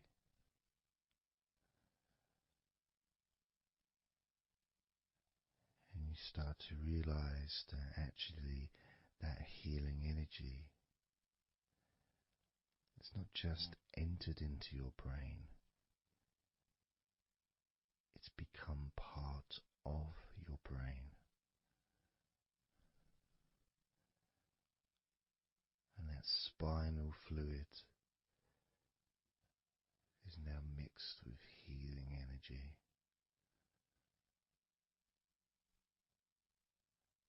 Not just allowing you to feel so much more relaxed and healthy in this moment, but also you start to realize that actually what's happening now with that healing, relaxing energy spreading through your body is actually changing your life. It's actually changing the way you're going to feel, not just now, but tomorrow and the next day, as your health improves. Not just your physical health, but your mental health. Things that used to bother you in the past for some reason no longer have the effect that they used to, because something has changed deep within you. Maybe things that used to cause you to feel anger no longer have that power to control you the way they seemed to be able to before. As you realize that you're the one who decides what affects you. You're the one who decides to feel relaxed and calm when you choose to enjoy noticing these natural developments of healing continuing to grow and improve your life day by day.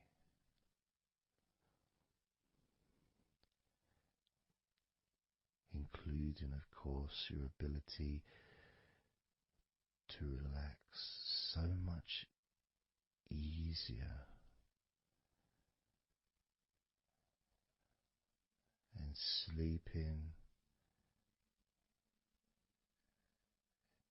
is the most natural thing in the world to you, because falling asleep is something that you've done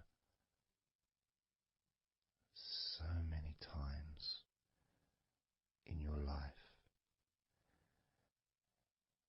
and you know that you were born, as we all were, with the ability to fall asleep naturally. We were born with that ability to just drift off into a deep, healing sleep.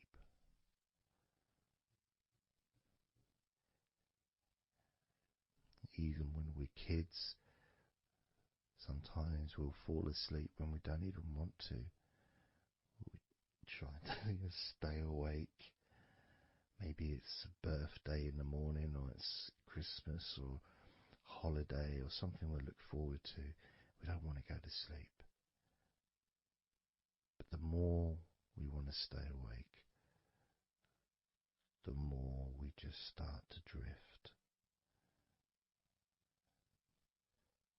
And the more you fight drifting, the more you try and stop yourself from drifting asleep,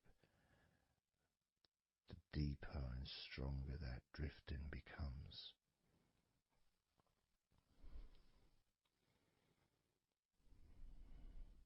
Because we're born not just with the need to relax deeply and to naturally fall asleep, but it's our birthright. It's part of our DNA.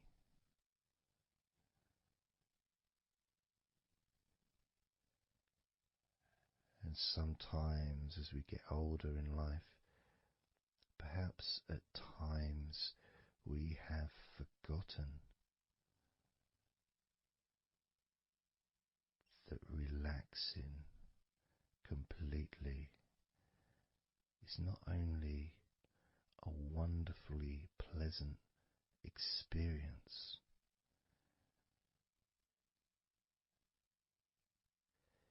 it's also really easy.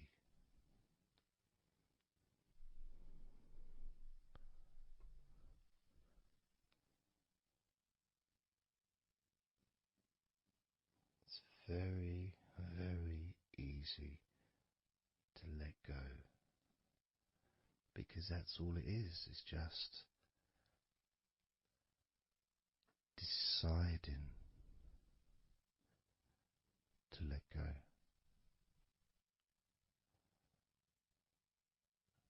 And when you press the play button on my recordings, you have given permission for my voice to relax you. When you press that play button, you have given me permission for my words to affect you in a positive, only a positive way, opening up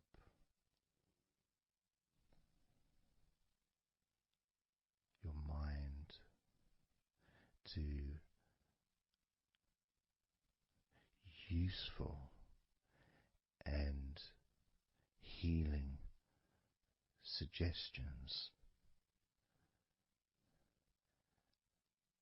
that can have such an amazing effect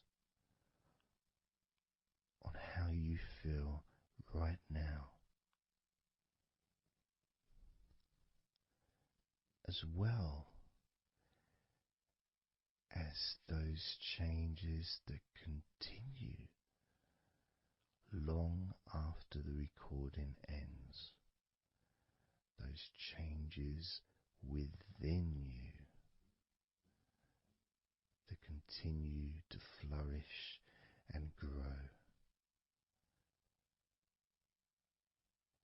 transforming your life in a positive, beautiful way, allowing you to move forward in your life in the direction that you choose for yourself.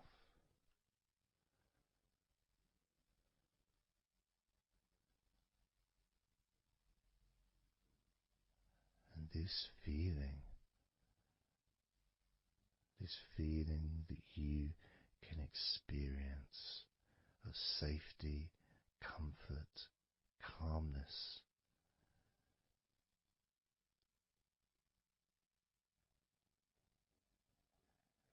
just feels so nice.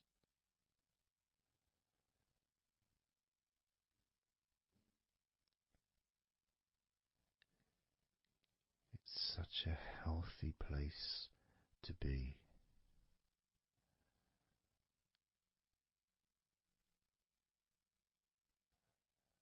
And that positivity grows within you.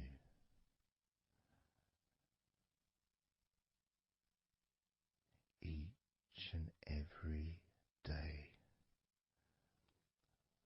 moving forward,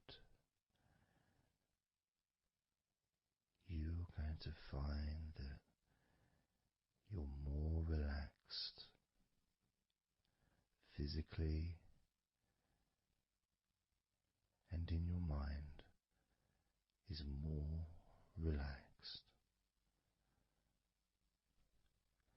And it's not that you're thinking slower, it's just that your mind will be less clogged up with unnecessary negativity. Because from now on, your mind rejects negativity. From now on, you're going to start noticing when negativity arises, and you can just say stop. Stop. And that negativity turn around and leave you alone.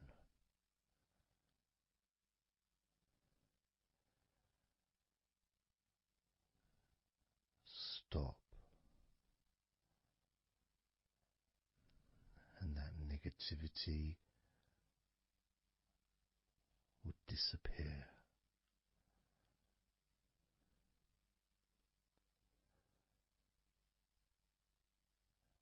And as you notice that you feel way more relaxed than you probably expected,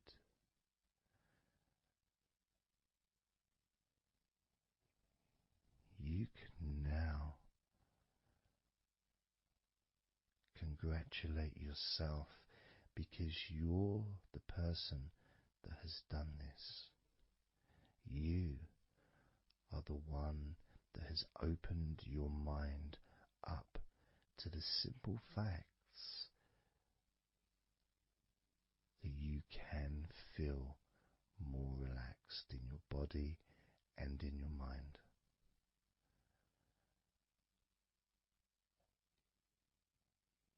You've opened your mind up to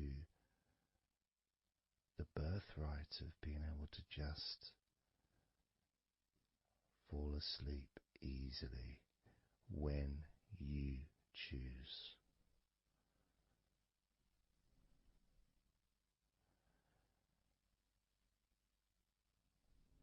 And that's a nice feeling, don't you think? It feels nice, doesn't it? To feel calm with all that healing energy spreading through your body and your mind.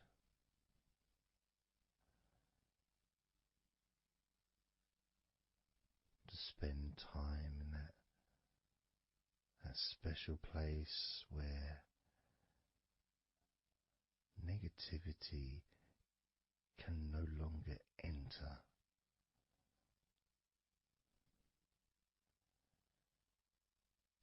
Negativity is banned, it's barred, it's not allowed entry.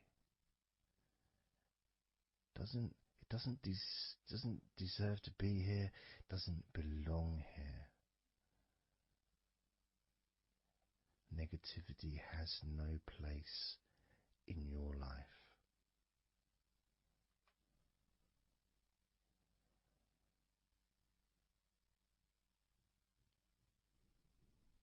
Which makes room for more comfort, more healing, more relaxation,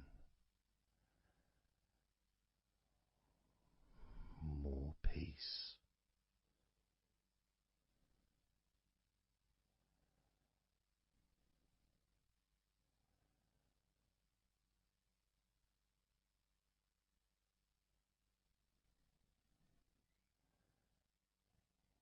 It feels nice, doesn't it? To just let go of everything.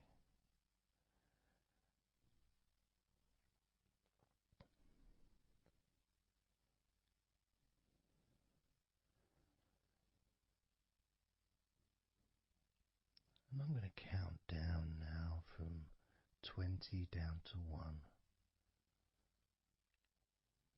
You can continue to relax. If you choose, you can drift to sleep.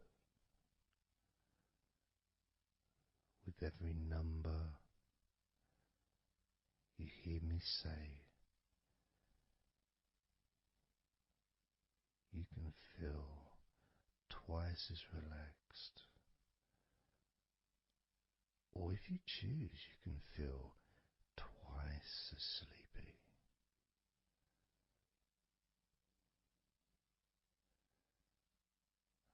Now,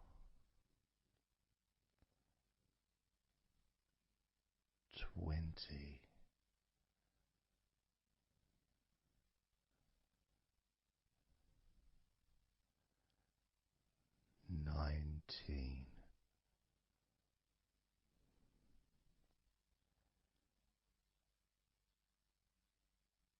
17,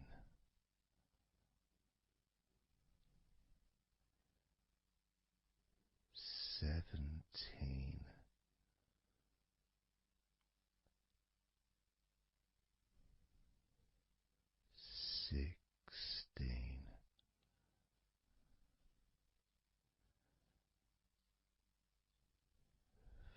15,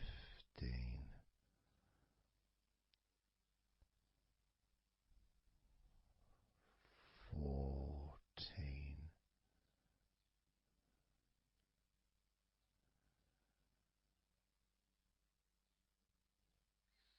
13,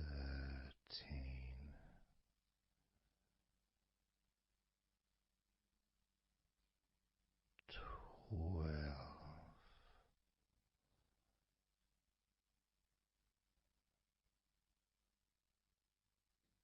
11,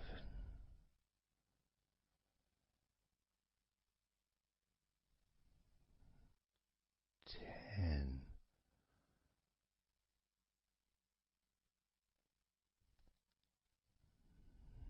9,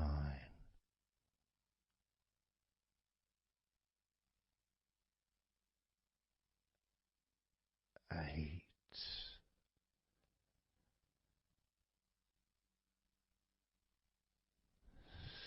7,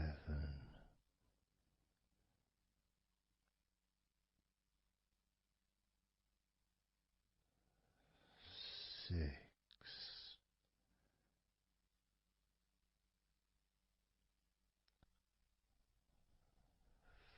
5,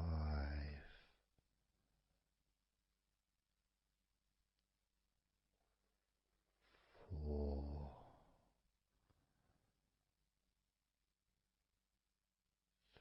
3,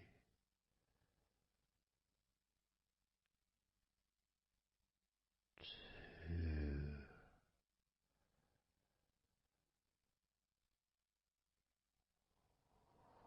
1.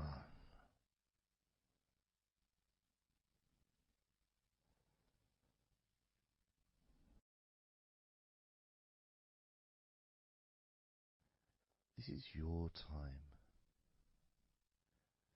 to just take a break. Your time to relax, to allow your mind to slow down,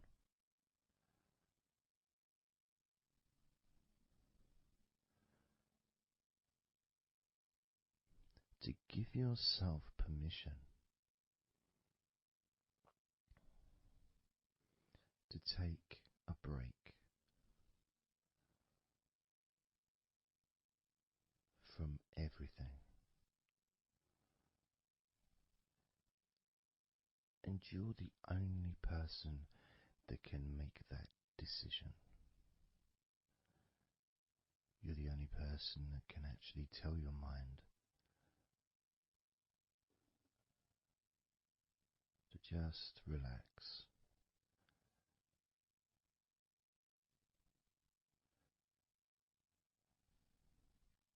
to just take some time off,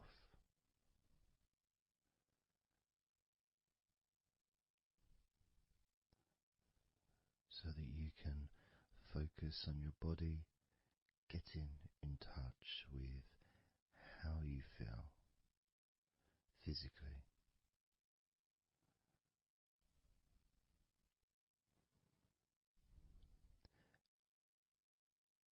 And in the process of this body scan, where you focus on different parts of your body,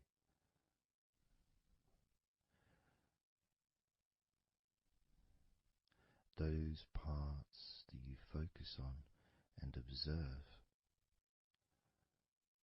even though you're not purposely requesting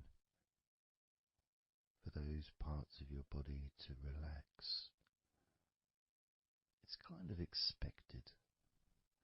You expect, when you listen to my voice, to feel more relaxed naturally.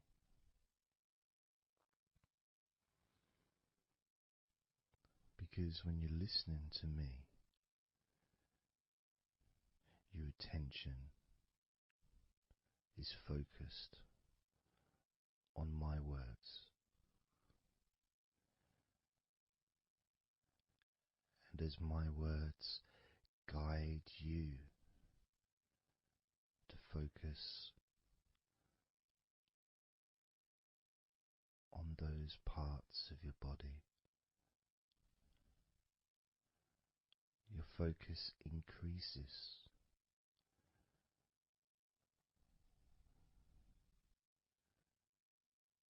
which actually calms your mind.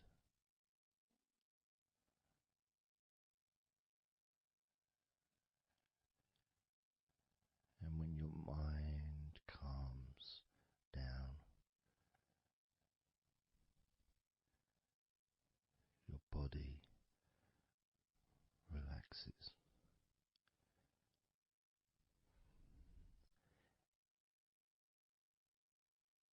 And when your body calms down,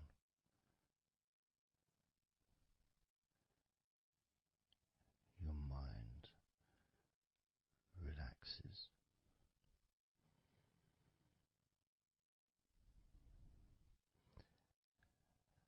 And even though we've not really started to focus on your body,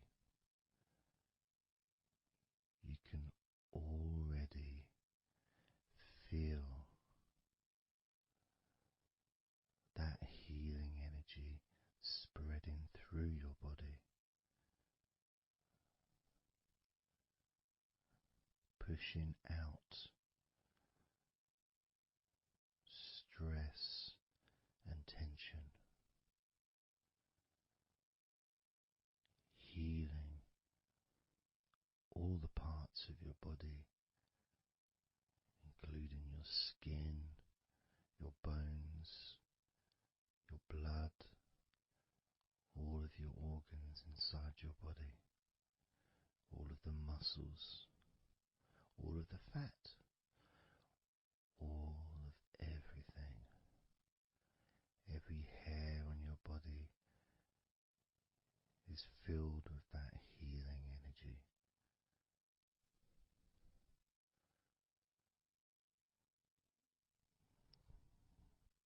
And when your brain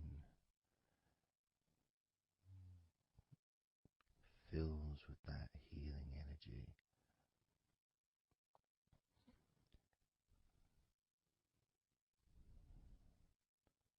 the feeling of comfort and relaxation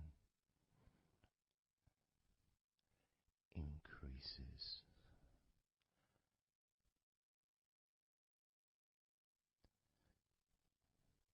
Deeply increases.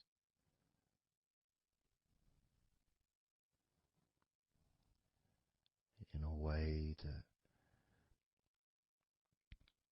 your mind starts to feel perhaps a bit drowsy,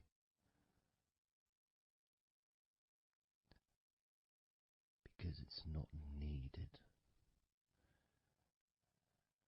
and it may start to drift.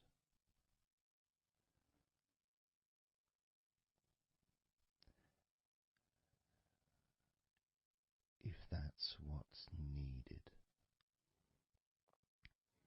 So if you're listening to this and what you need is deep relaxation, that's what you'll get.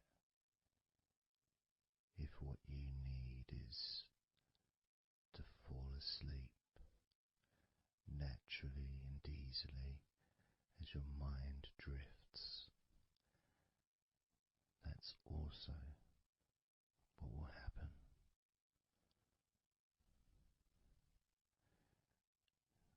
Because by pressing that play button on the podcast and listening to me, you give permission for your body and your mind. In fact, you give the command to your body and your mind to relax deeply and to drift off to sleep if that's what you want or need.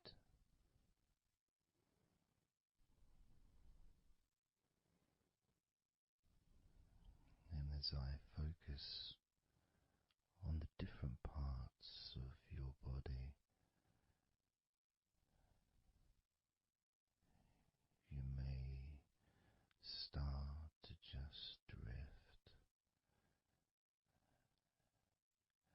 and then you come back again and you hear me talking, and I'm focusing on a different part of your body. And you may find yourself drifting, but you don't realize you're drifting until you stop drifting and you're alert again to my voice, focusing on a different part of your body starts to relax even deeper, because that drifting is basically you already in the sleep zone.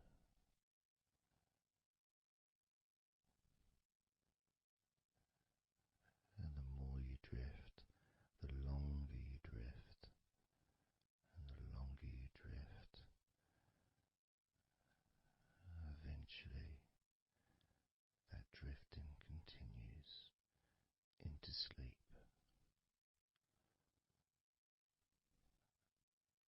And that's the last you remember until you wake up in your own time, when you experience the right amount of sleep for you. Because when you do, and if you do fall asleep, it's extremely pleasant, so relaxing, so deep, healing sleep.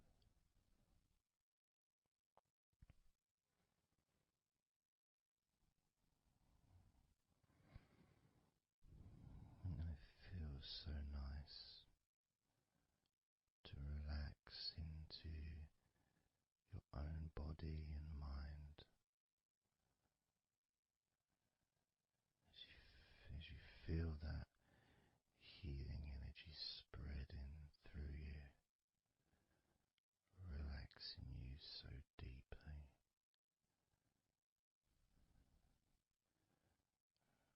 relaxing you so, so deeply.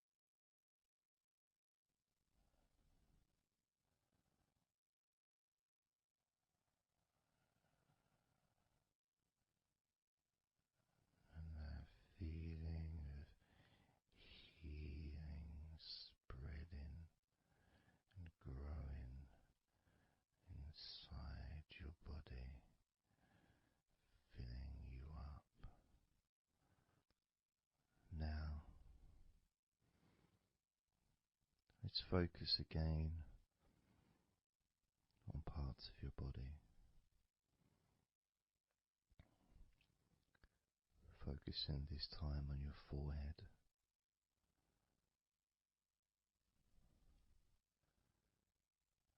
Now on your mouth, your lips, your tongue, the whole of your mouth.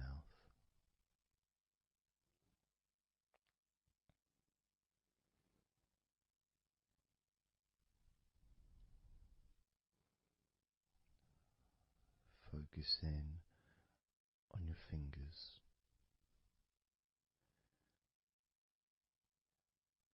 Maybe you could move your fingers a little bit so you can focus on each one individually.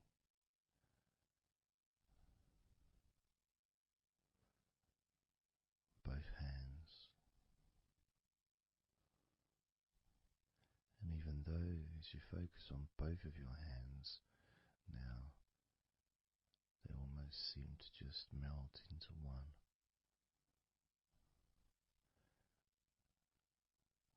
Where does your right hand start and your left hand end?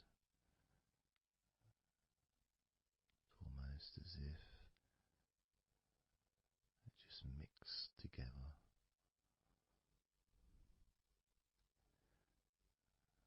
Now focusing on your knees.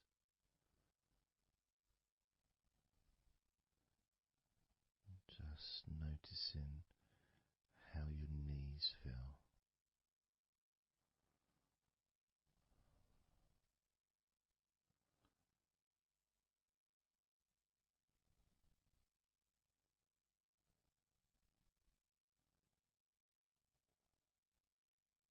Now focusing on your elbows.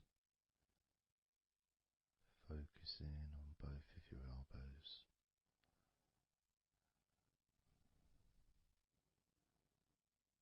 Just observing the feeling of your elbows.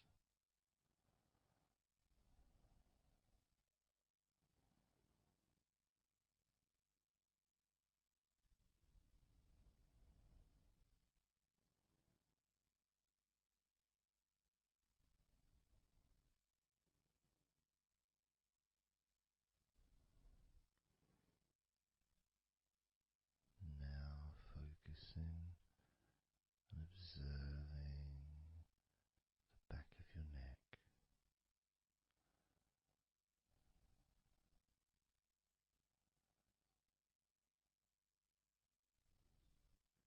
Feeling that energy in the back of your neck.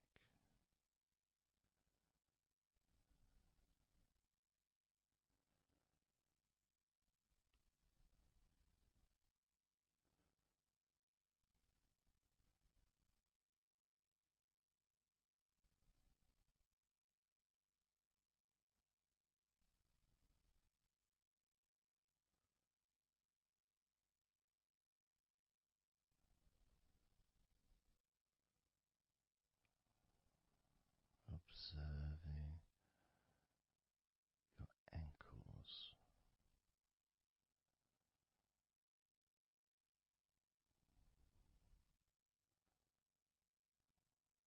Being aware of the physical sensations in your ankles.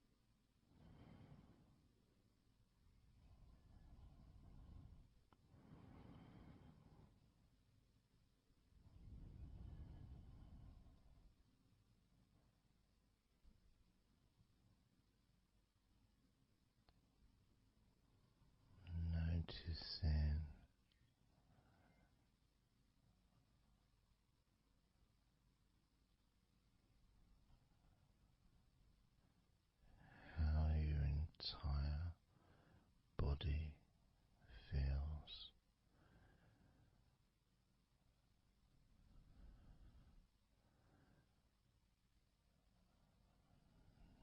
Noticing how your mind feels now.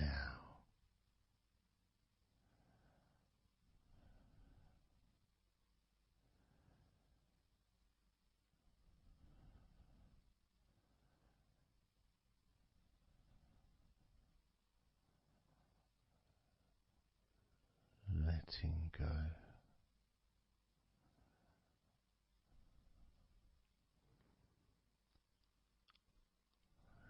Letting go.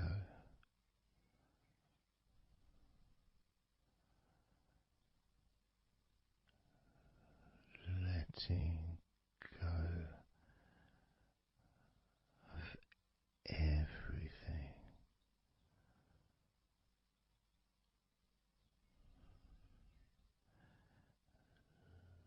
Letting go.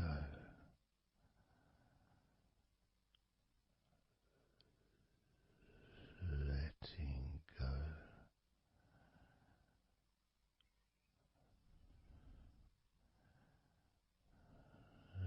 Letting go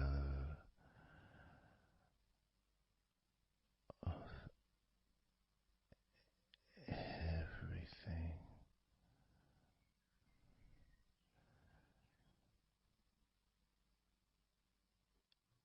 Everything.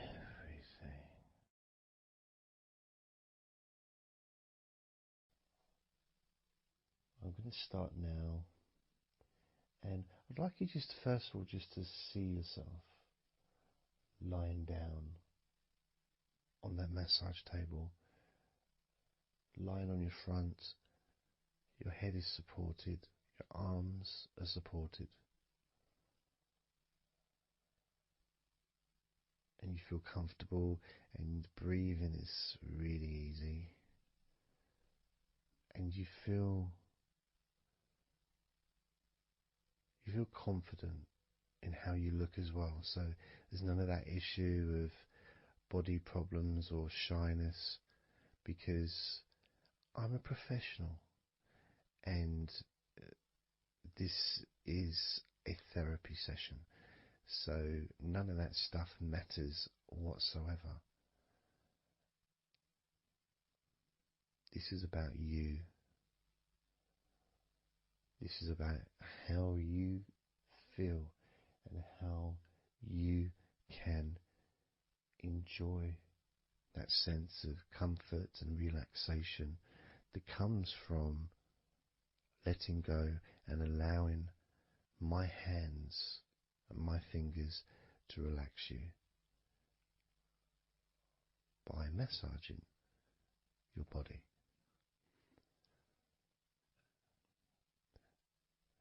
So I want to start off just by placing my hands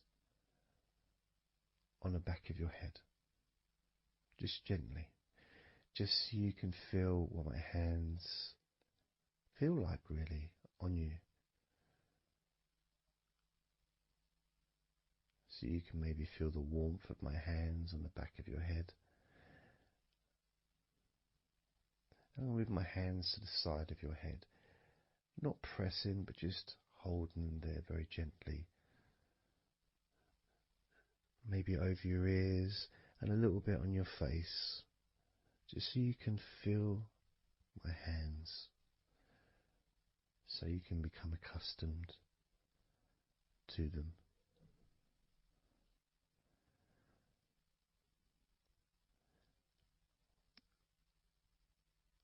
And now put my hands on the back of your head again and gently let them slide down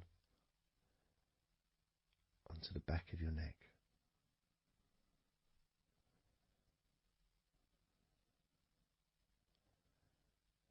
You can feel my hands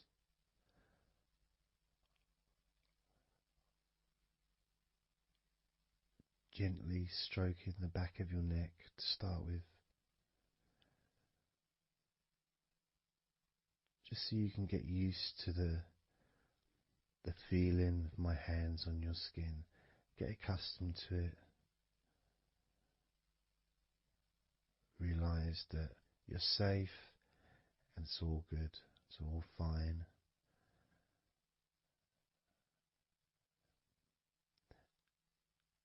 And I'm going to start gently massaging the muscles in the back of your neck.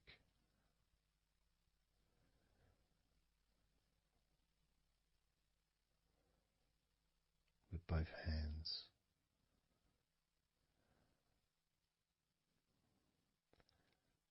Now this is a very trusting situation really, because our necks are so fragile, and to have someone have their hands around your neck in that way can sometimes be problematic for people, which is why massages are quite good, because it allows you to relax and to get in touch with trust, to feel peaceful and calm.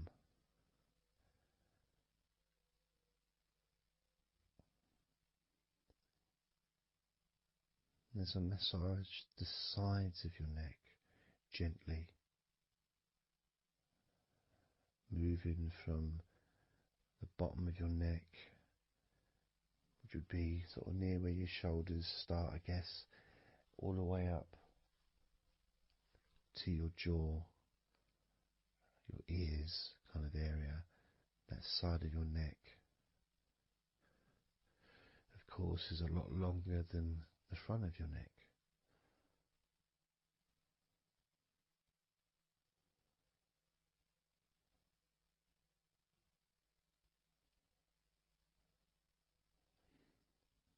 And then massaging the back of your neck, especially that area where perhaps we hold tension. And as that area is massaged, you can actually feel a sense of release in the back of your neck.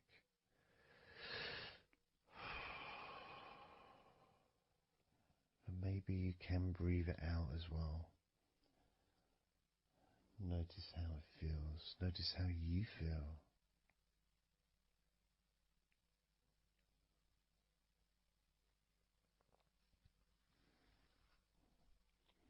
Then moving down to that area between your neck and your shoulders, that muscly area,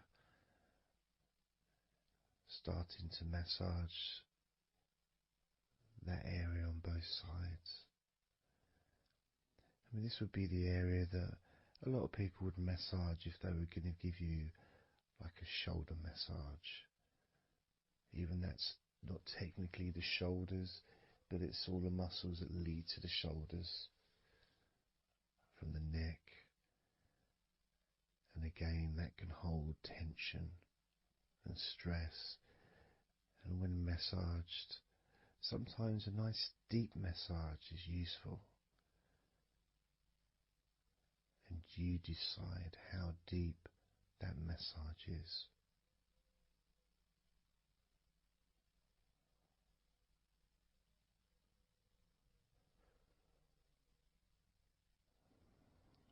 And just allow my knuckles just to dig in, to get to those muscles and to really relax them. All the time being firm yet gentle with you.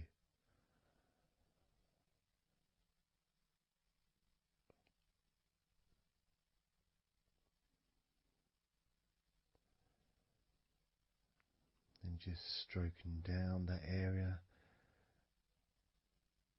to your actual shoulders, moving to the muscles of your shoulders.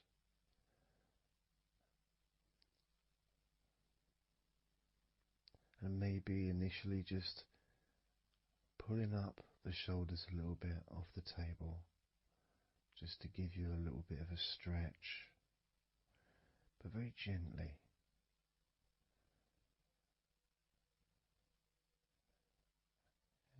And you've got the muscles at the front of your shoulders, the sides and the back.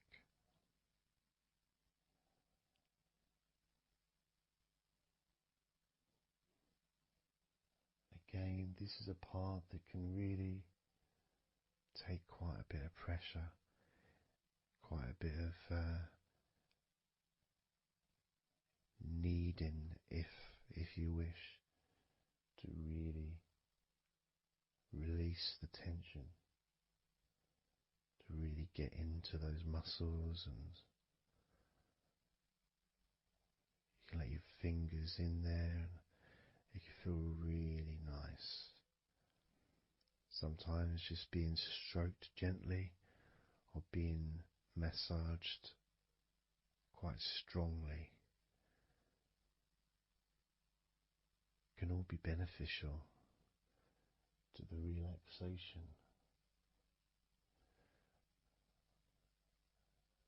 of the muscles in your shoulders.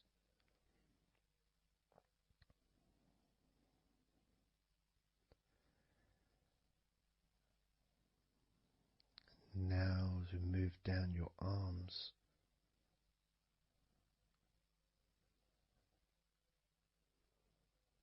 we'll do one arm at a time, starting with your right arm.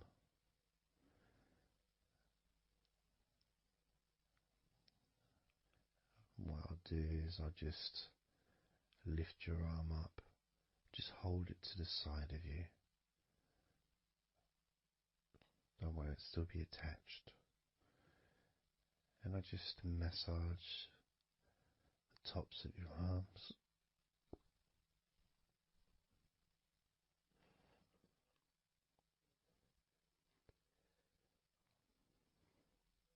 All the way down to your forearms, into your wrists.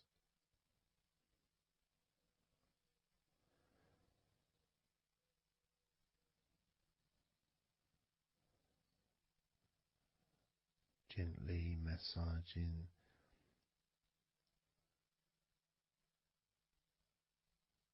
that part,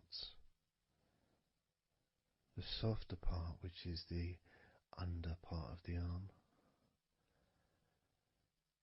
which leads to the crease in your elbow, the inside. It's much more sensitive skin.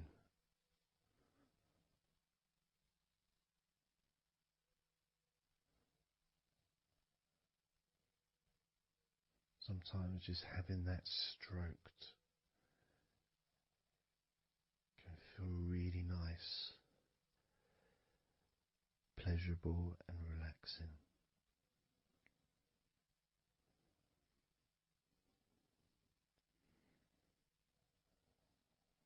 Now moving down to your right hand.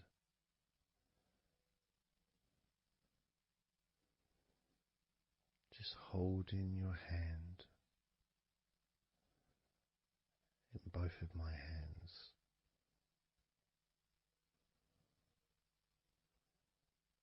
Just pressing gently on the back of your hand and stretching your fingers ever so lightly. At the same time, pressing down and massaging each finger.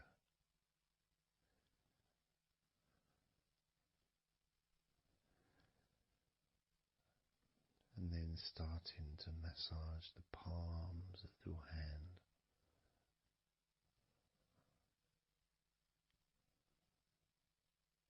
Just turning the hand gently, stretching it gently.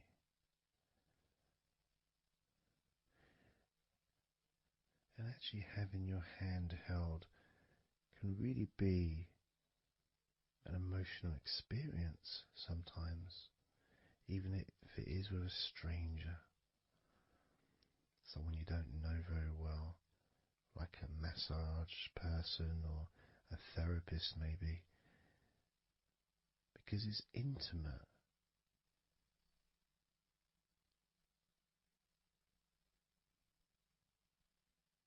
And it can feel nice and you can feel safe.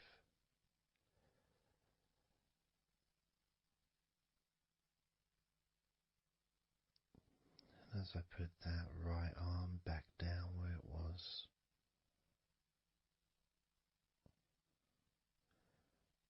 we're going to do the same with your left arm. Exactly the same. Massaging the muscles in your arm all the way down to your wrist. Stroking the inside of your arm.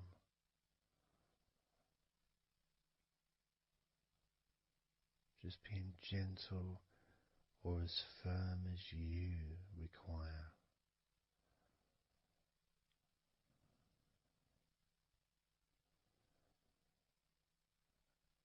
And then massaging your left hand.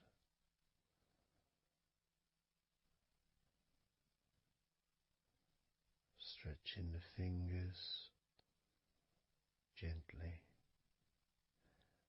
Massaging the palm of your left hand.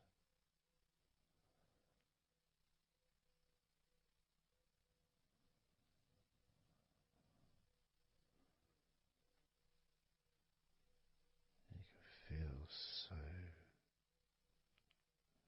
so relaxing.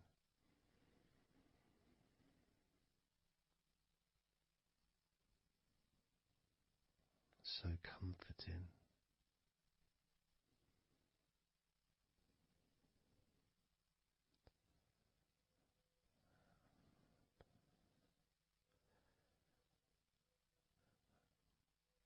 Now just rest your left arm back down.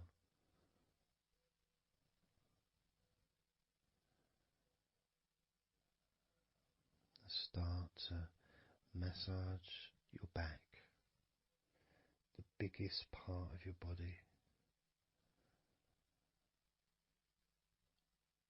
Starting at the top, starting again where we already have been, that area at the top, in between your shoulders, near your neck, going back and massaging that area again, but this time moving downwards.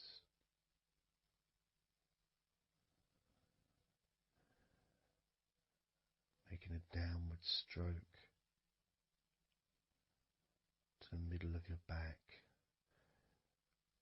working from the outside inwards, so massaging your back, but the outsides of your back,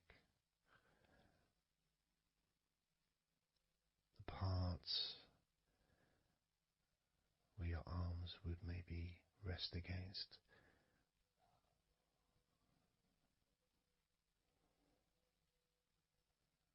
Almost the part that connects your front to your back.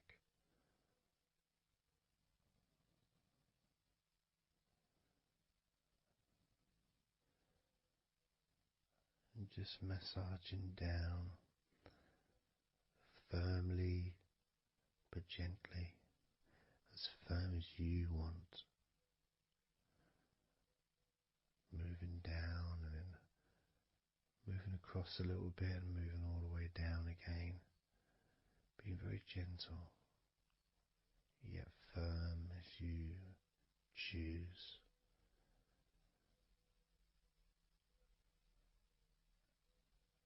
Eventually we get to the spine. We can massage the muscles on either side of your spine, from the top of your neck all the way down to your lower back.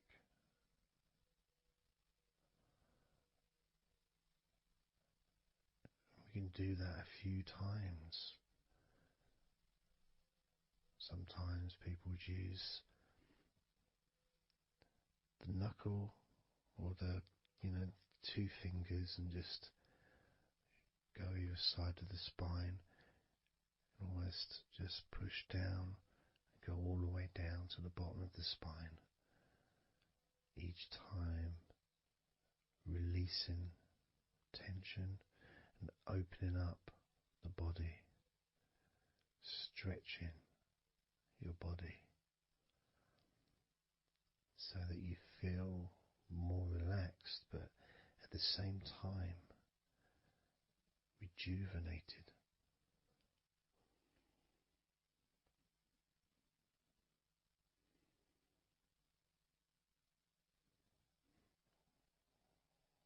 And now I'm going to move to one side, to your right side,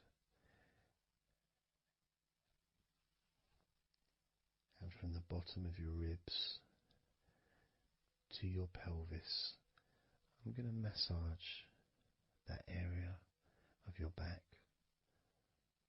I'll stretch over the other side and I will pull the muscles gently and massage and push from one end, that side, all the way to my side, to the middle, in fact, to where your spine is, massaging that side of your spine, the opposite side to where I'm standing. It's almost like kneading bread. There's that big area which is firm, yet lots there to massage.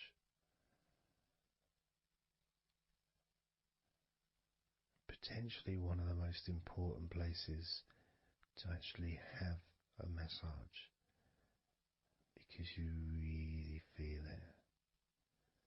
You really feel the release and the pleasure of having your lower back massaged.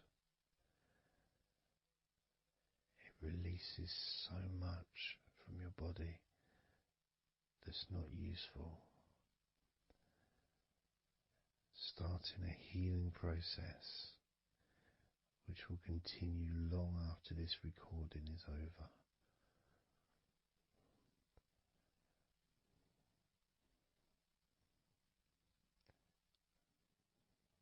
And massaging this part of your body not only feels really good for you, but it's actually fun to do, because it is, as I said, like kneading bread.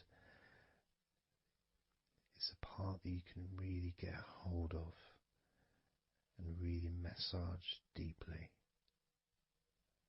if that's your choice.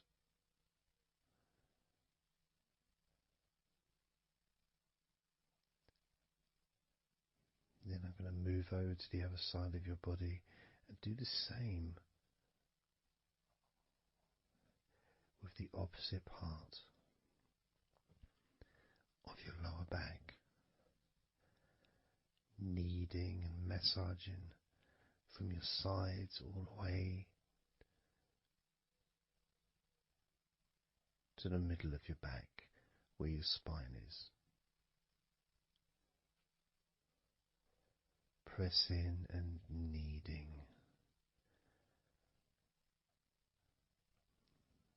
firm and gentle at the same time. It feels so releasing. This mixture of pleasure, comfort, release, calmness, relaxation, all mixed together.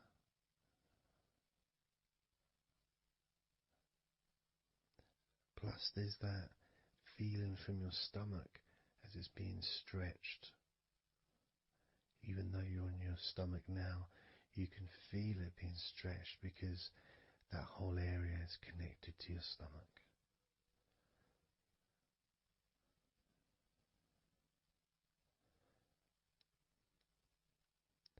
Now we're going to move further up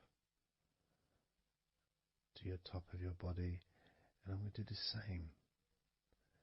This time starting with your upper back, put my hands forward over and massaging that area up to your spine, from the side of your body up to your spine.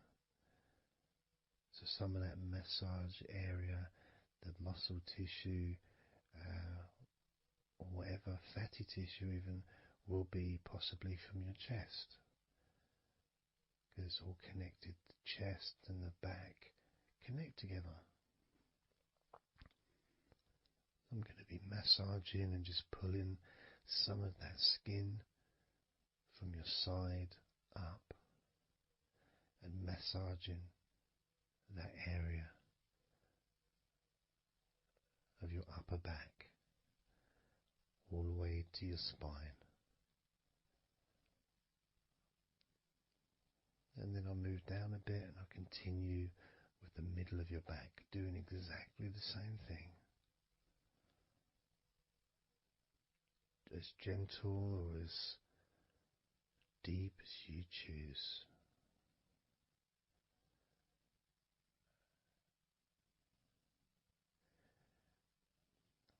Now I'll move the other side again and do the exact same thing with the top of your back on the other side, from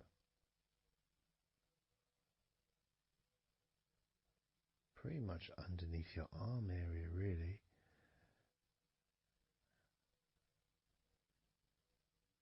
to your spine.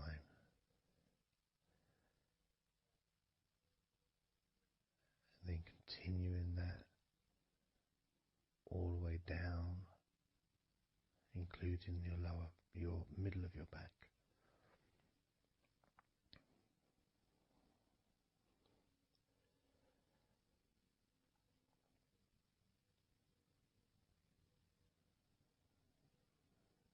Now I'm gonna go to your thighs, the backs of your thighs,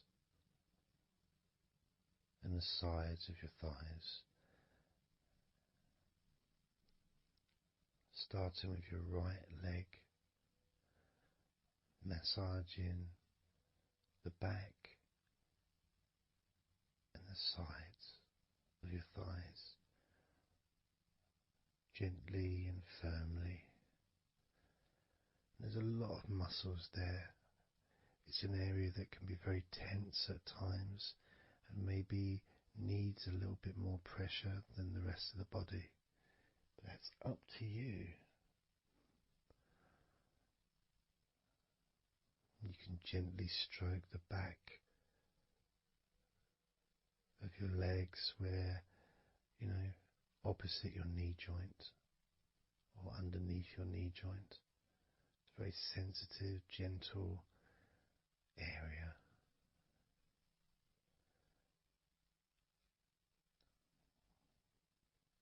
And working down to your calf muscles, massaging your calf muscles thoroughly and deeply if you choose, using both hands and fingers, digging deep.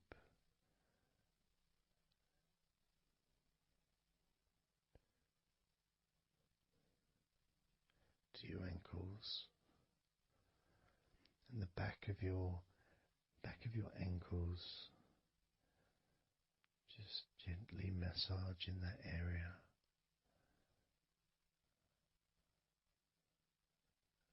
Maybe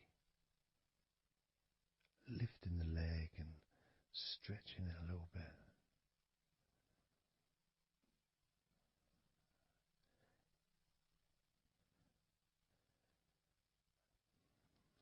Moving to the right foot.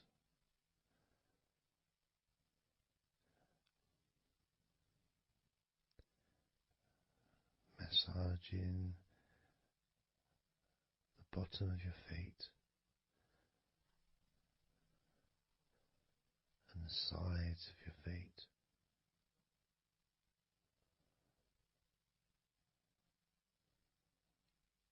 Gently but firm enough so they don't tickle.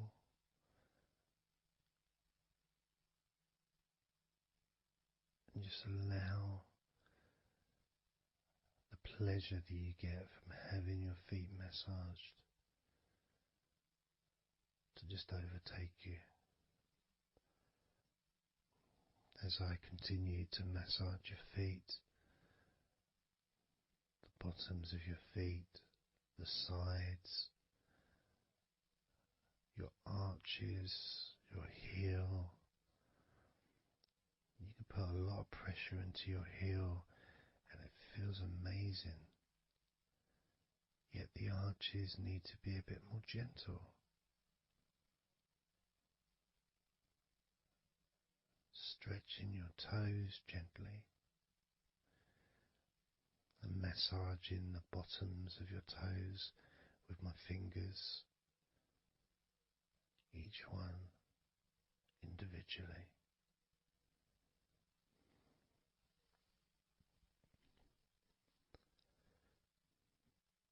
Moving over to the left leg to do exactly the same thing. Starting at the top of the thighs, working the back of the thighs and the sides, massaging deeply and gently that whole area, working all the way down.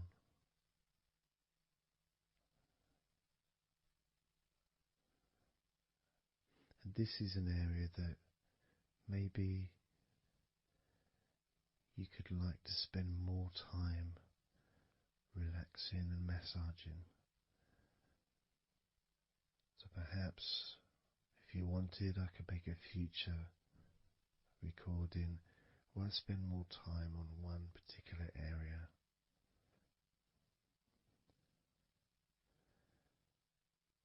As you move down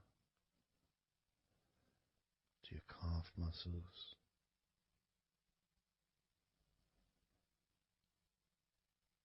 massaging your calf muscles firmly and gently.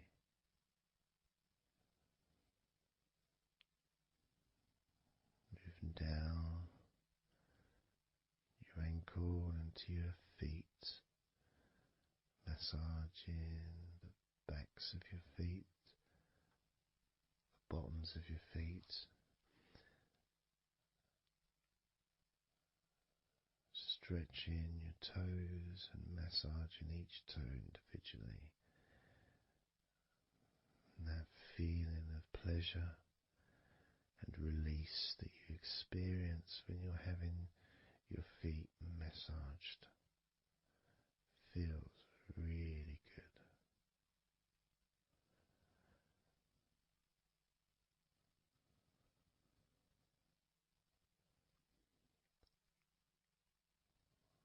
Now, as you turn over in your mind, laying on your back,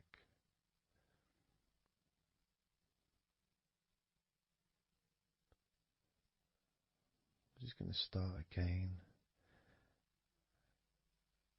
at your neck area.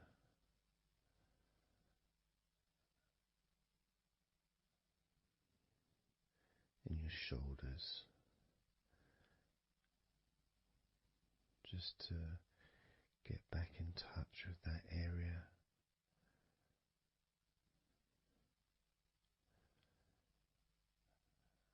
And as we move up,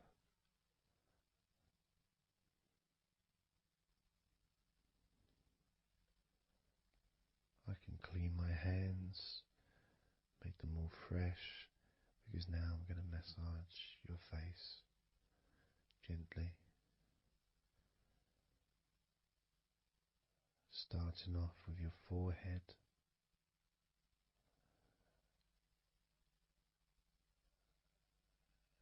your eyes are closed and I can just stretch your eyes a little bit, pushing up on your eyebrows.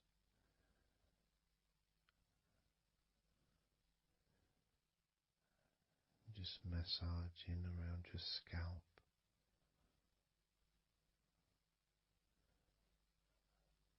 massaging down your cheeks, around your ears, into your jaw, gently, the sides of your neck, your chin,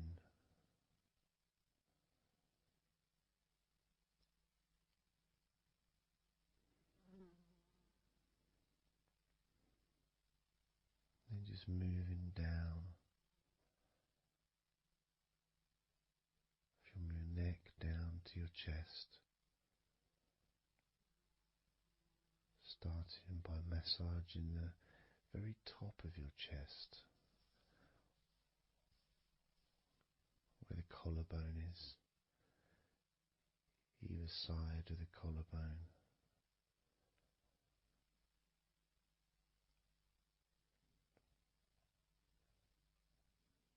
And then just massaging the whole of the chest.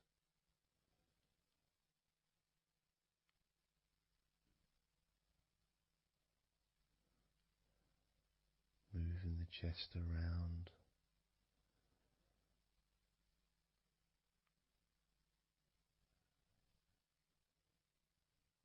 Because it's quite a large area, you can move from one side to the next, moving my hands from underneath pretty much where your arms are, stretching up, stretching some of the muscles of your back in the process. Moving up over your chest, and then moving down again.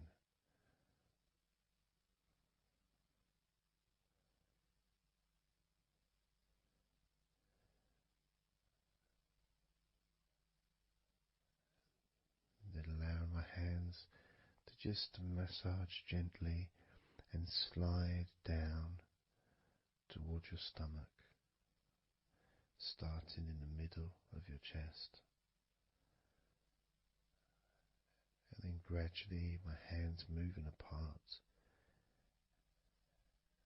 and massaging and sliding at the same time, moving down to just below your rib cage.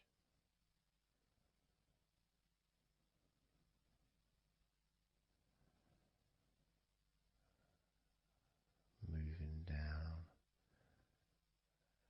then massaging up again, giving your chest all the attention that it needs to feel completely relaxed.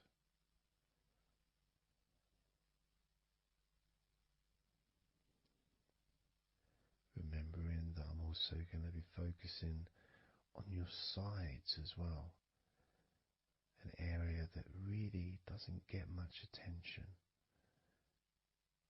but feels really good when it's massaged. Just stroking my hands down the sides of your body, just below your arms, all the way down to your hips.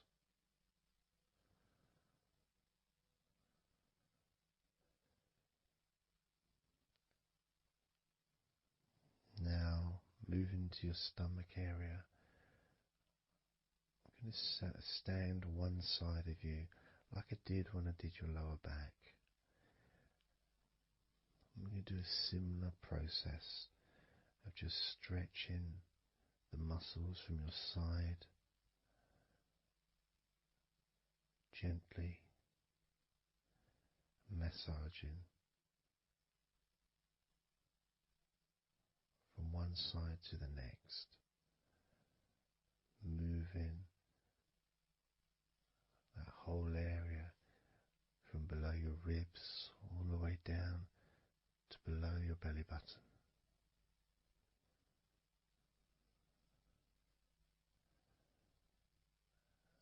And then move round to the other side of you and repeat that.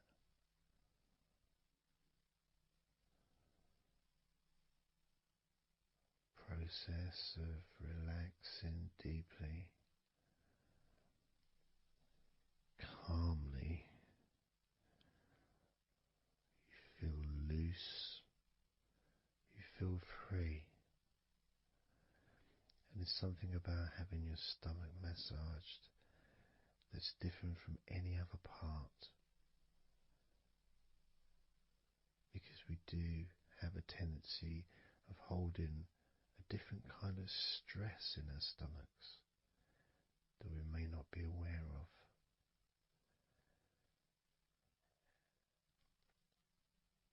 As I now massage your stomach,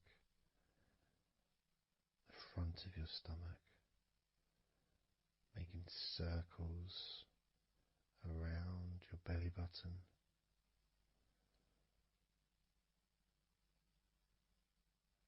and then going the other way around.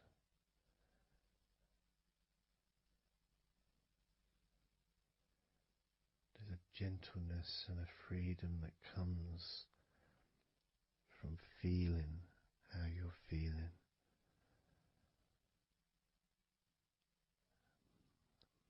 As I now move down the tops of your thighs, the muscles, massaging them. And I can do this with two legs at the same time, pressing down,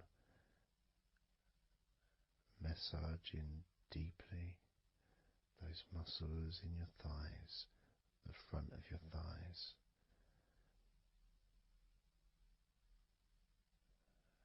And moving down to your knees, gently massaging your knees. Sliding down your shins, putting pressure on either side of your shin, gently, softly but firmly. Moving down to your ankles, stroking the tops of your feet.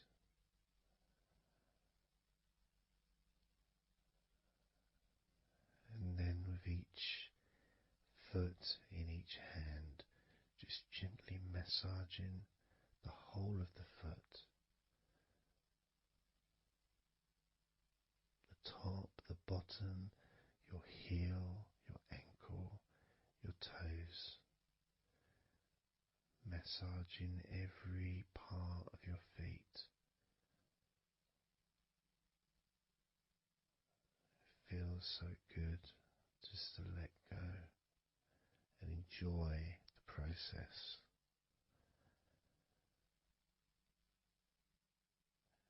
Enjoy feeling so deeply relaxed.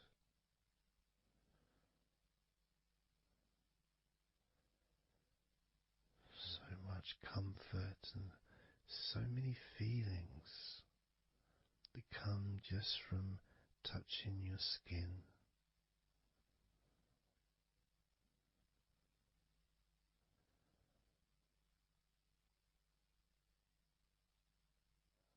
And you can just lie there for as long as you choose,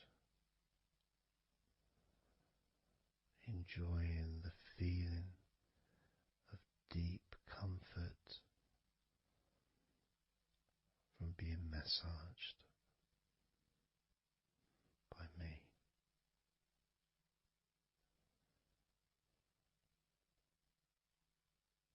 Enjoy feeling deeply relaxed.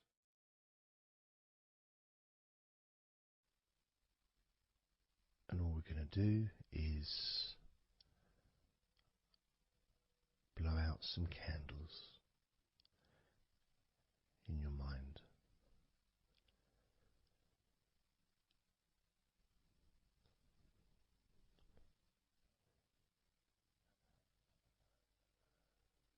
There are going to be 100 candles.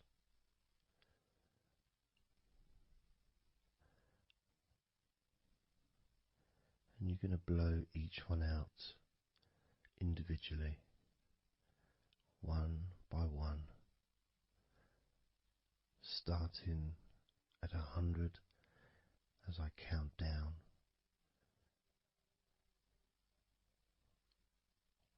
all the way down to 1. And each time I say a number,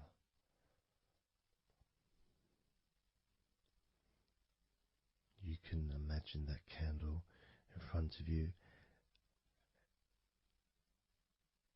and I'd like you to actually physically gently blow that candle out.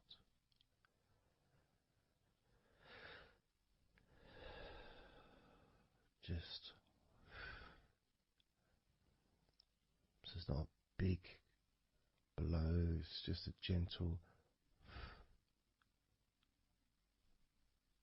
and that candle will extinguish.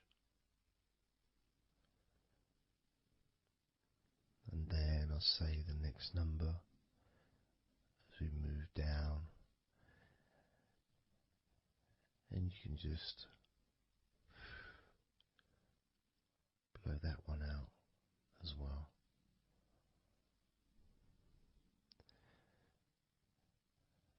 And as we move down the numbers,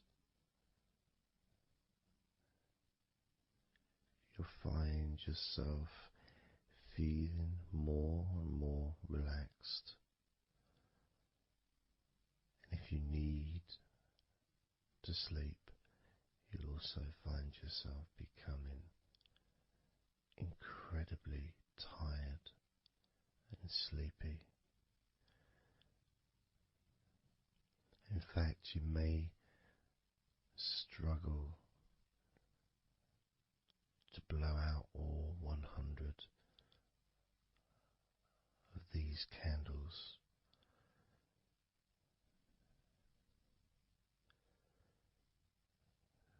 As you feel more and more deeply relaxed,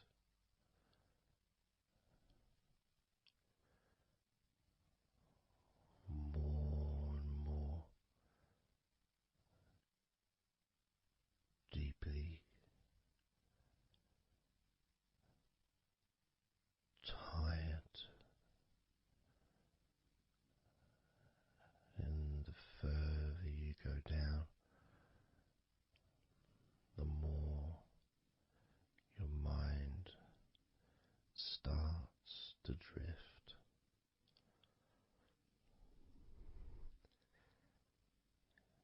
And you may find that you stop listening to me after a while.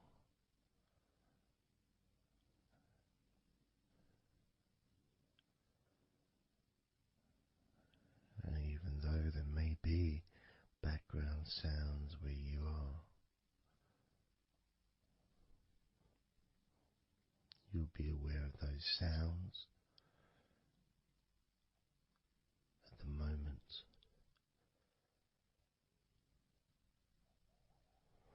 You may start to just not even notice them at all, because they're unimportant.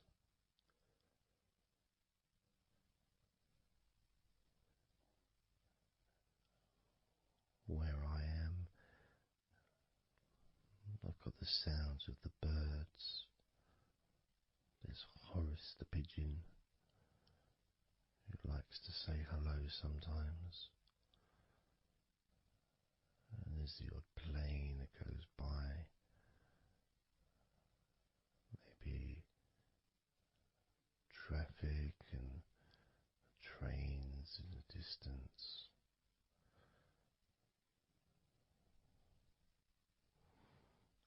But none of that seems important whatsoever. The more candles you blow out, the less important anything is. The more candles you blow out, the further you seem to move away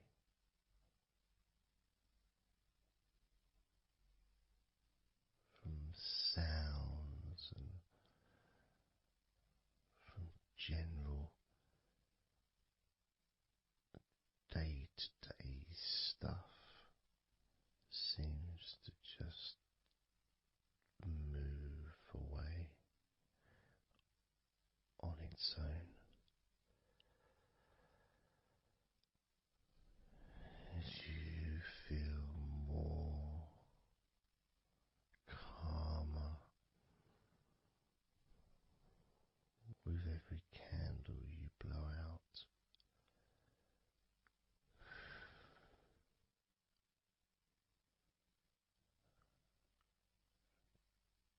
Guiding you to the next number that you hear me say,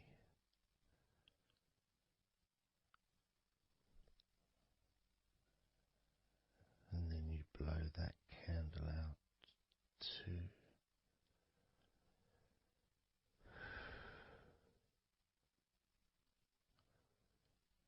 So easy, so simple.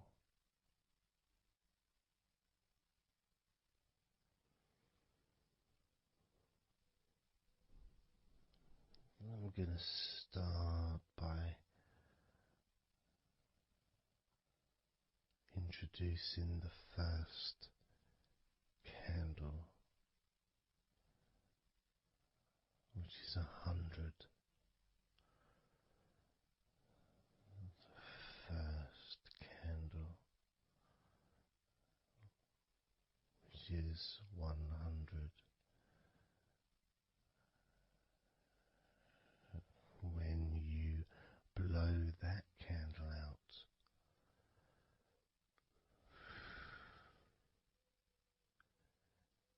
you'll find immediately a slight change in how you feel,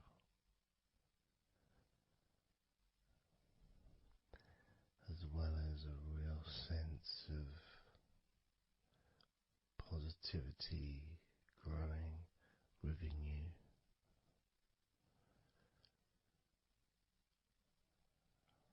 Relaxation and sleepiness expanding,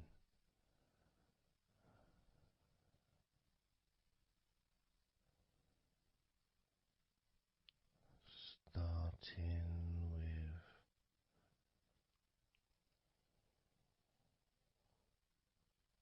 100. Blow out that candle now.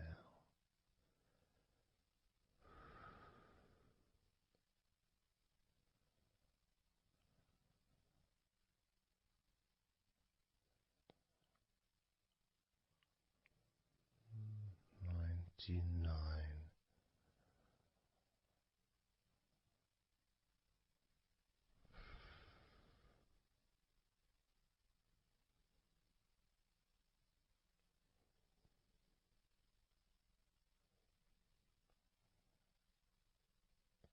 Candle 98.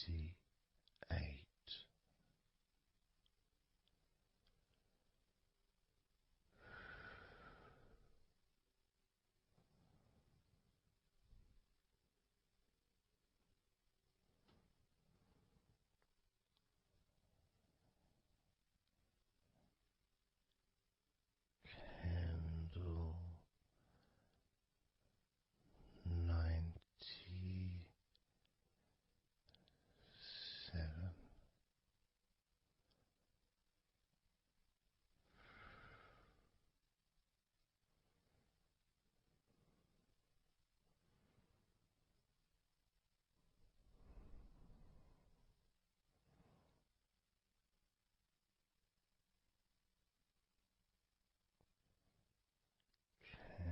Candle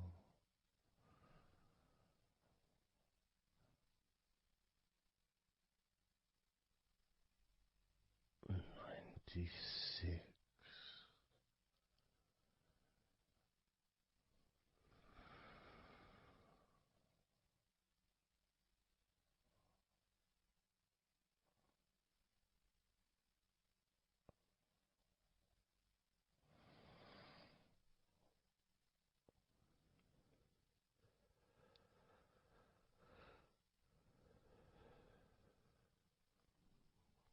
Candle 95.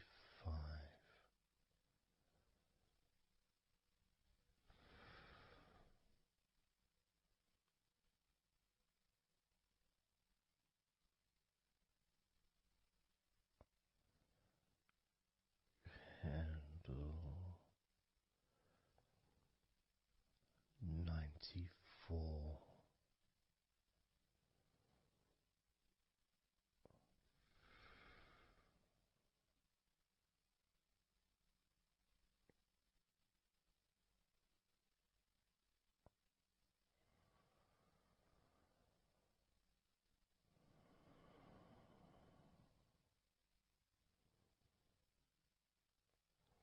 Candle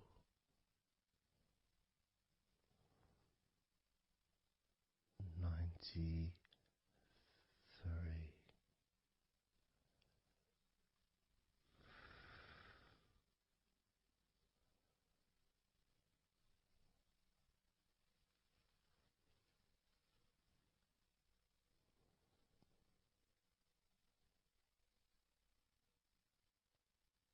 Candle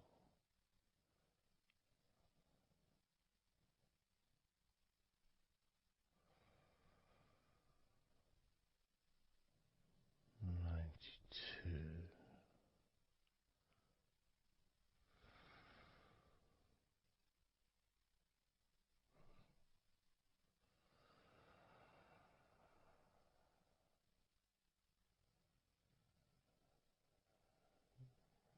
Candle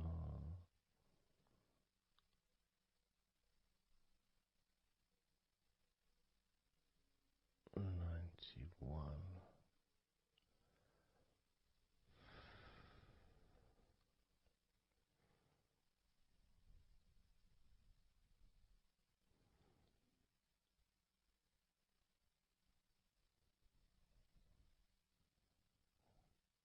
Candle 90.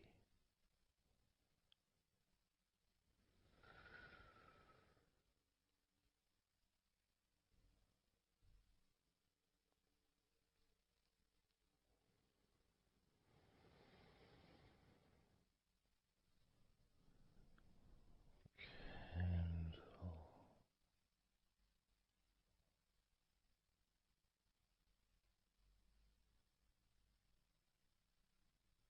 89.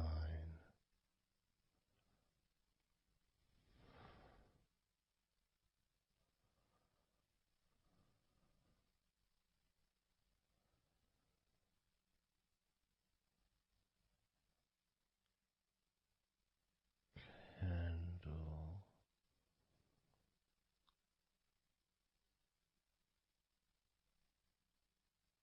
88.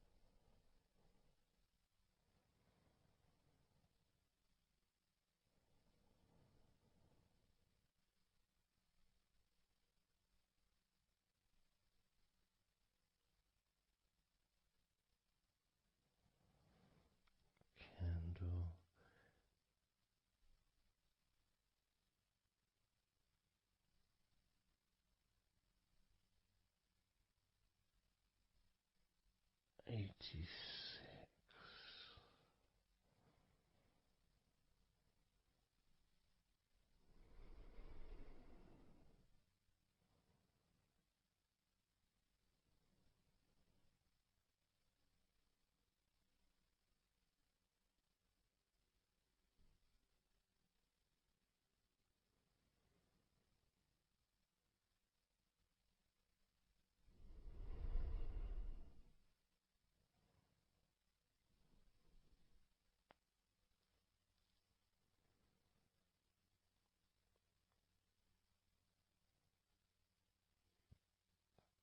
candle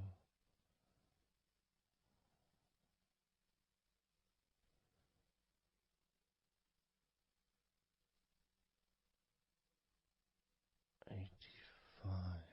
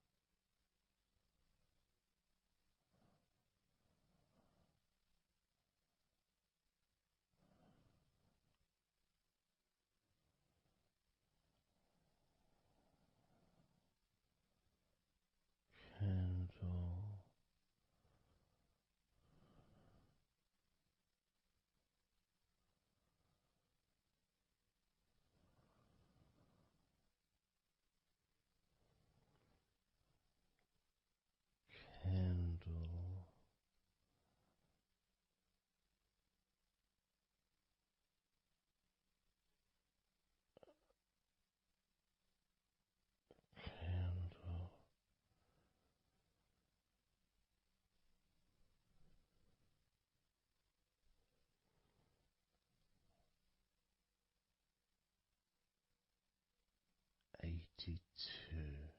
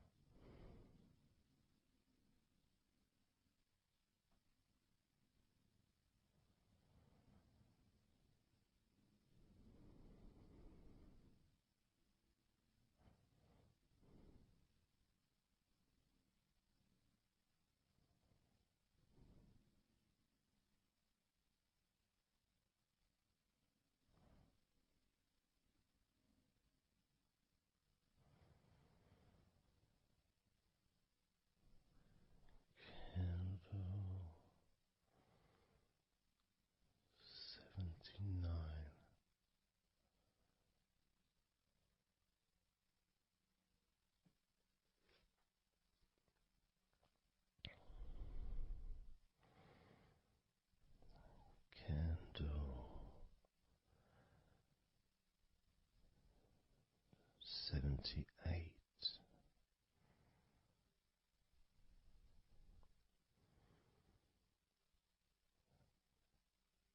Candle 77.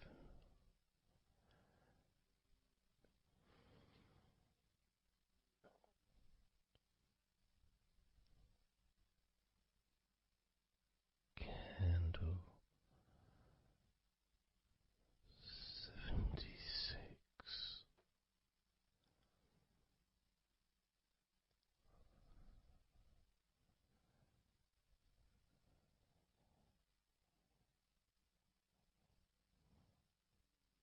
Candle 75.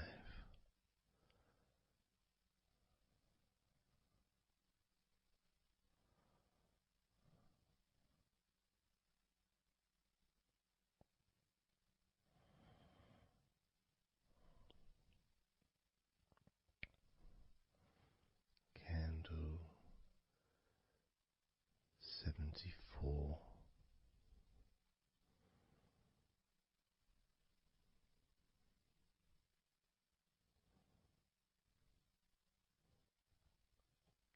Candle 73.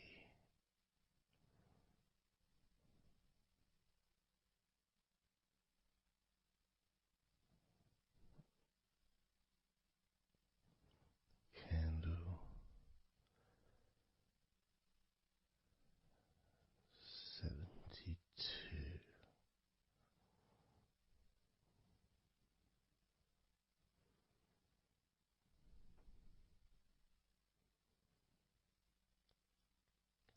Candle 71.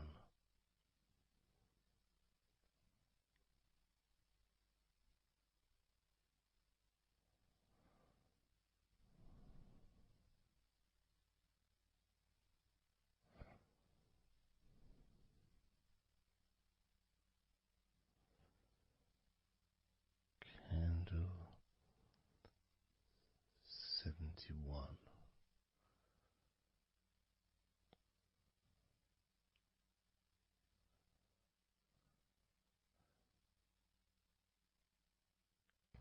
Candle 70.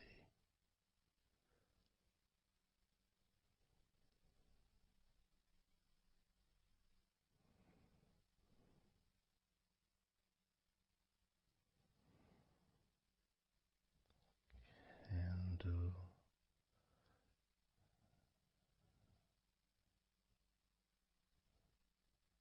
69.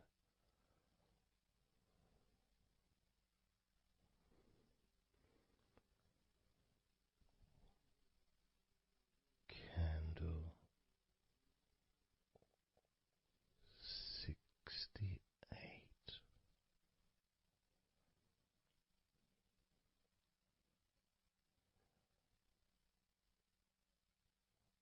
Candle 67.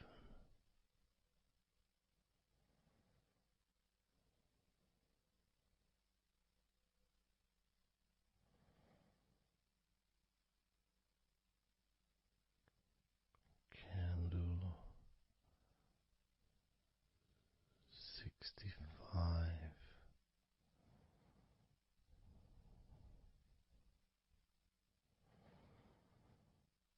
Candle 64.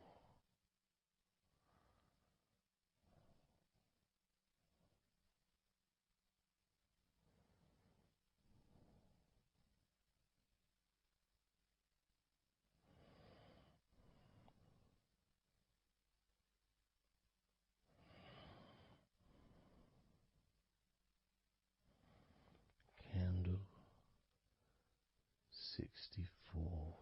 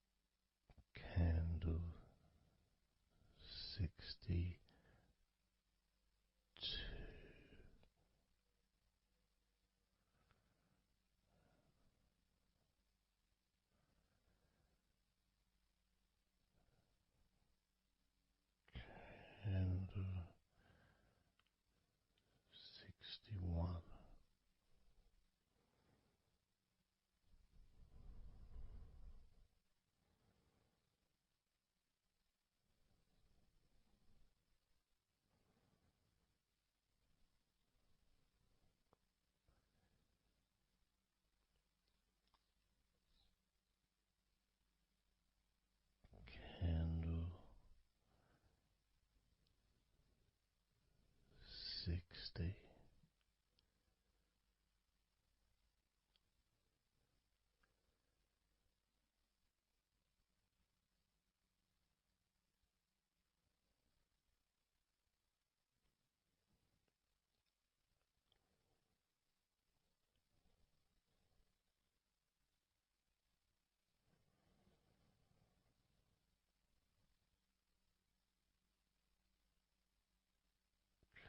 Candle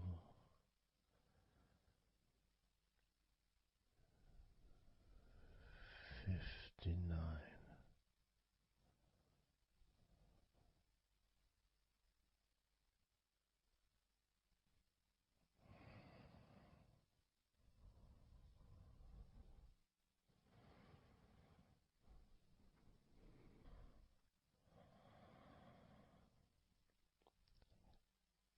Candle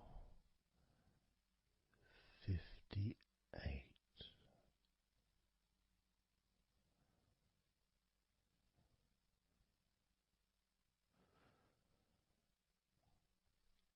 Candle 57.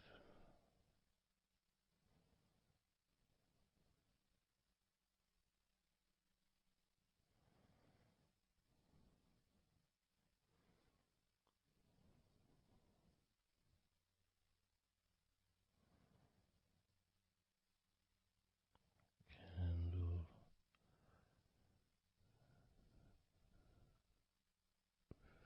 56.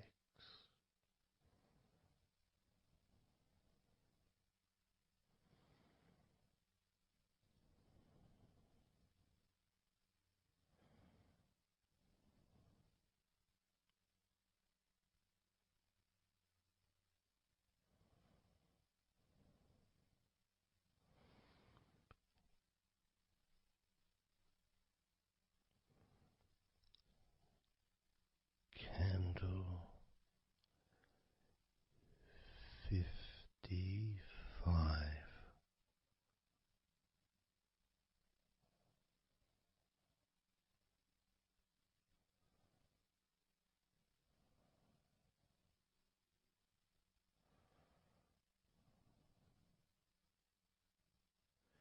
Candle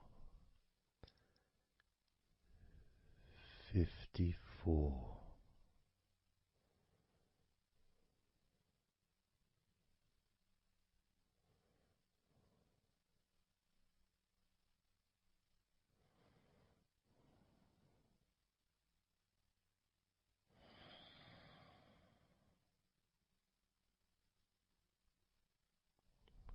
Candle 53.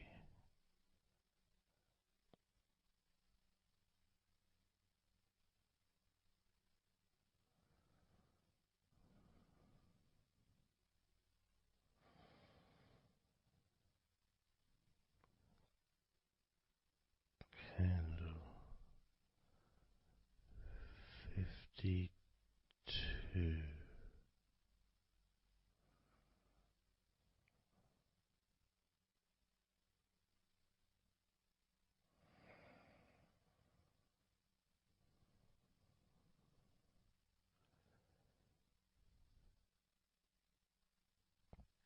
Candle 52.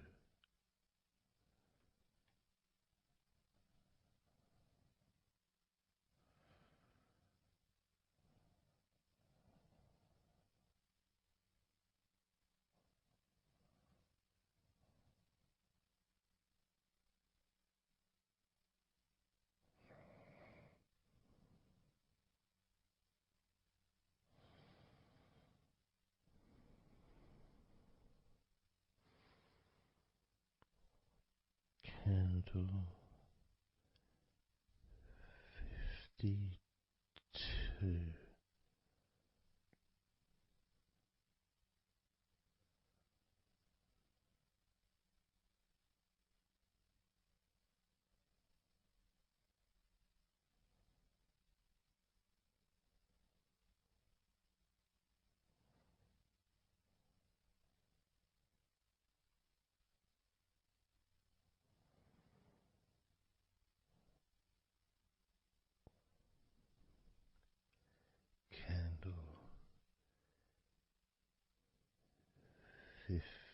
51.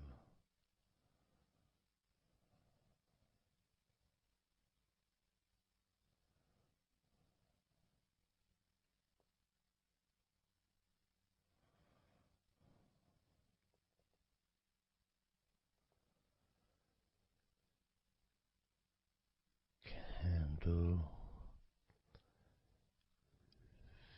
50.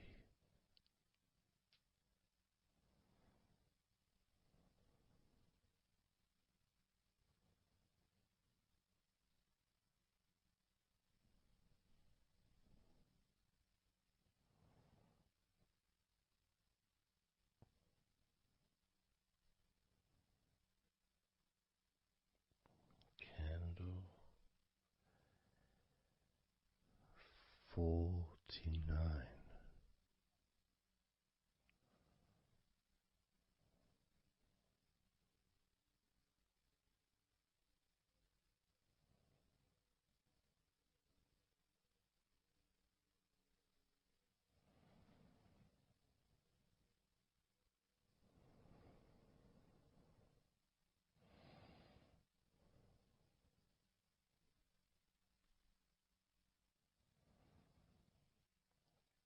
Candle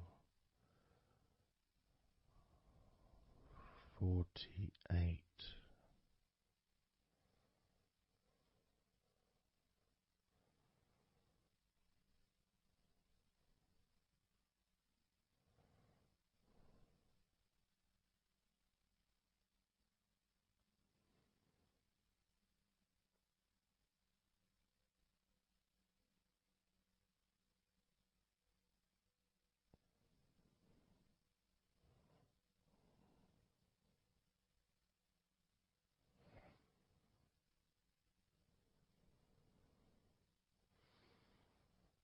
Candle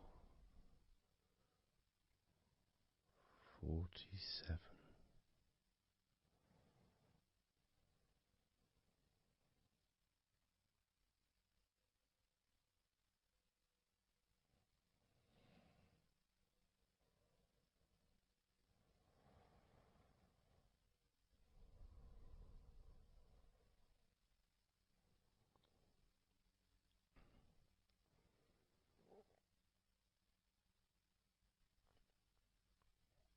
Candle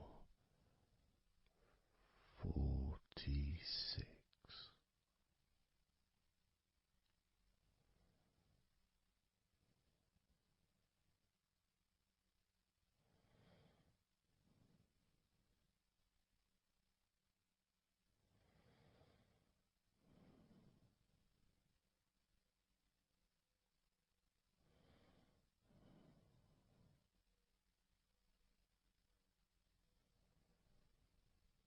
Candle 45.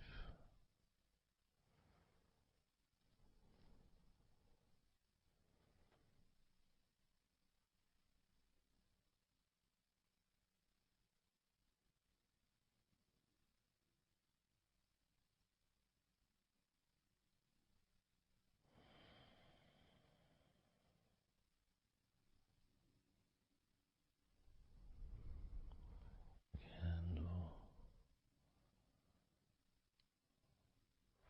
42.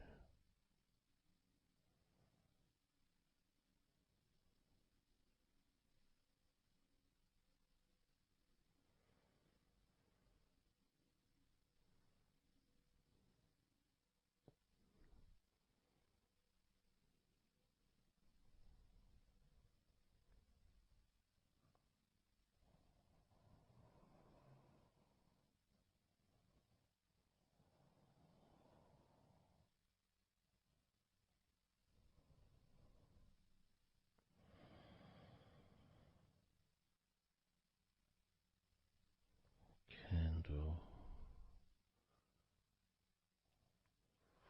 41.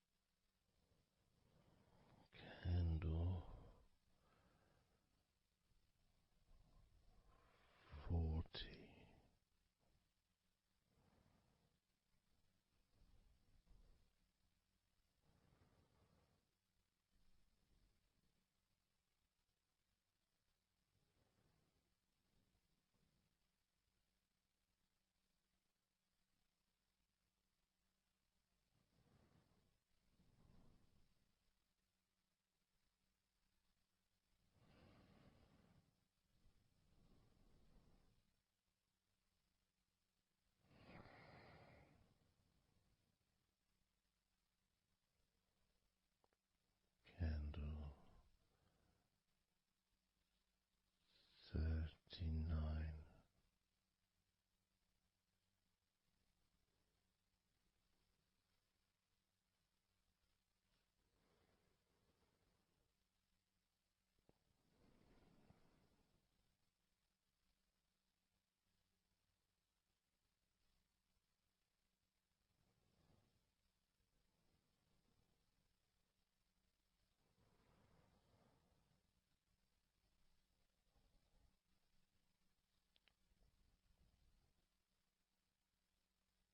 Candle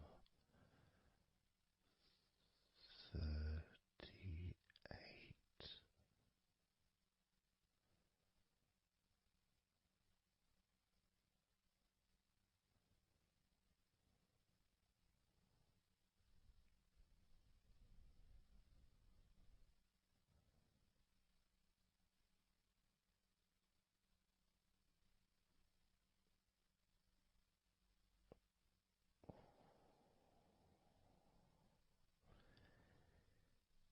Candle 37.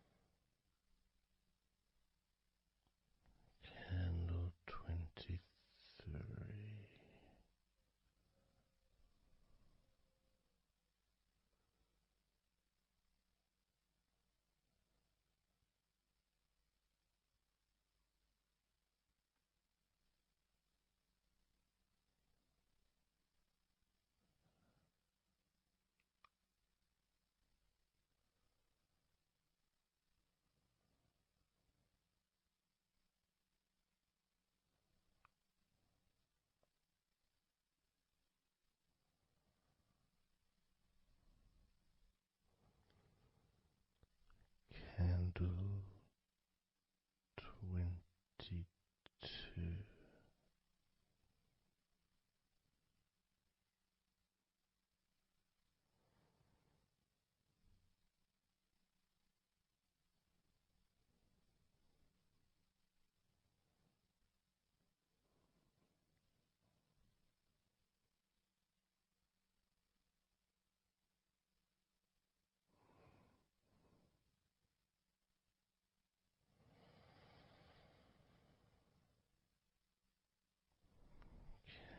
Candle 21.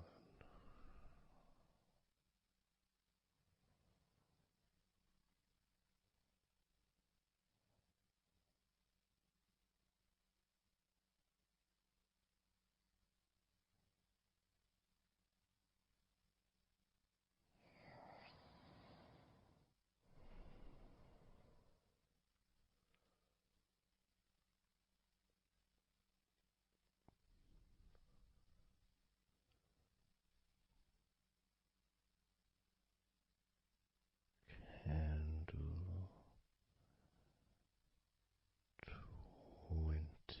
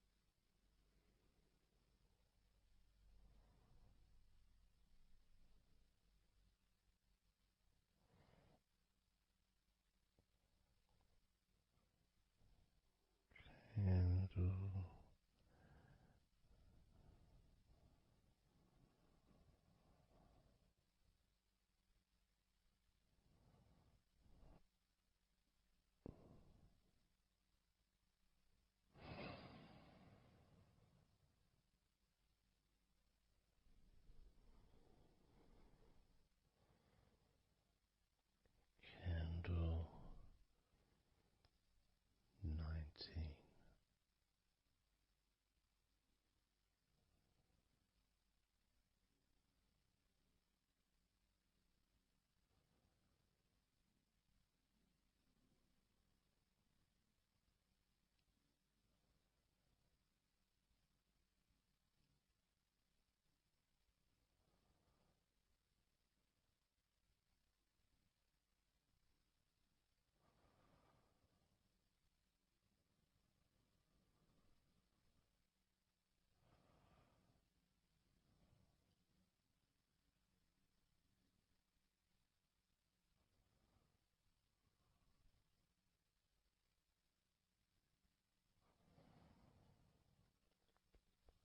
Candle 17.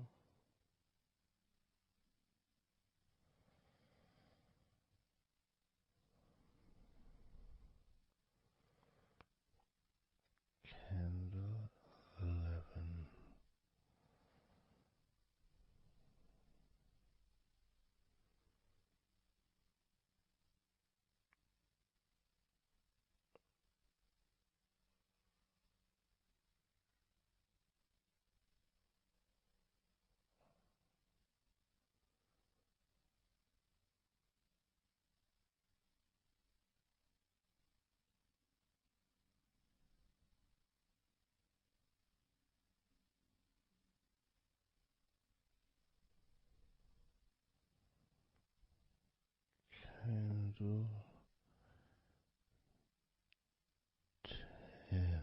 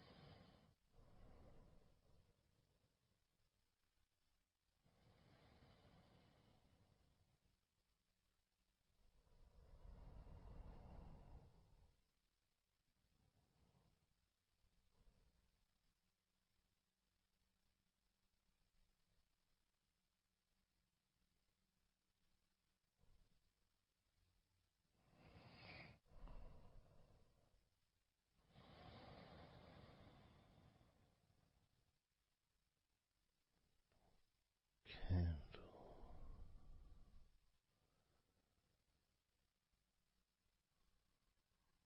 One.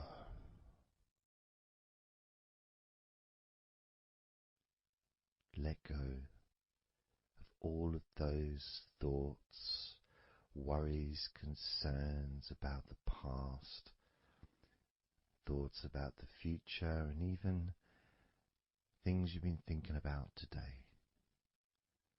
Just let it all go, because none of it is useful in this moment.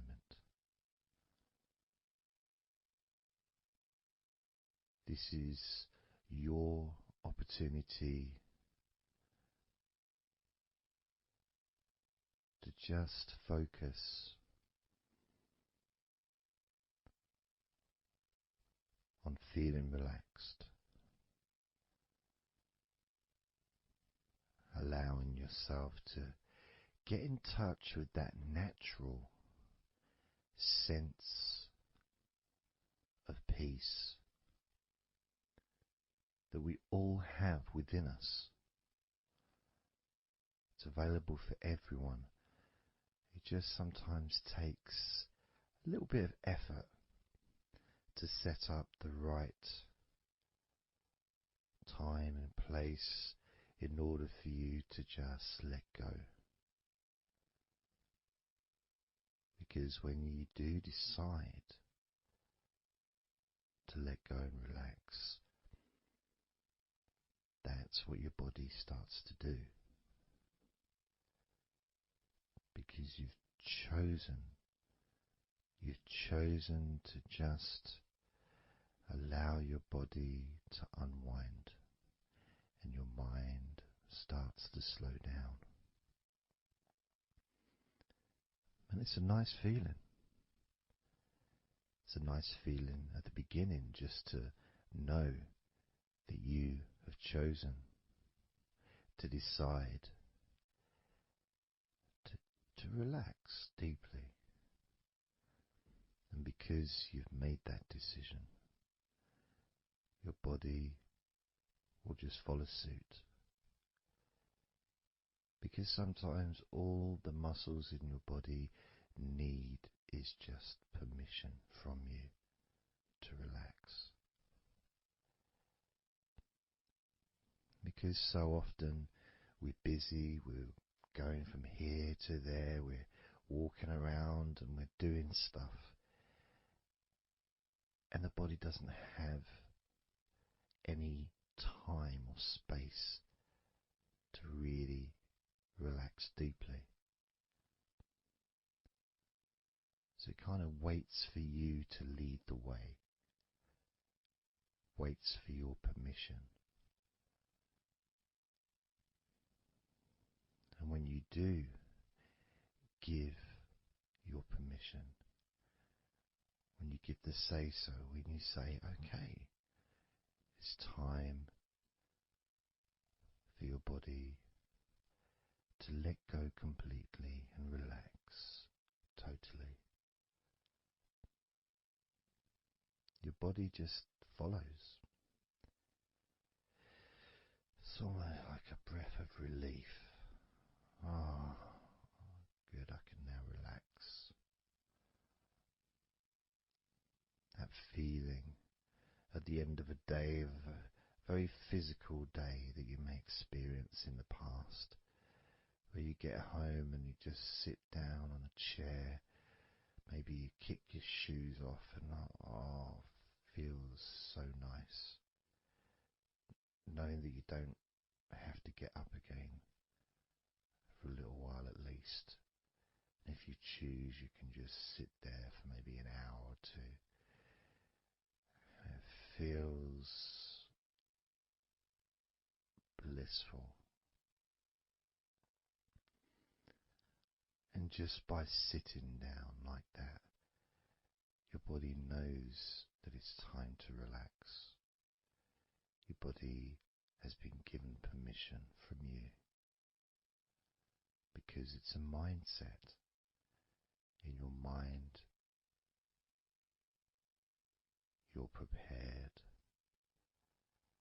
to let go of everything.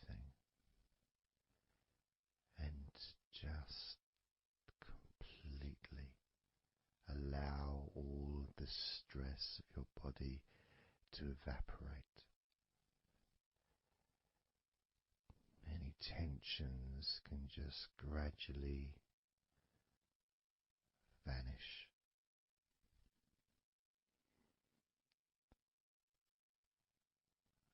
It's almost like magic, really.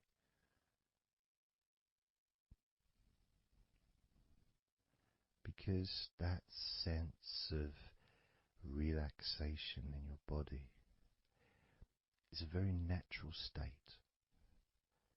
It's not something unusual. It may feel unusual when you first start to relax if you haven't really spent a lot of time focusing and giving yourself this space to let go completely and relax. It may seem almost alien, but it isn't. It's actually the most natural thing in the world to let go completely, to relax totally. The most natural thing in the world to allow yourself to feel really calm in your mind. And it is almost like a literal unwinding. It's like you press a button and all the tension just releases. And it's like a wheel, like a cog, like the inside of a clock just unwinding. And it's almost like you could see the little wind up knob that's used just going the opposite way that you would use to wind it up. And the energy, that frenetic, stressful energy, gradually winding down, losing its power, losing its strength, as the sense of relaxation becomes stronger and deeper. And you may find that the more relaxed you feel, that your mind starts to wander. Maybe you seem to stop listening to me for a while and your mind goes somewhere else, and then you realize you're listening to me again. And that was just your mind drifting to sleep, which is quite natural, because sometimes when we're stressed and tense, we may not actually be aware of what we need, what we physically or emotionally need in this moment. But when you allow your body and mind to relax completely, and you let go of all thoughts, concerns, worries, ideas, all letting them go, allowing them to drop onto the floor.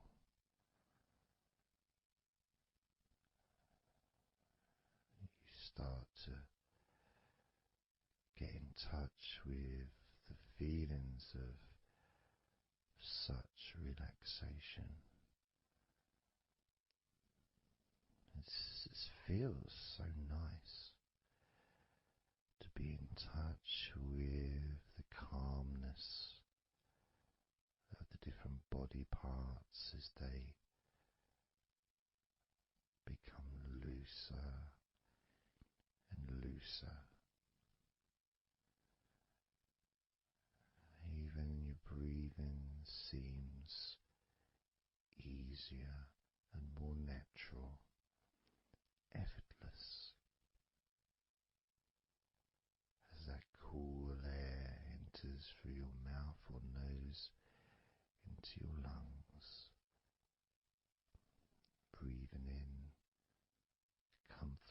and relaxation,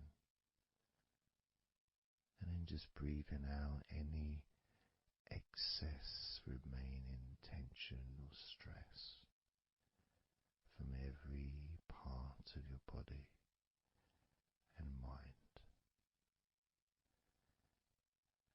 As you start to focus on your mind, maybe you notice that things have come to a standstill, or maybe just much, much slower than before, because your mind is not really needed when listening to my voice, which allows your mind to relax just as deeply as your body. And that synchronicity between the relaxation of your body and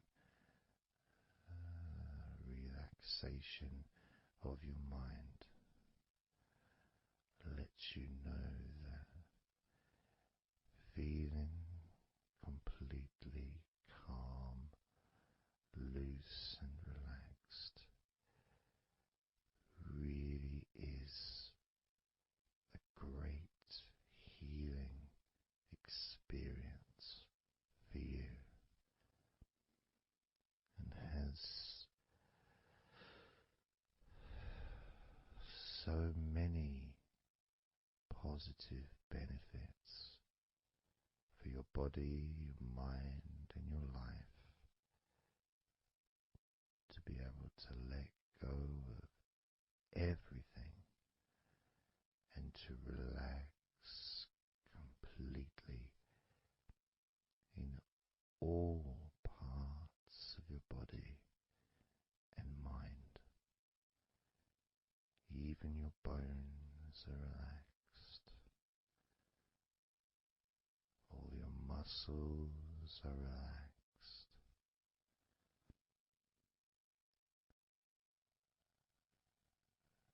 Even the skin that covers your body is relaxed. Every hair that you have is also deeply relaxed.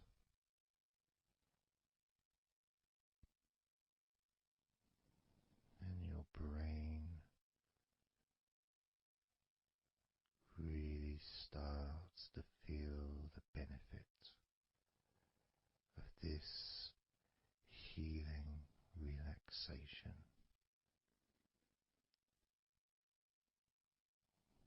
And as you focus on the inside of your scalp where your brain is, you can start to realize and notice the benefits of your brain relaxing deeply. And as your brain continues to relax, it sends those messages to the rest of your body and your mind to really relax even more deeply, relaxing even more completely, letting go of any remaining thoughts or concerns. Allow them just to drop onto the floor, because they're no longer necessary in this moment, this moment of deep relaxation and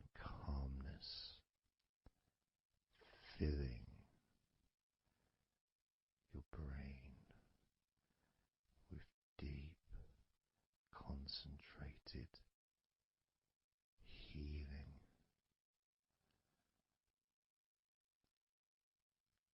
calming,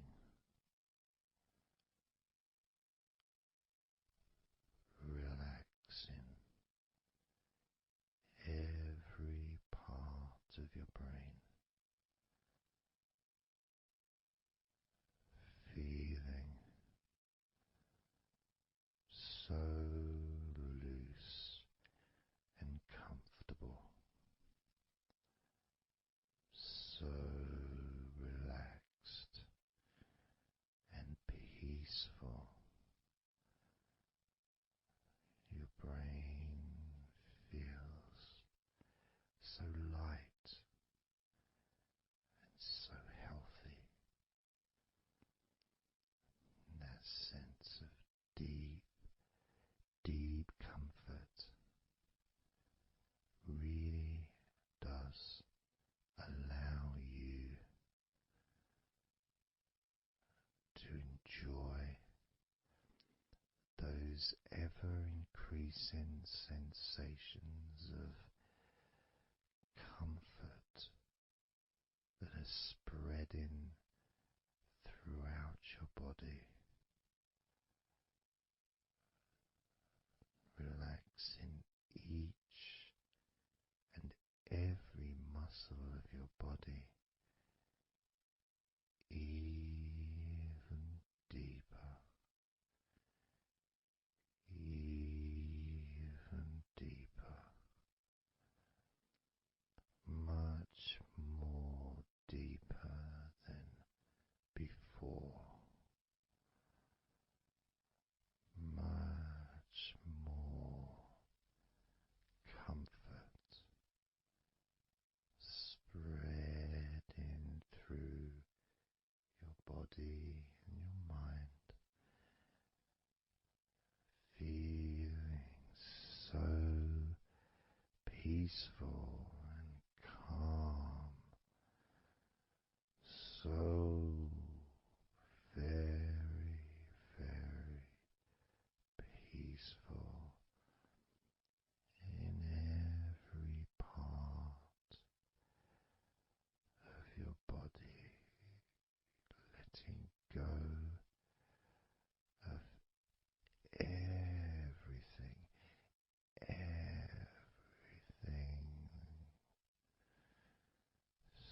so peaceful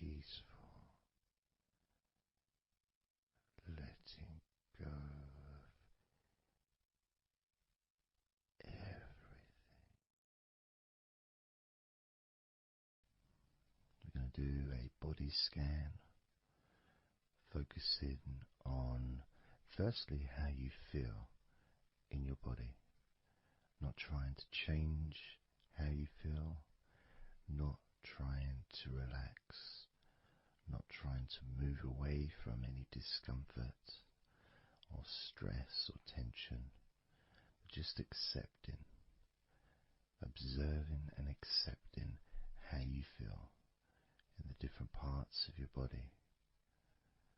Just allowing yourself to be exactly as you are, to notice, to get in touch with how you actually feel in this moment. So we're going to start off by focusing on your hands. Just be aware of your hands.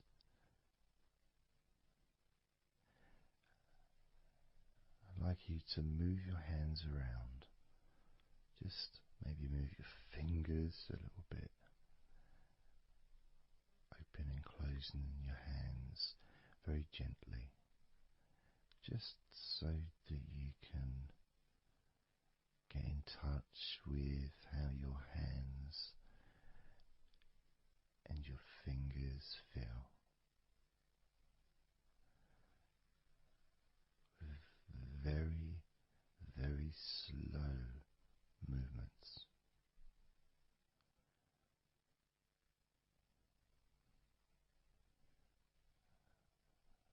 Focusing now on your feet.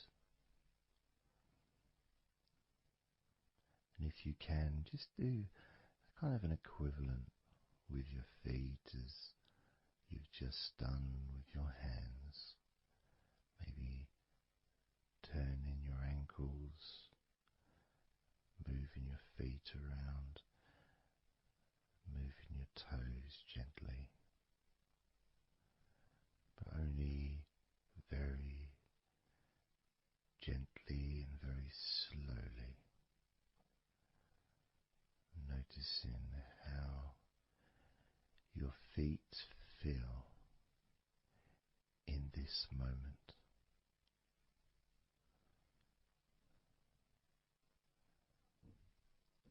Focusing now on your eyes. I'd like you to just focus on your eyelids.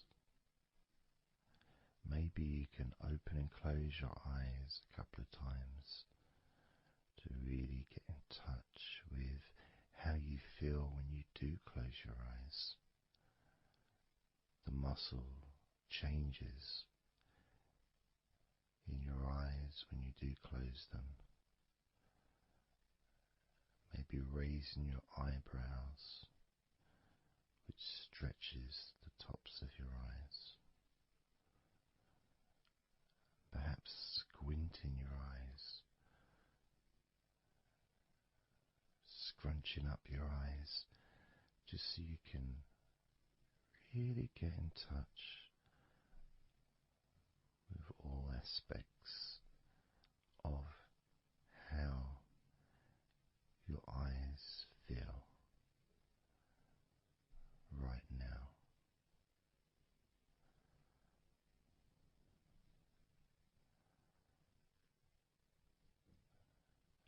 Now focusing on your thighs, and I'm going to just ask you to gently tense your thighs, just very, very gently, just enough so you can become more attuned to the physical sensation of your upper legs, the front of your thighs and the backs of your thighs. Noticing and observing how your thighs feel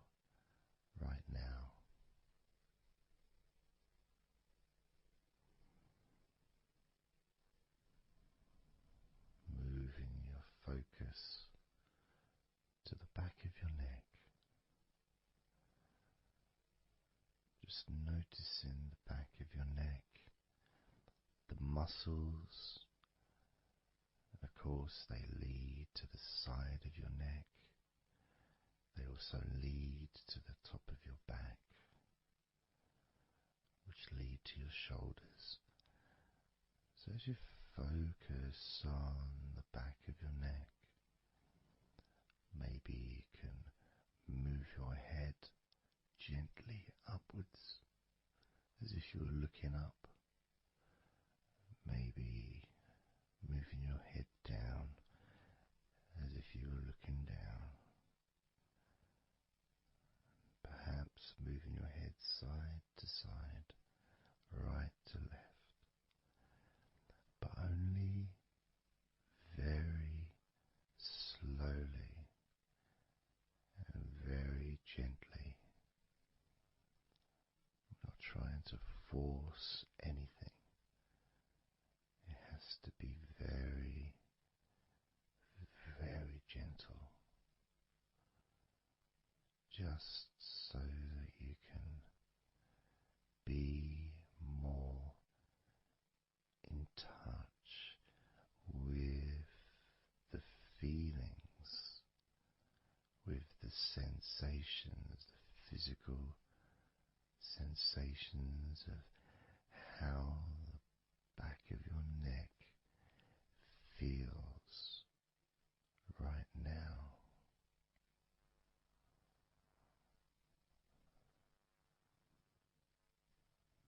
As we now focus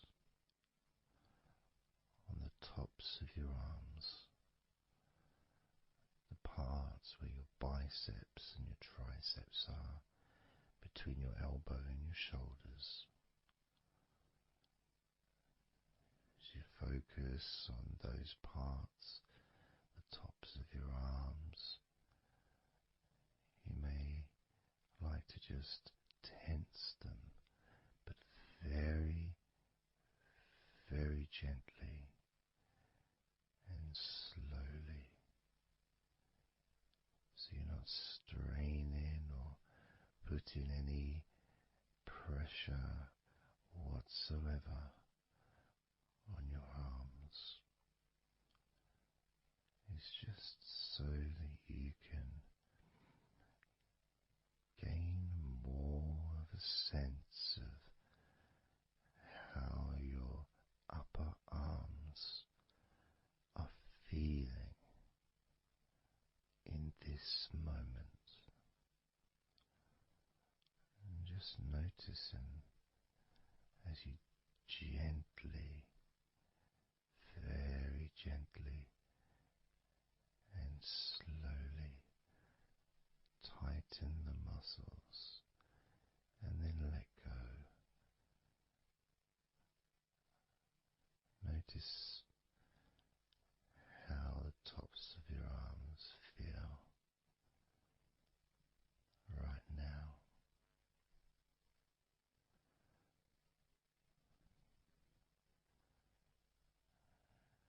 As we now focus on your stomach, the area, the lower abdomen area below your belly button, moving all the way down to your hips, just above your groin.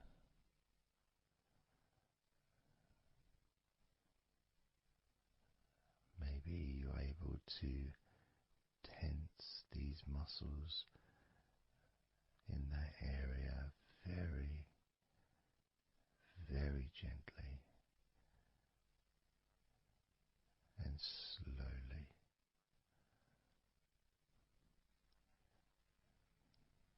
If that's a difficult thing to do, then maybe you can just move your body,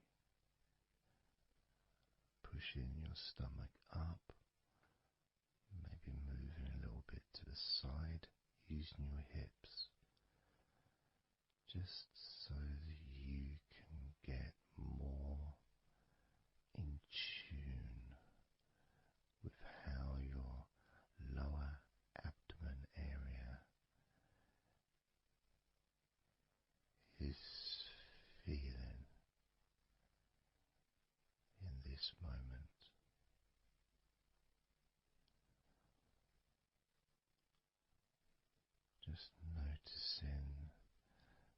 physical sensations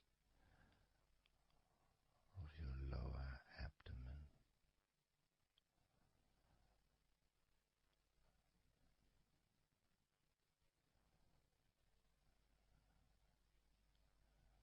As we move your attention to your mouth,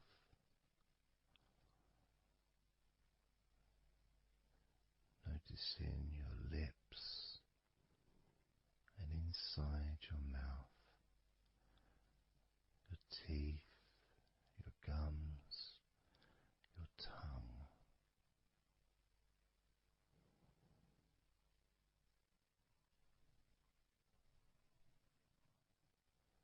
Just noticing how your tongue and your mouth feels, and it may help by moving your tongue around your mouth, moving it to your left, maybe pressing it gently against the side of your mouth, and then to the right, gently to the side of your mouth, perhaps pressing up against the top of your mouth, and then down gently against the bottom of your mouth. Always very slowly and very, very gentle, so that you can be aware of how you feel in your mouth area.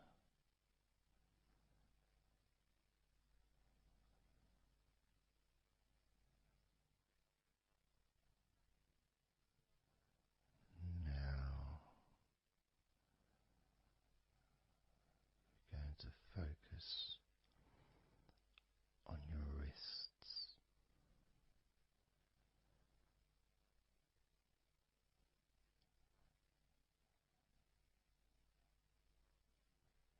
And I'm going to ask you to maybe just rotate your wrists by moving your hands in a circular motion very gently and slowly,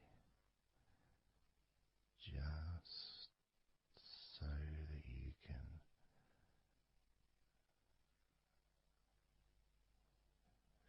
feel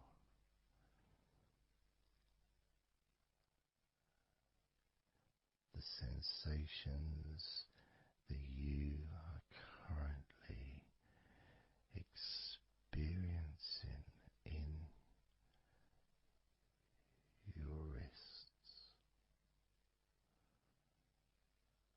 perhaps moving your hands up and down, again very, very gently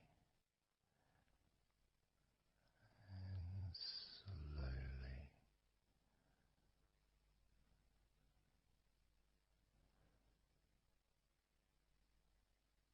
Very gentle and slow.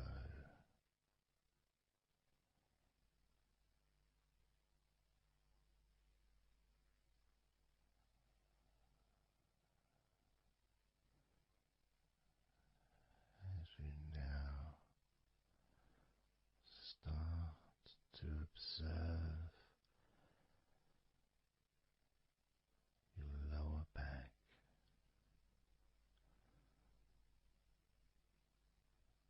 that back part is just above your hips, where your coccyx are,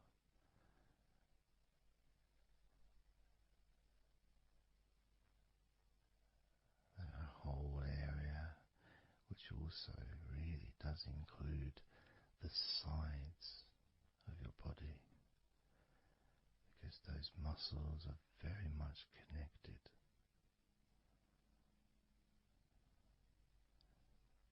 As those muscles also move into your hip area, connecting to your buttocks,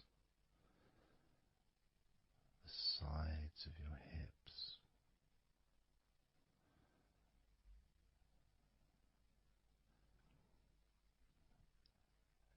and if you're physically able to do so,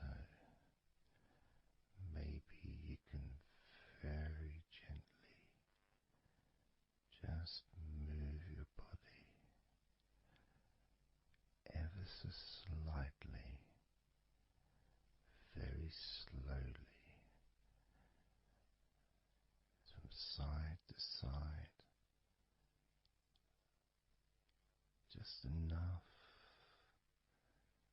for you to gauge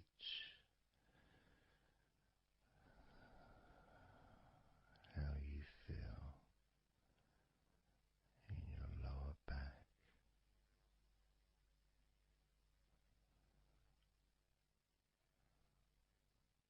Perhaps you could even move your hips gently up and down, gently and slowly, in order to really be in touch with the physical sensations of your lower back.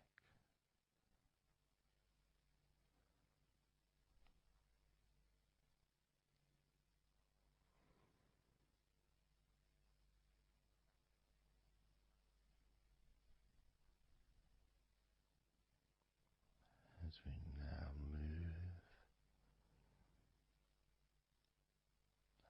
your attention to your jaw, that area from your chin all the way up to near where your ears are, the whole of your jaw.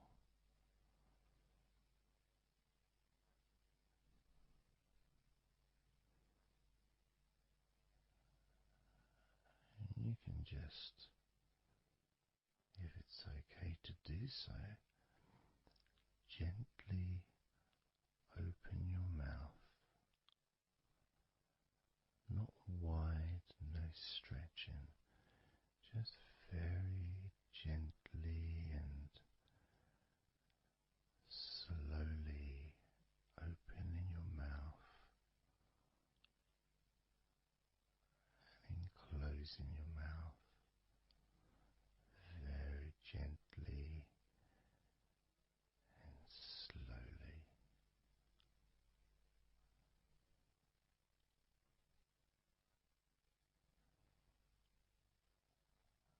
So you can be in touch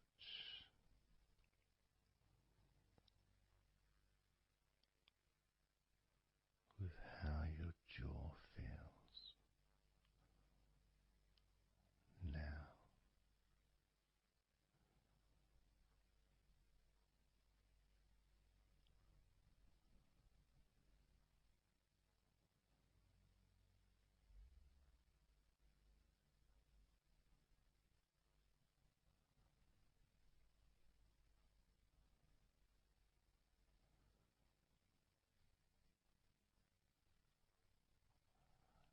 Noticing now your chest area,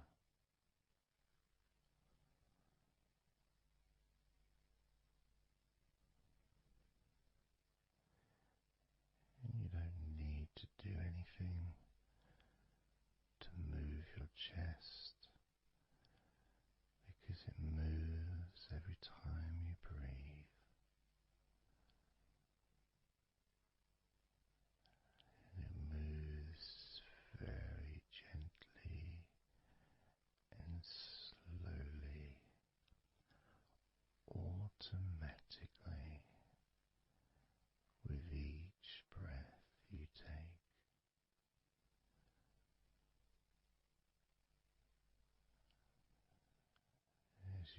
focus on how your chest feels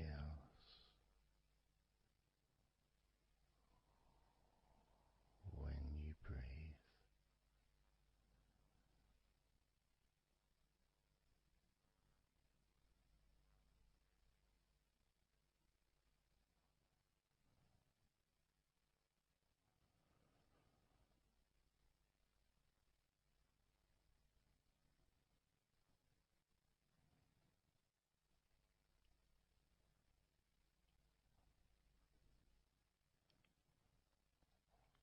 Moving your focus to your forearms and your elbows.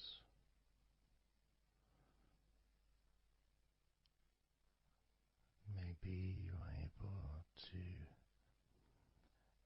very gently and slowly tense the muscles in your forearms. And when you do that, you can feel your elbows as well.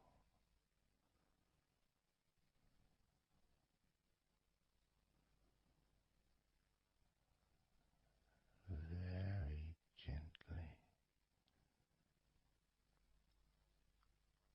and slowly.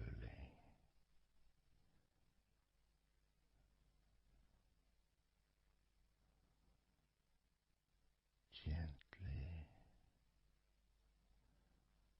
and softly observing your forearms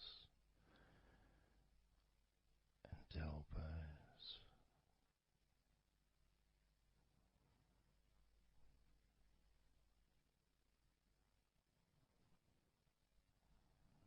Now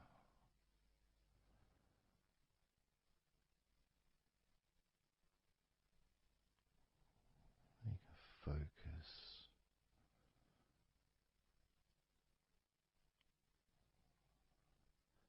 on the rest of your back, your upper back, and the middle of your back.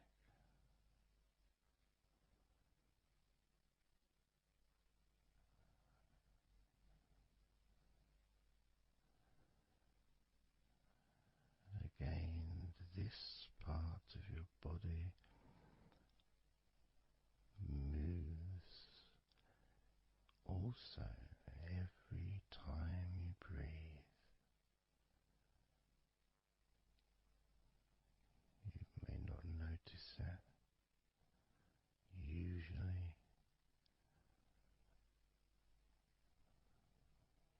but as you observe your upper back and the middle of your back, you can really feel that gentle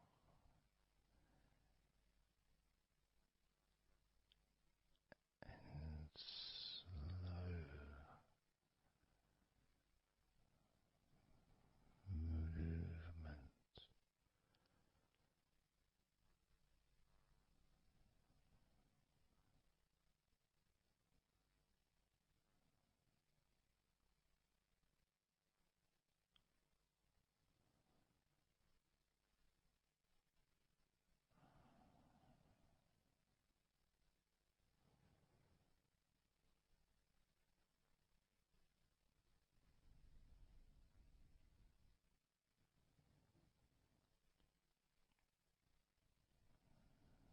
Moving your focus into your hip area, your buttocks, your groin, those muscles and those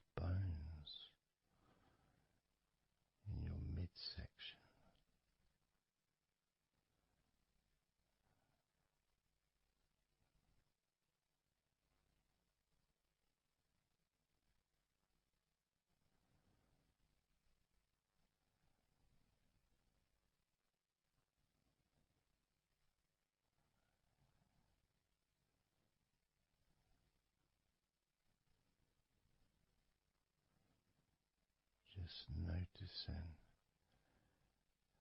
how your hips feel right now.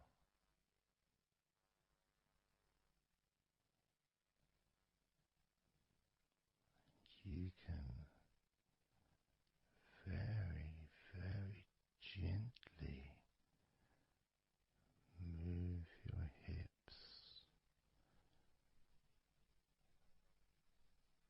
maybe side to side, very gently and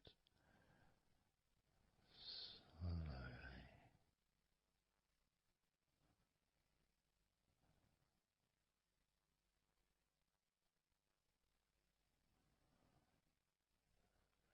Very, very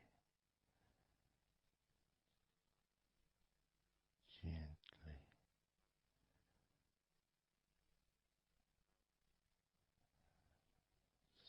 softly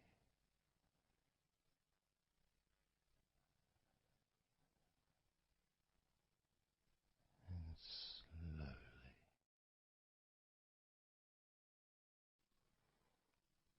Everything starts to slow down,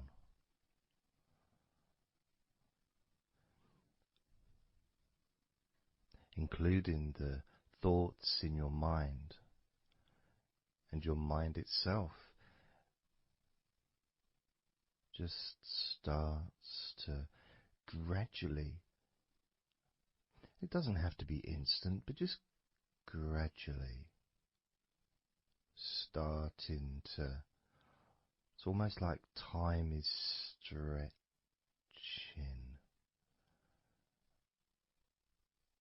It's a slower pace to maybe what you're used to in your day-to-day life. It's a slower movement of energy,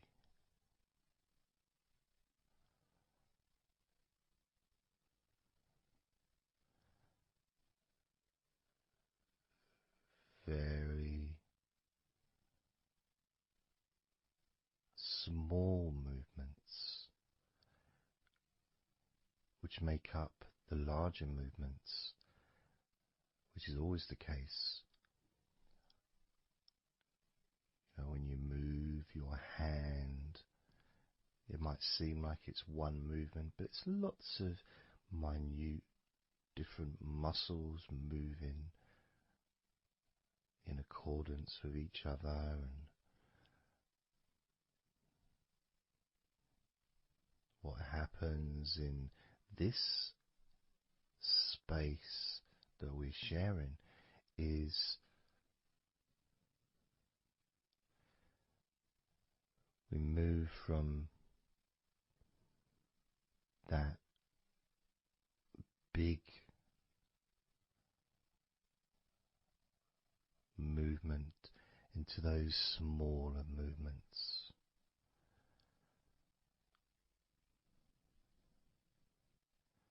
Starting to focus on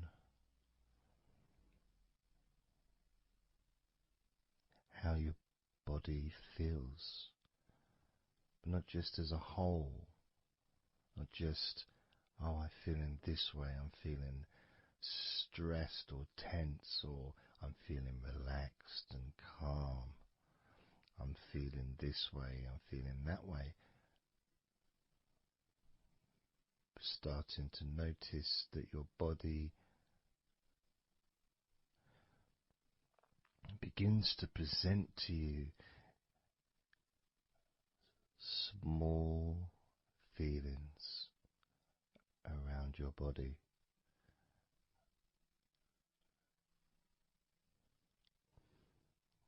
Small physical sensations in your legs,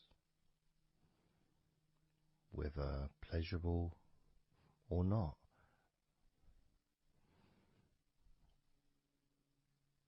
maybe resisting the temptation to label them or to judge them, those feelings, just thinking about them as just being neutral, just feelings.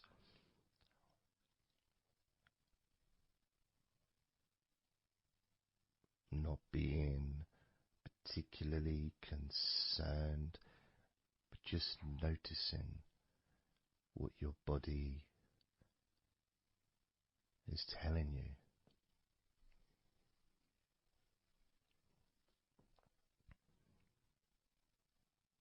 The feelings in your arms.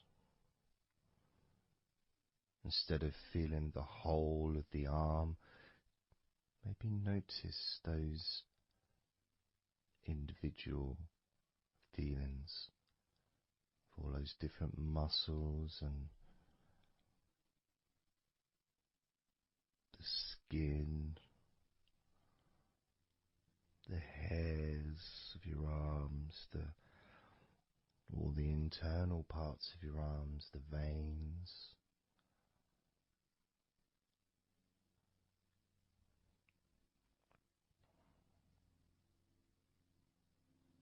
the bones. Just being aware of maybe your elbow on your right arm has a certain feeling. Maybe your left wrist also has its own individual physical sensation.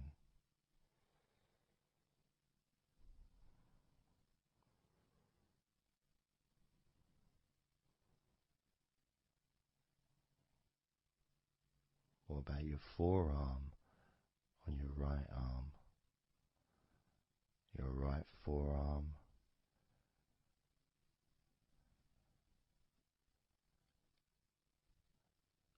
There may not be any particular feeling that you could even give a name to. May not feel like anything other than just a feeling. You know, it's there.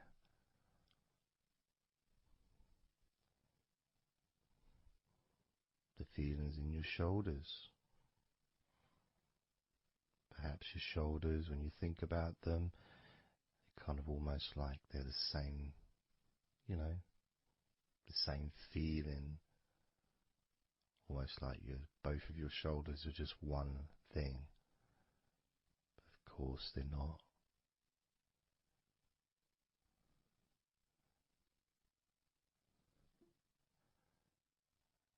And when you focus on your left shoulder and then on your right shoulder, maybe you find that you move the muscles a little bit. Maybe tense the muscles gently.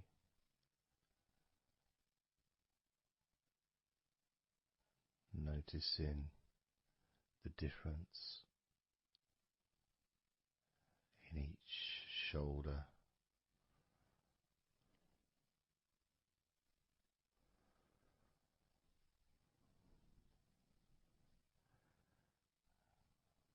Your lower back.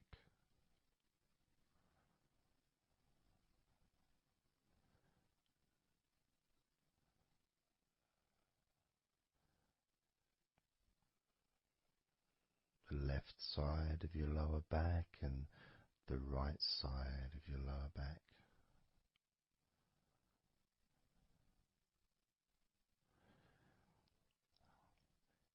Of course, that connection to your buttocks and to your hips.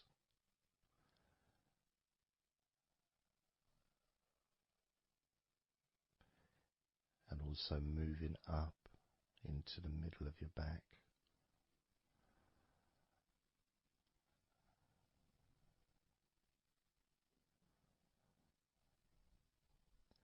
And sometimes, like right now actually, when I focus on that part, when I focused on my buttocks, and then I focused on the middle of my back, it almost felt like the muscles in my lower back were being stretched very gently,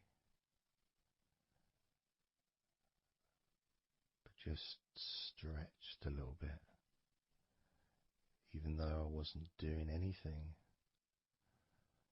to try to stretch your lower back. It just seemed to happen.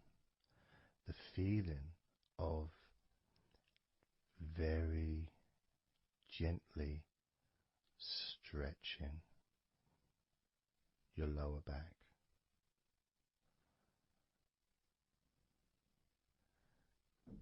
comes along. That feeling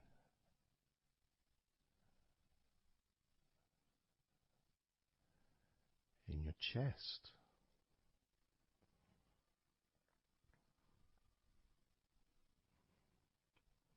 Just noticing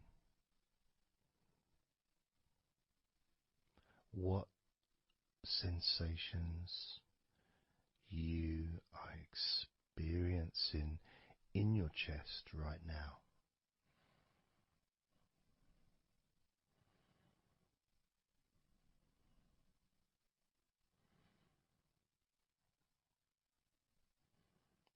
And there's so much of the chest. Obviously, there's the collarbone leading to the chest. You've got the chest bone. You've got the muscles in your chest. And of course, if you're female, there's possibly the breasts. If you're male, you've got the different, well, mine aren't that different these days, but there may be more muscles at the top of the chest, but at the side, underneath, it's pretty much the same. Whether you're a man or a woman, there's muscles there, muscles that stretch out to your back, as well as breast tissue which stretches and moves into your back. So just being aware of your chest,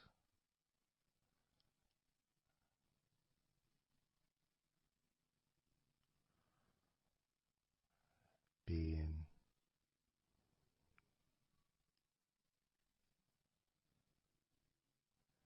with whatever feeling there is in your chest.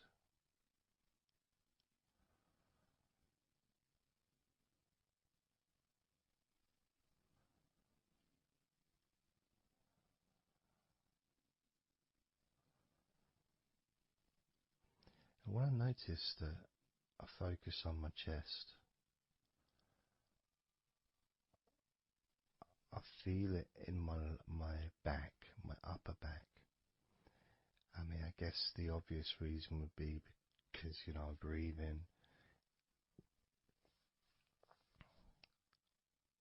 in, and it stretches my chest and my back at the same time.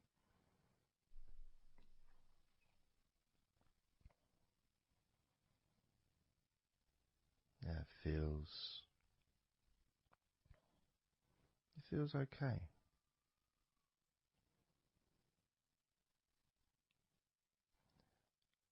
Doesn't feel. I got a little bit of pain in my right chest. A little bit, not pain, but little discomfort, maybe stiffness, possibly. I don't know. I notice my shoulders are also wanting to flex for some reason. I think that's probably part of my upper back.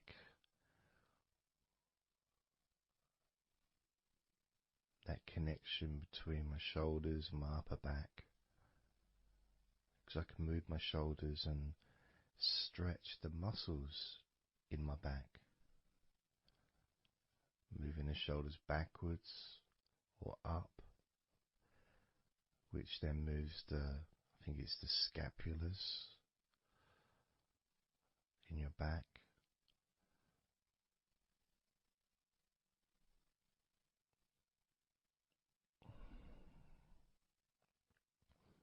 It feels quite nice actually.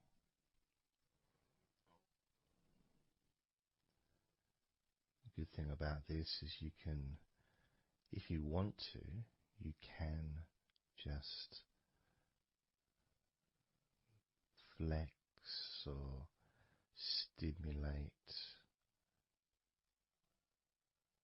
the various muscles in your body gently in order to get more of a sense of how they feel.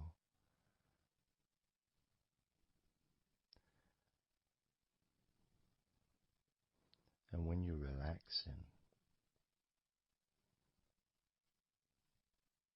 when you do tense a muscle and you let it go and you let it relaxes way more than it would normally. But you have to feel that you're able to do that. There's no point doing it if there's an issue with a part of your body. You need to be gentle with yourself at all times when relaxing deeply. It's important to be kind to yourself.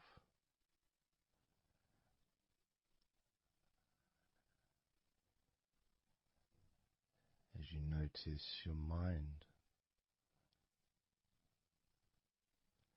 how much has your mind slowed down since we started this recording?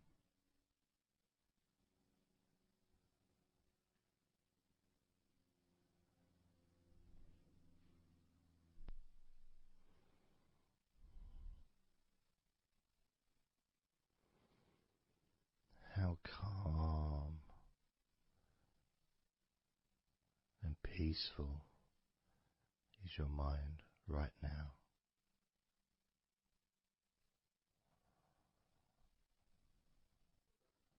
With nothing to think about and just my voice to listen to,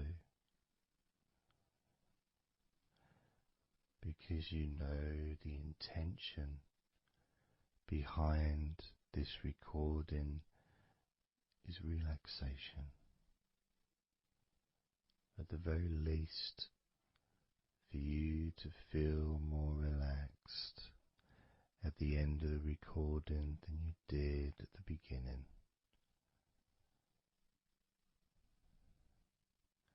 At the very least, for your mind to slow down as your body continues to relax.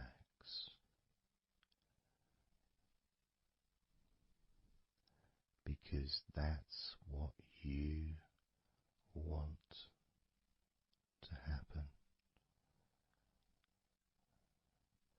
That's what you expect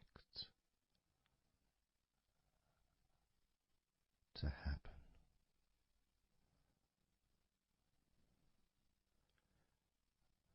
For relaxation to fill your body.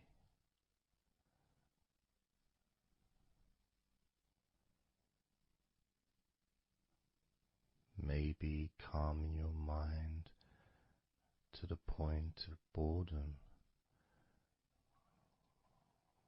when you start maybe to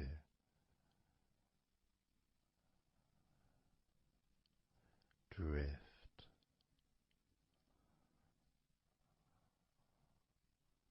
away.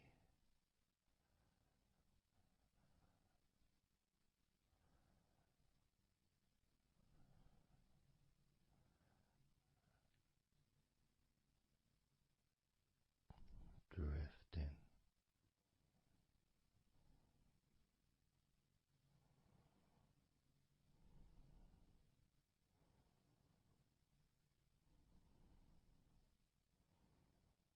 it's almost as if you're moving further away from your body and your mind, just leaving that there.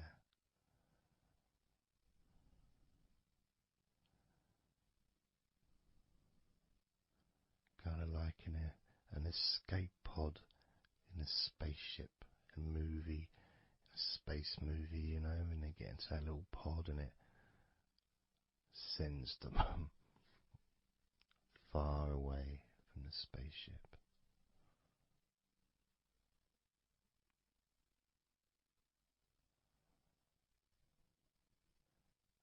Safe to dream.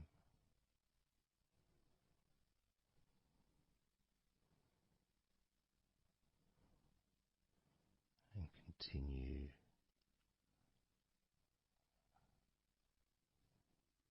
to relax.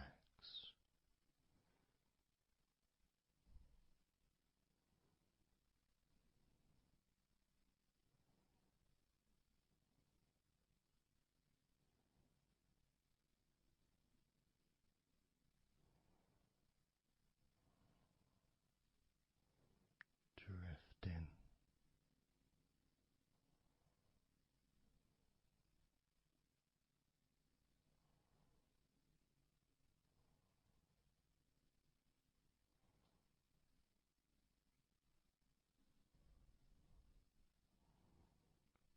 so slow.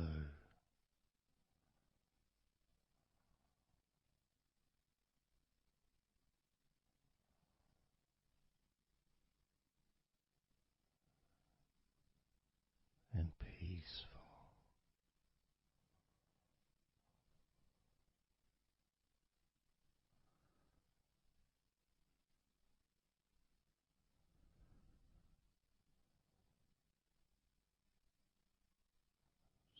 So relaxed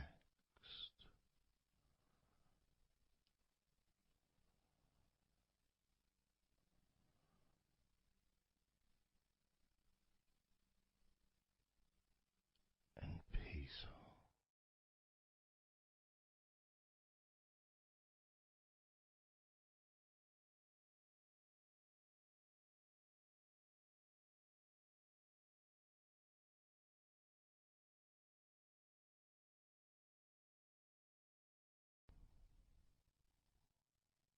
And focusing on the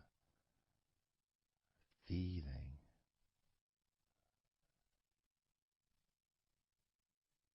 of those individual parts of your body that are relaxing one by one.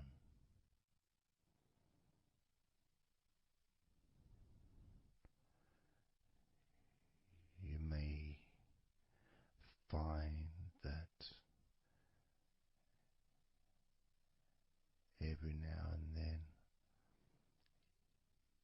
you realize that you weren't listening to my voice because your mind started to imagine something different. Maybe you started to almost move into some kind of a dreamy state. And then you become aware of my voice again. And even though you may want to focus focus on my voice, you may also wish to allow your mind to just drift naturally into that space of comfort and safety.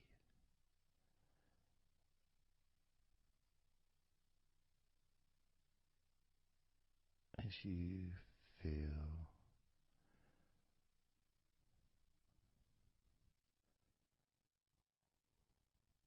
more comfort spreading through your body like a warm blanket, covering you gently, keeping your body at just the perfect temperature.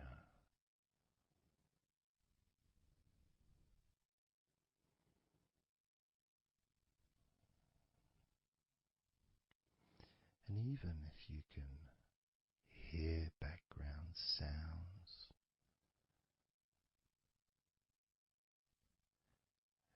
they just don't seem to matter anymore.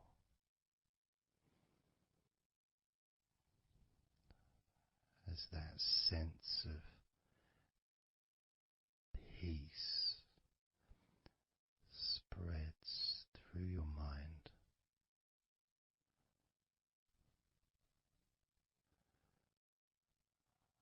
like a gentle breeze, yet strong enough to blow away all negativity, strong enough to remove from your mind any anxiety or stress that was there before.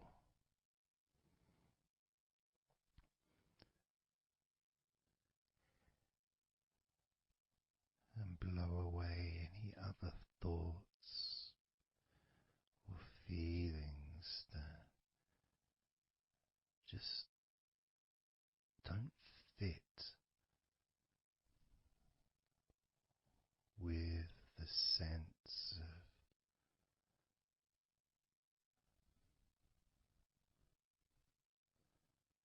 relaxation that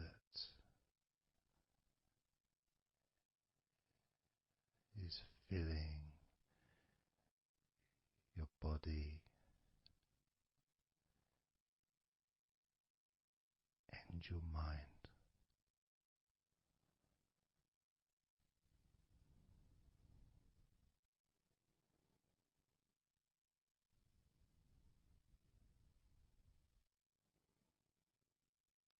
And as you focus on your mind, I'm going to count down from 10 down to 1, and with each number you hear, your mind will become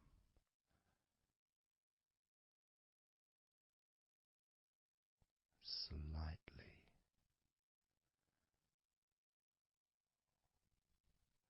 more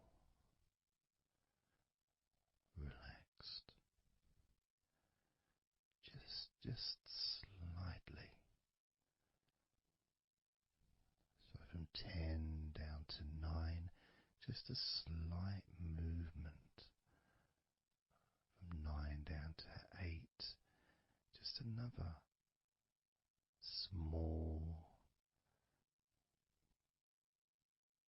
change in how you feel.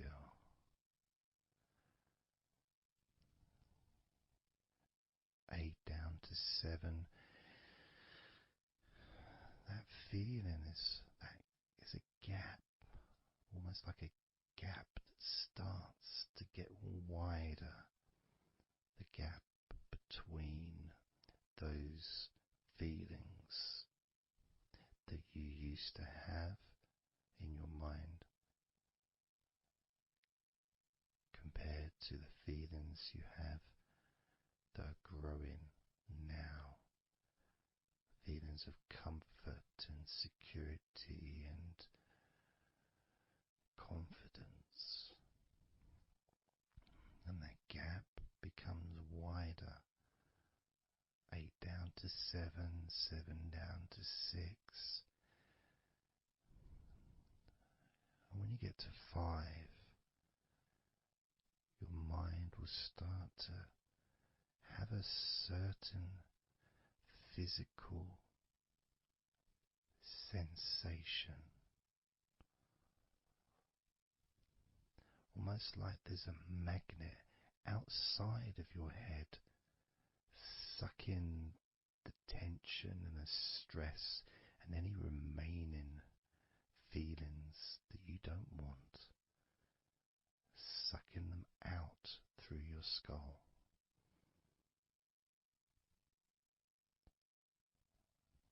And then down to 4,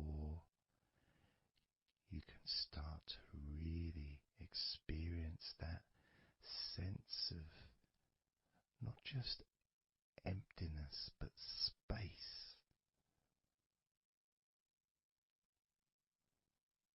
A place full of fresh air. A place where you can stretch. It's almost as if as you go down to 4 and 3, your mind is expanding with this sense of peace and tranquility growing. As it moves down to 2, when you get to 1, your mind just feels exactly how you want to feel. It's almost a perfect feeling.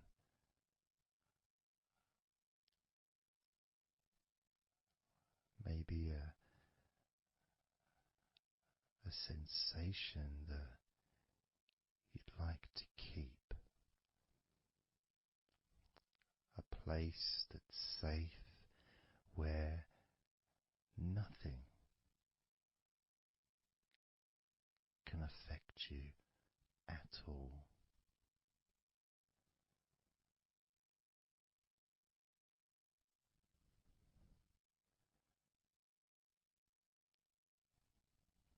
And you can stay in that space of comfort and confidence. Confident in your own ability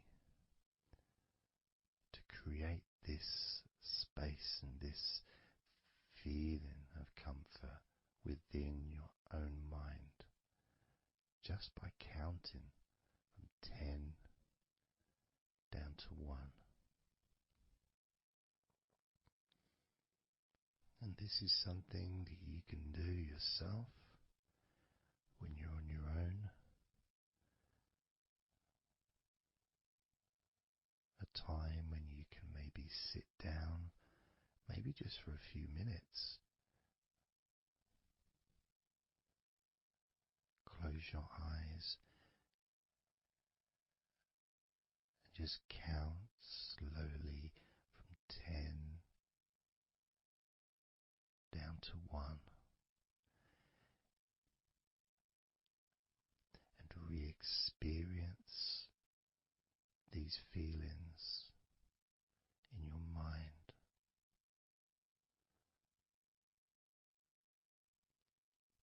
And when you feel that way in your mind, your body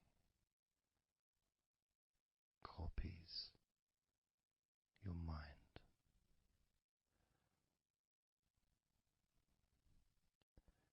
And that feeling is spread through your spine and your nervous system into every part of your body. It travels through your blood bloodstream,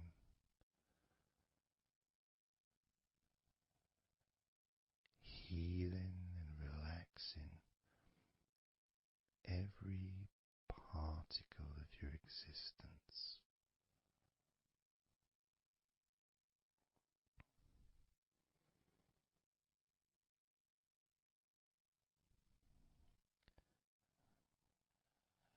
And we can practice this a few times before the end of the recording, and then you can practice on your own. And each time you count from 10 down to 1,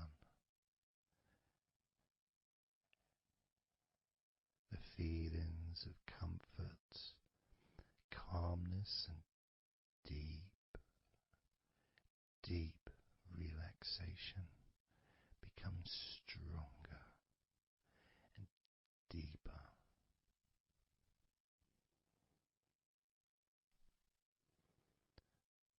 Filling your mind and your brain with these positive chemicals that spread throughout your body, relaxing you so quickly, relaxing your whole body and mind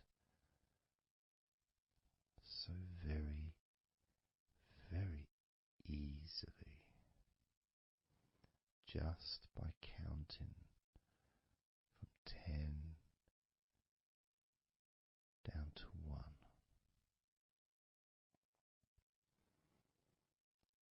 So we're going to do it now. I'm going to count from 10 down to 1, and I'd like you to repeat the number after me. So when I say 10, you can just repeat to yourself 10.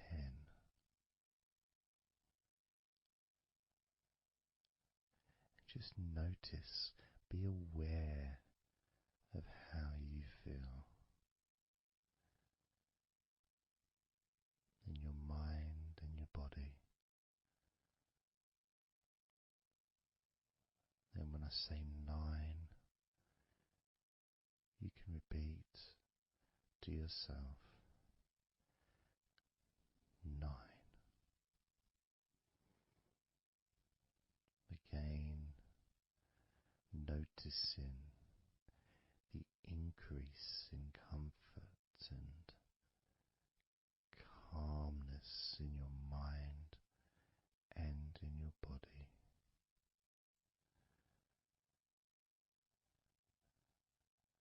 The same when I say 8, when I say 7, 6, when I say 5, 4,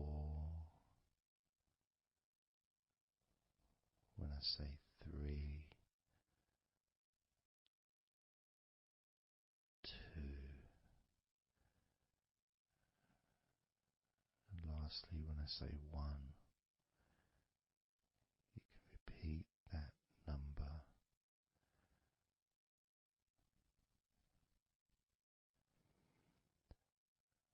Now, of course, when you do this on your own, without listening to me, you can say the numbers at whatever speed that you feel is necessary for you, so you can adapt.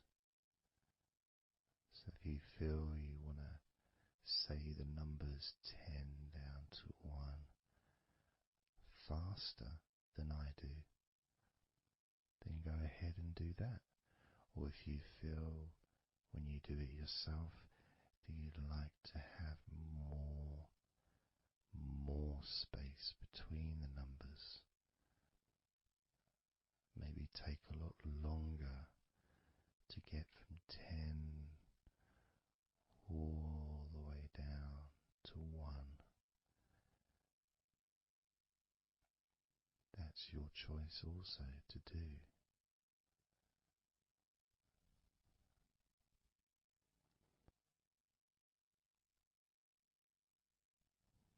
So I'm going to count from 10 down to 1.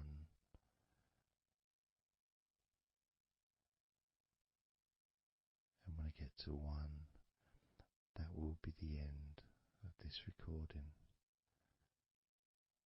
Unless, of course, you're listening with music, then the music will continue.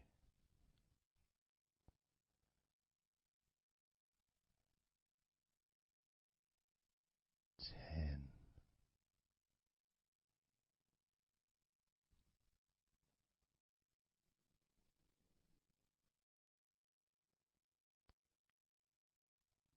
9.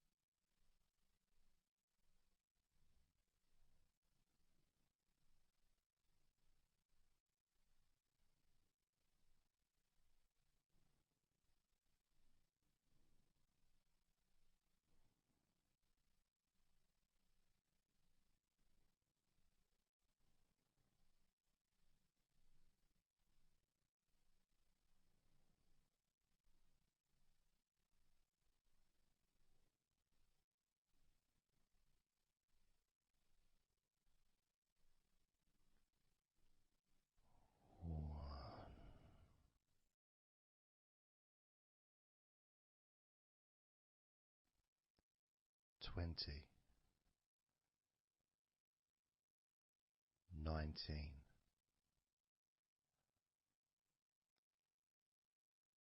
18, 17, 16, 15, 14, 13,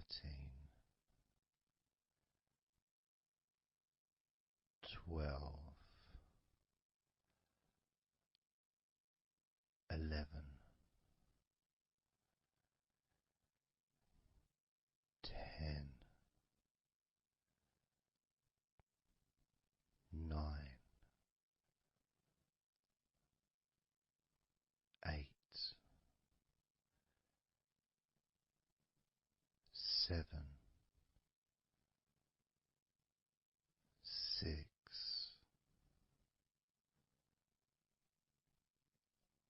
5,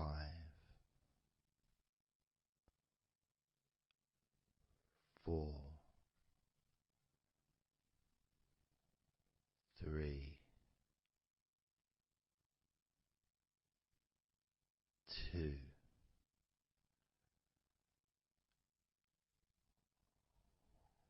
1.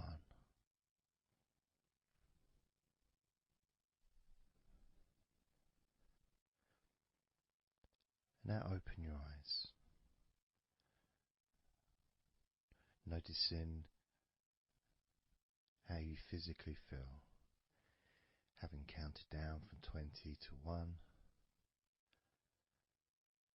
allowing stress and tension to leave through your fingertips and your toes. And as you focus on your fingertips, maybe they feel a little bit tingly, which is, I suppose, quite understanding considering the tension has been exiting your body through your fingertips.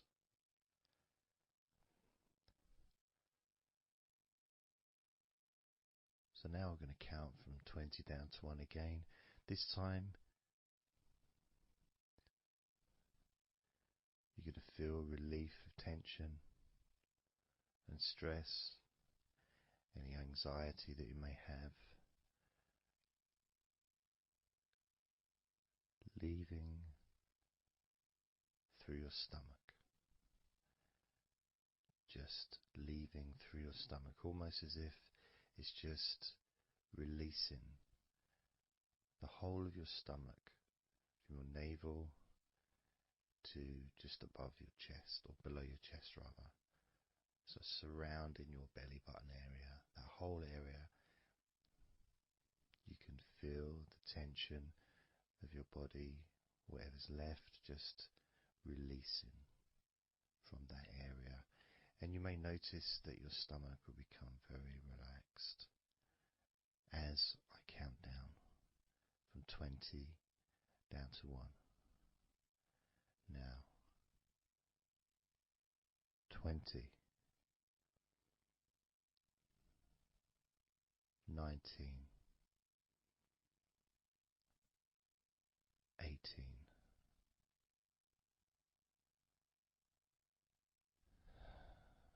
17,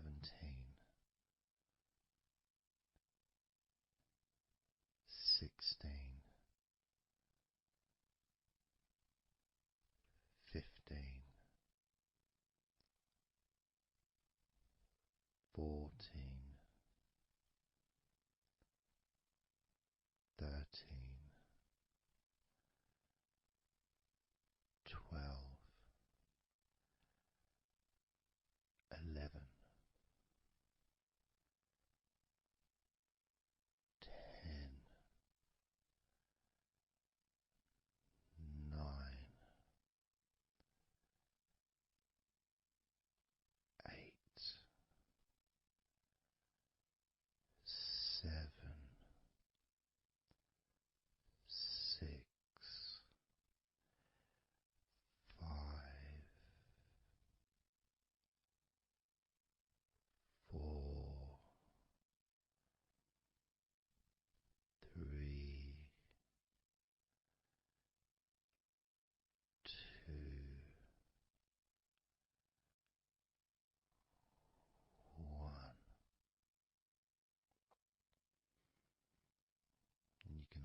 eyes again if you choose, or you can just keep them closed because it feels relaxing. Just notice how your stomach feels. And notice as you focus, just do a little scan of your body. Just notice how your body feels. Focus in on your upper body, your back, chest, stomach, legs, arms, hands, feet. Just noticing. And you may start to feel more of a sense of tiredness, which may be the reason you're listening to this recording, because you would like to let go completely of everything and drift off into a nice, natural, calm, relaxing sleep.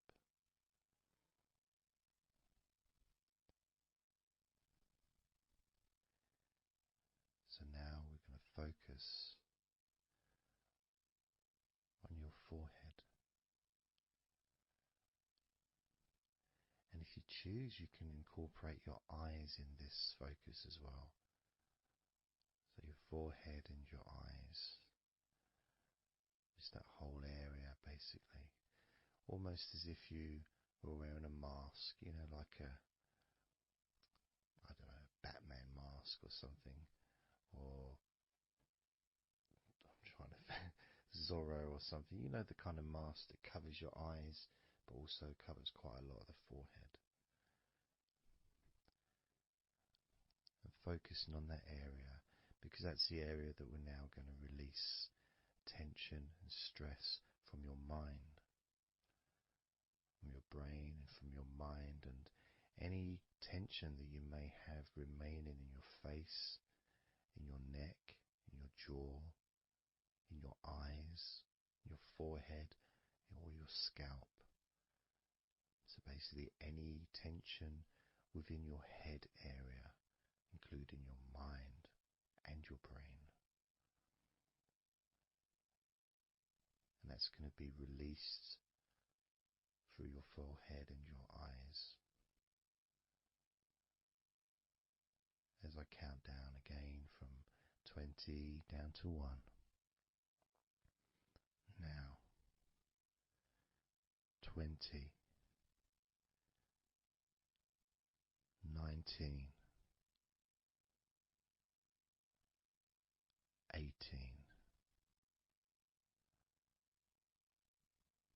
17, 16, 15, 14, 13,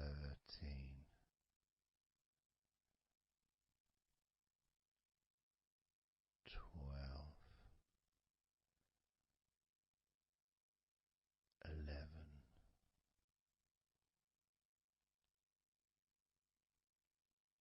10, 9,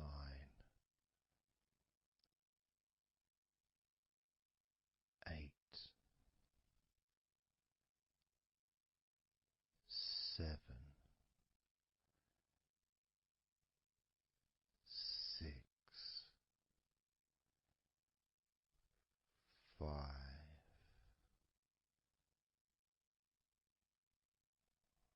4, 3,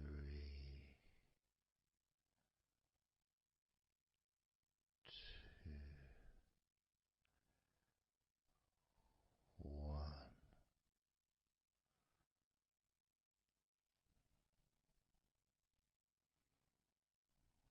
Noticing as you scan your face, your jaw, your eyes, your cheekbones, your ears, your forehead, your scalp, and your neck,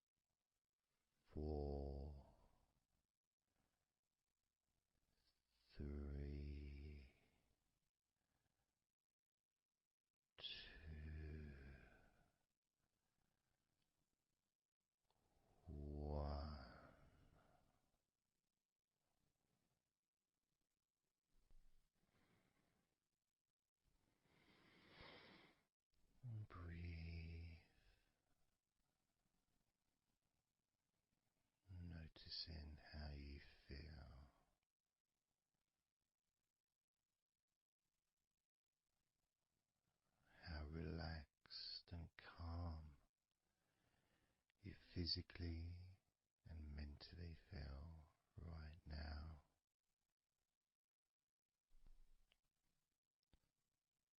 How peaceful your mind feels.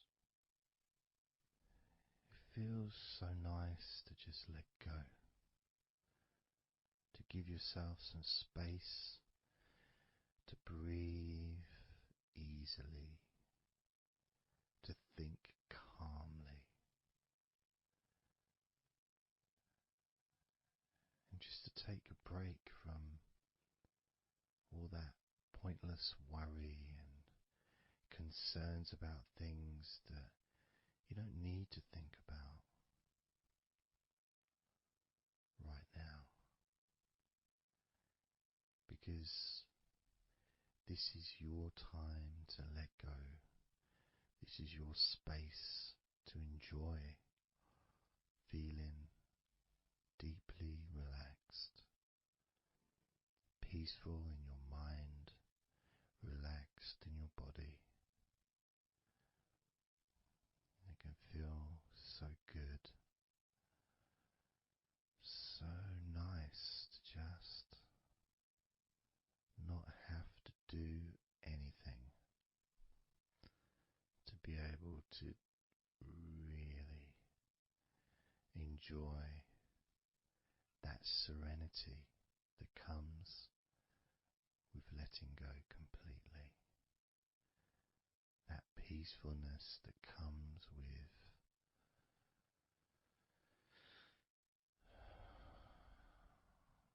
being in this peaceful space. And you can keep this sense of calmness for as long as you choose.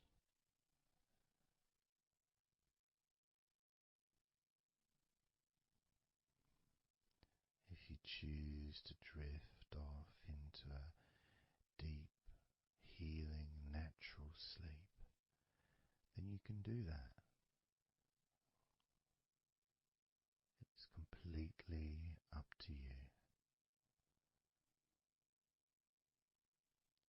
And you can keep this feeling of calmness physically and in your mind for as long as you choose to feel completely relaxed.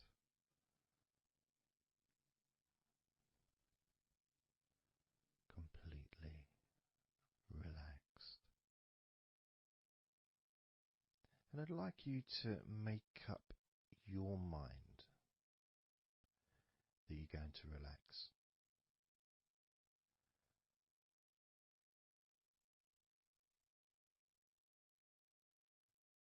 And I want to explore that with you, what it feels like when you actually decide that you're going to relax. Not forcing yourself, but giving yourself that. I guess it is a command, really, isn't it? When you're telling yourself, relax. In a gentle but firm way that only you can really tell yourself in that way. You can't really have someone else saying to you, now relax, relax, you know. It needs to be gentle, but someone else can't really have the same kind of influence or power that you have over your own physicality, over how you feel.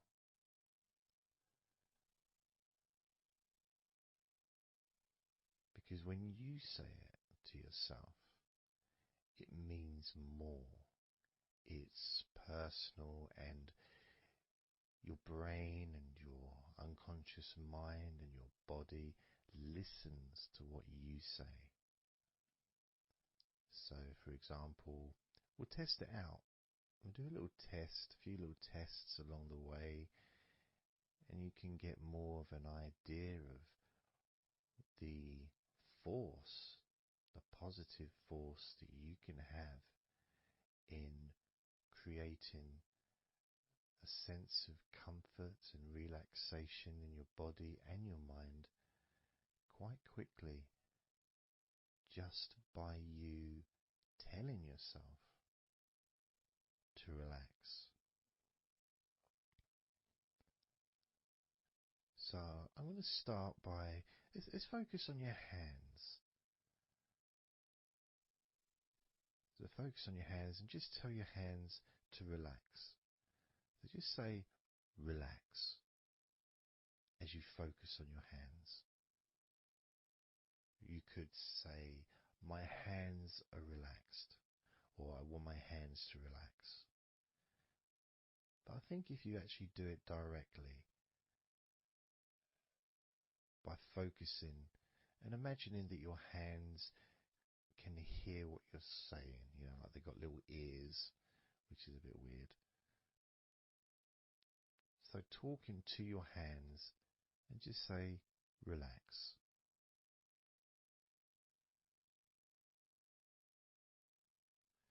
Noticing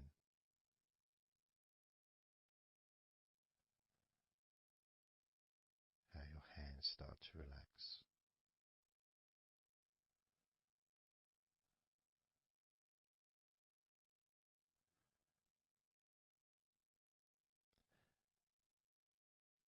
Now focus on your eyes and tell your eyes to relax. So you're just saying the same word, relax. And find the right tone for you. I might say relax, but you might say relax or relax. You might say it differently to yourself, and that's important for you to gauge what feels right for you. So just tell your eyes to relax whilst focusing on your eyes, your eyelids, the muscles around your eyes, your eyebrows, and just tell your eyes directly, relax now.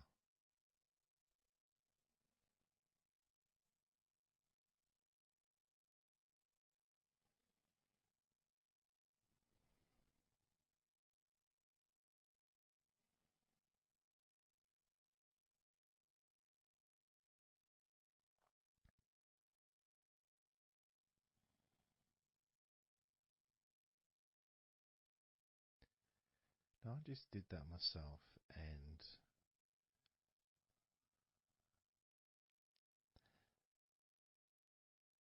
sometimes you may feel that you need a bit more time for the different parts to relax, because I start talking again and maybe that part hasn't relaxed fully. But what will happen is it will just continue to relax even though I'm talking. And that's happening with my eyes.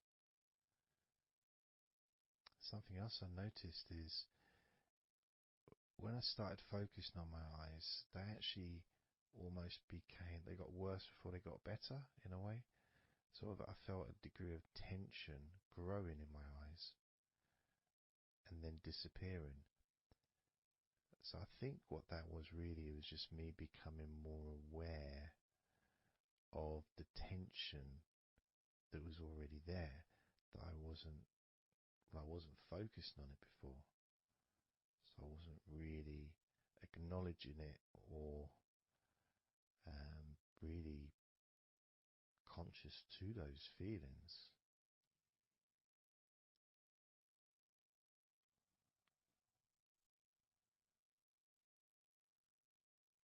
Yeah, my eyes are still continuing to relax, as well as my hands actually. My hands have got a certain kind of energy, like not buzzing, but I can kind of feel a degree of energy in my hands. Maybe that's where the tension's been released. Maybe that's causing that.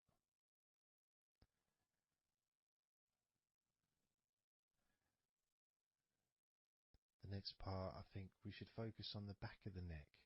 That's a part which quite often, well, for me, holds tension. I don't know about for yourself, but I think it's quite a standard place where tension is sometimes held. So, and I'm doing exactly what you're doing as you do it as well. So I'm telling my body parts to relax as well. So if you tell your neck, the back of your neck, focus on the back of your neck and just say, relax, in your own words, in your own tone, in your own voice. You can say out loud or you can just say it to yourself internally. But you're focusing and you're saying it literally to the back of your neck, as if the back of your neck can actually hear what you're saying. So do that now. Just say relax to the back of your neck, and I'll do the same.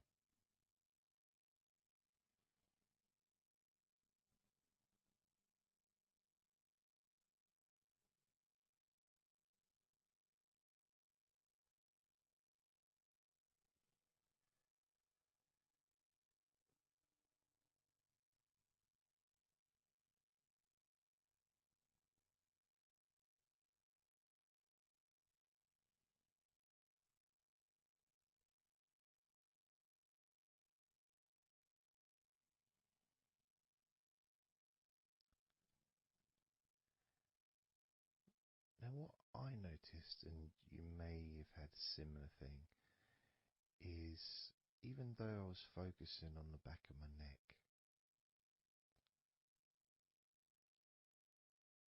other parts started to, I don't know, show themselves to me, or maybe because they want to be relaxed as well, but I started noticing the feelings in my shoulders, the tension in my shoulders and in my upper back. Whether that was because my back of my neck was saying, well, I'm pretty much okay. It's the other parts that need attention.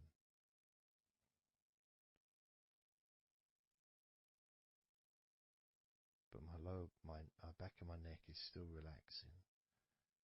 But I just became more aware of other parts that needed attention.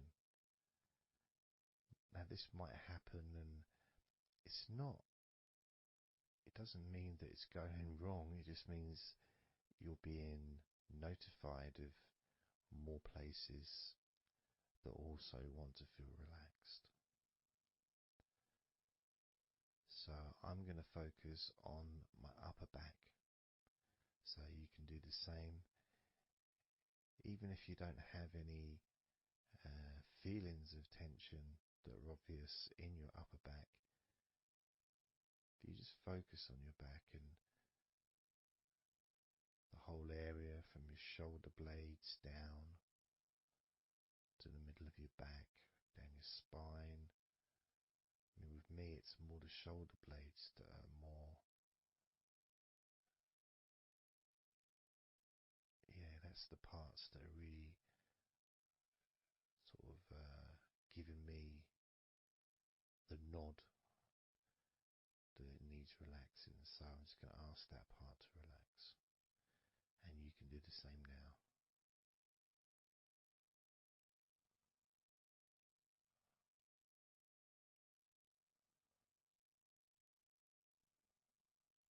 Relax your upper back.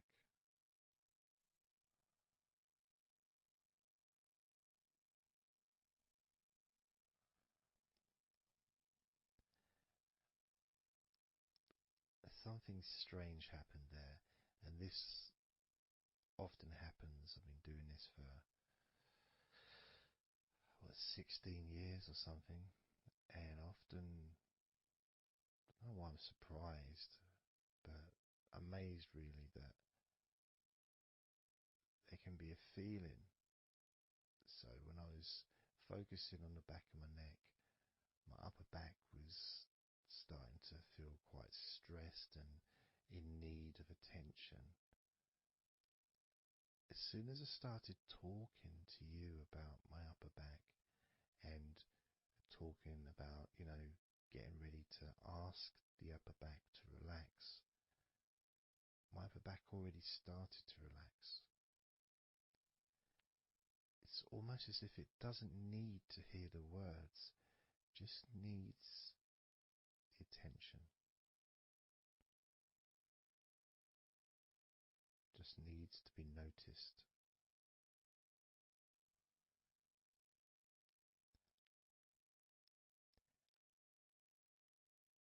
That is something that often happens in this type of situation, is when you start to relax a couple of parts of your body, as we've done with our hands, our eyes and our eyelids, and now back of the neck, top of the back, upper back. The rest of the body seems to just take notice and decide in its own way to start relaxing. Other parts of your body start to just become looser. I suppose it's kind of like a bit of an avalanche, The little ball starts rolling, and before you know it, the whole of your body is completely relaxed and calm.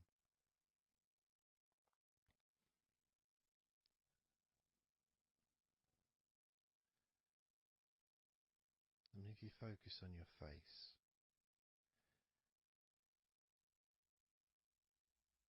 you focus on your eyes, your eyelids, your eyebrows, and the muscles around your eyes. Maybe you start to notice that your forehead is more relaxed than it was. Maybe your face is more relaxed. I would say my entire face is a lot more relaxed than it was.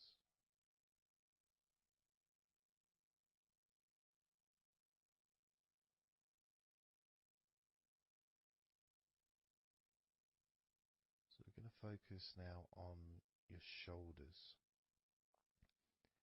Again, just like before, just tell your shoulders. I mean, you can do them individually. You can do right shoulder, left shoulder. I just generally do both at the same time. And just tell your shoulders as you focus on them in your mind. Focus on how they feel.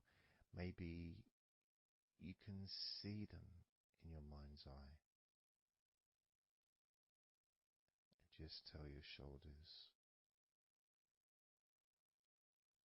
to relax.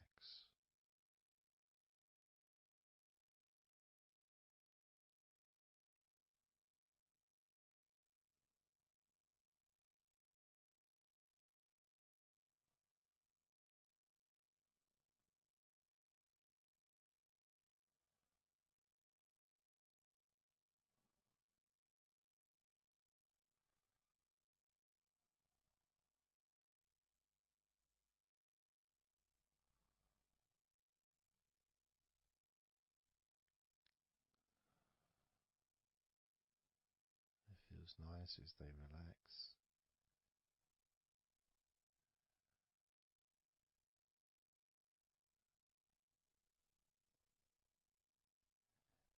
But I do notice, probably especially with my back, is the connection between the different parts. The back, the shoulders, the neck.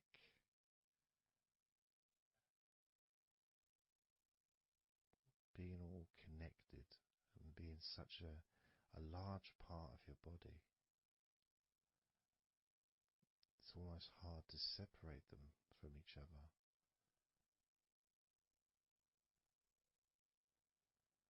I mean, my lower back has started to relax on its own.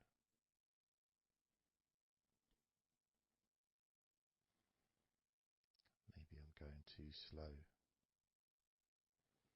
And that could be an issue because we all go at different speeds.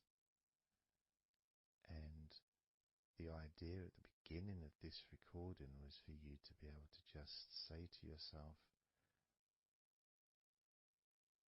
relax.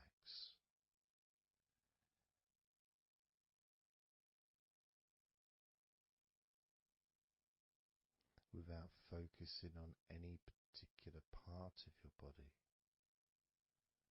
Because when you know that telling your hands to relax and your hands relax, you tell your eyelids and your eyes, the muscles around your eyes and your eyebrows to relax, and they relax.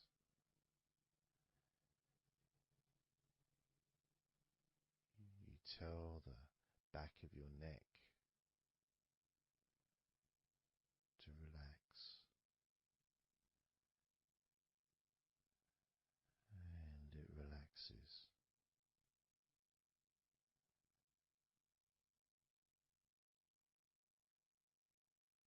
You tell your upper back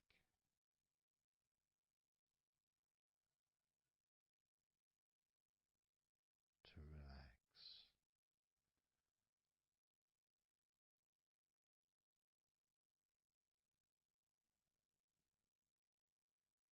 and it relaxes.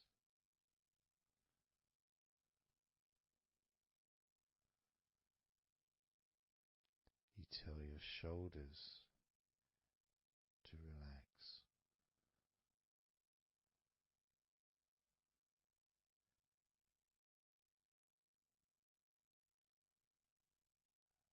and they relax.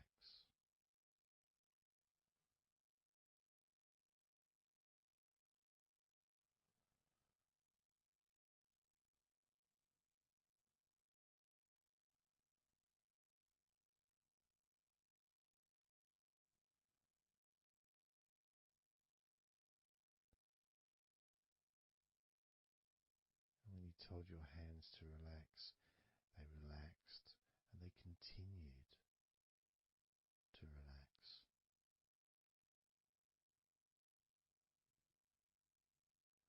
When you told your eyelids, the muscles around your eyes, your eyebrows to relax, they relaxed and continue to relax.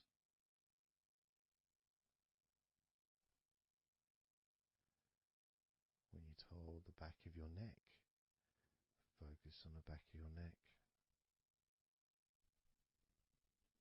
and told it to relax. It relaxed and continued to relax.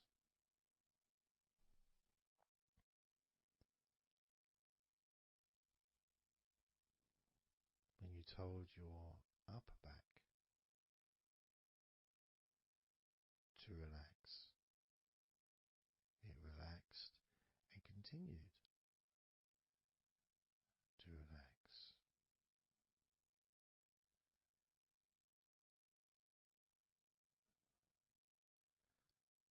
As with your shoulders, you told your shoulders to relax, and your shoulders relaxed and continued to relax.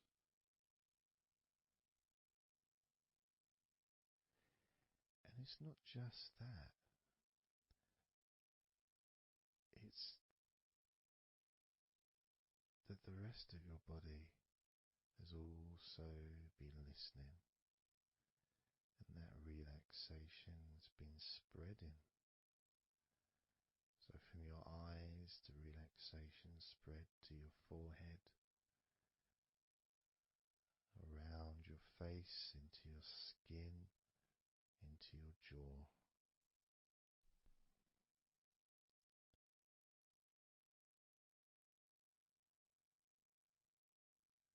into the front and sides of your neck, all the way down your chest and stomach.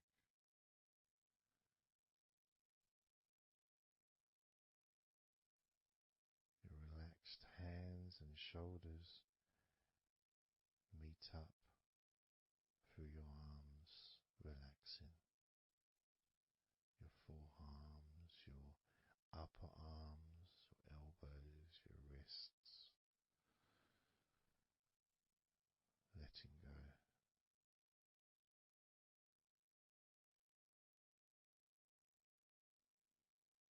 Your lower back,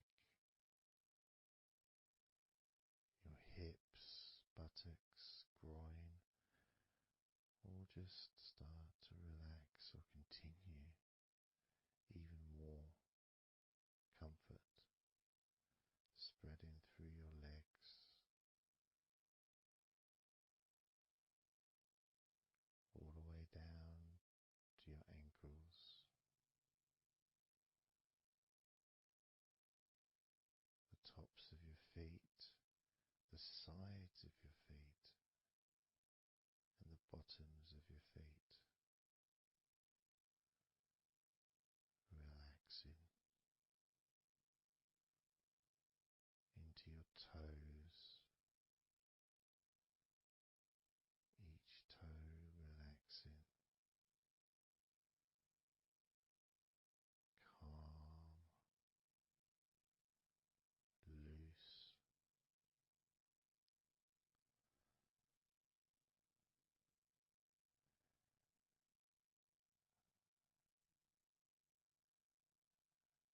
And as your body relaxes more, your mind becomes slower,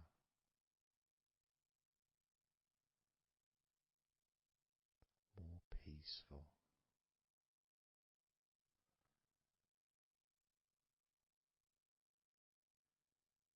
to the point where if you choose to fall asleep,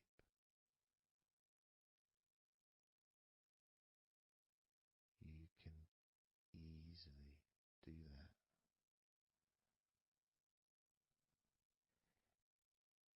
Easily drift away because there's nothing going on in your mind. Your brain is peaceful.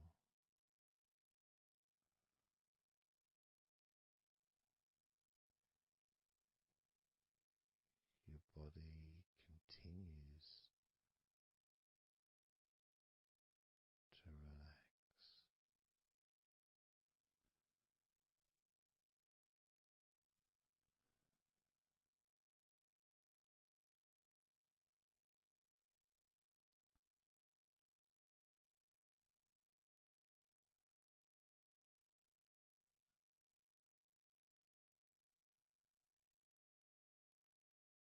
And with that connection between your body relaxing and the word that you say to yourself, relax,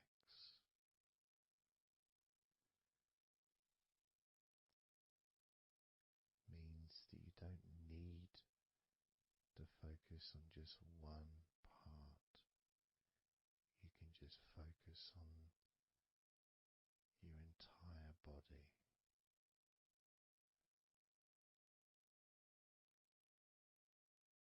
Saying the powerful word, relax.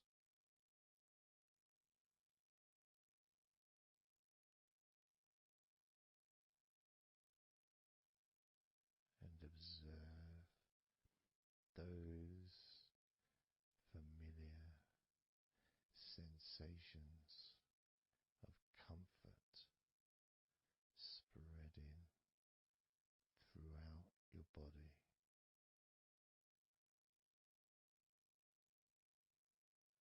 loosening and calming and healing every part of your body, feeling more relaxed.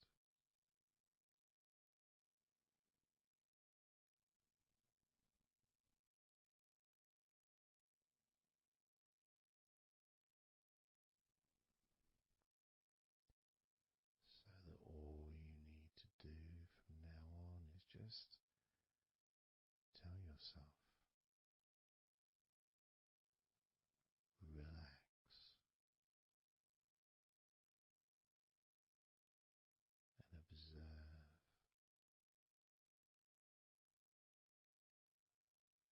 feeling completely comfortable and calm.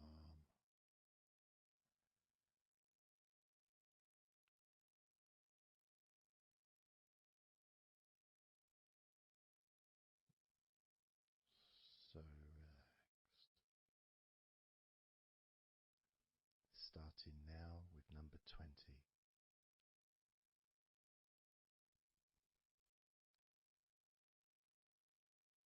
19.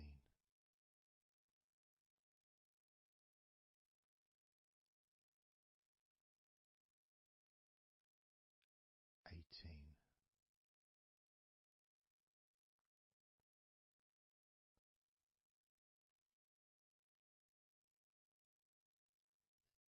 17.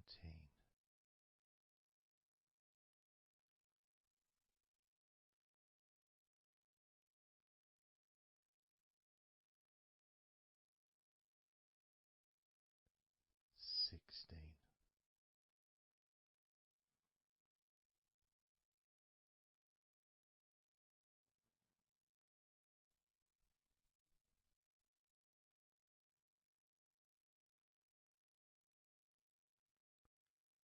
15.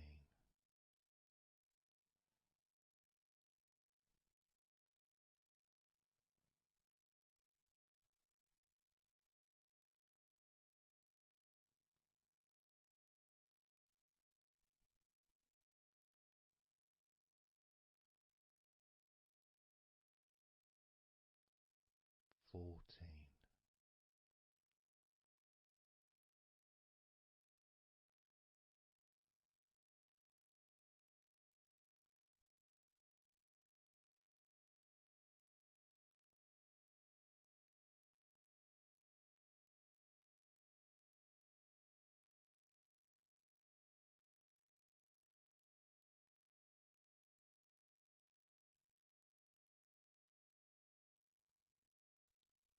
13.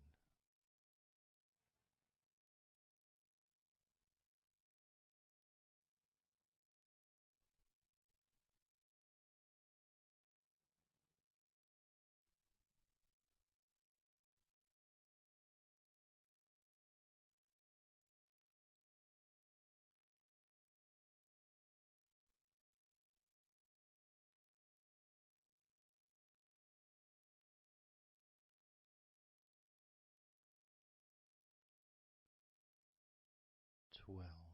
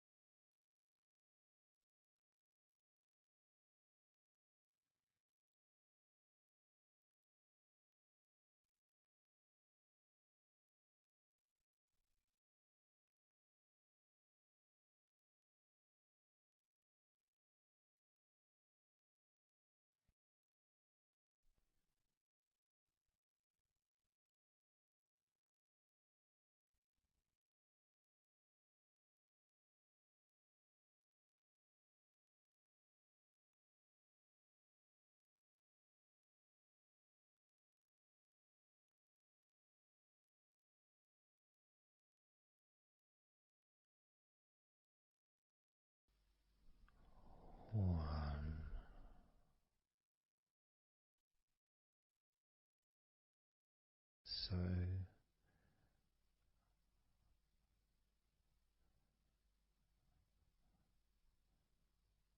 counting down from 10 to 1, 10, 9, 8, 7, 6, 5,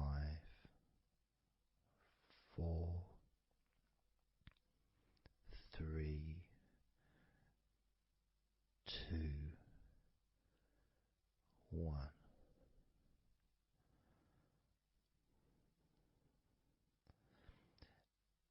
And maybe that was a bit too quick in order to relax. Maybe it's a bit too fast for you to notice the calming of your body. Maybe even a little bit of pressure there, like, well, you're counting down from 10 to 1. What do you expect me to do, man? You expect me just to go all floppy just because you're counting down? 2. We could try again, but this time I'll go a bit slower.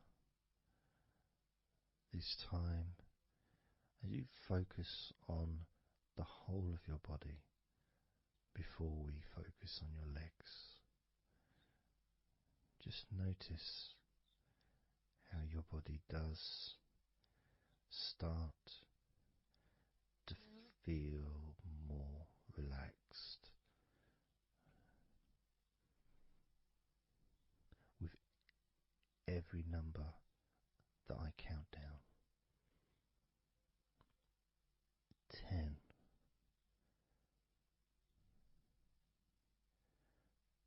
9,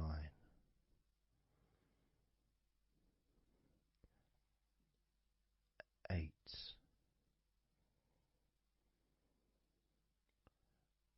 7,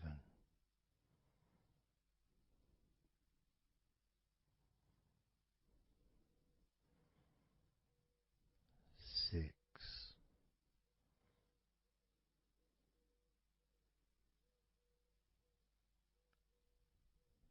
5,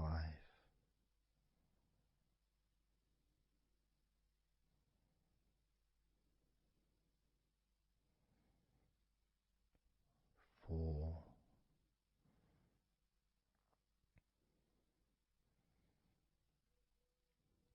3,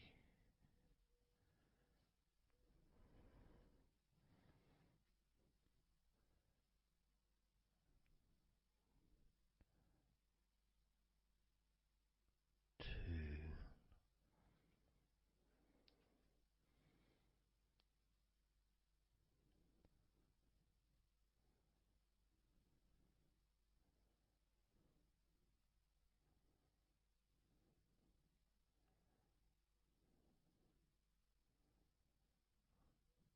1.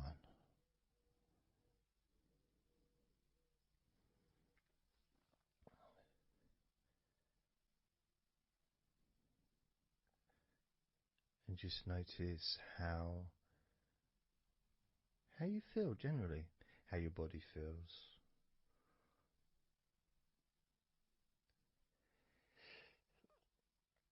It's not necessarily even about counting down from 10 to 1. It's that space that you have, that your body, space between the muscles, being active physically or mentally, to just sitting or lying down, just being there, not doing anything, not saying anything, not needing to think about anything. So it opens up a space, a bit of a space, a gap. Each number. And every time you hear that word. And the more I count down from 10 to 1, the bigger that gap comes. So there's that gap of calmness, of comfort, relaxation.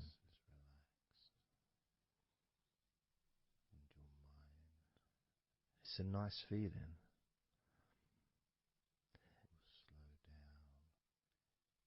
And it moves those stresses or discomforts physically or emotionally, moves them away.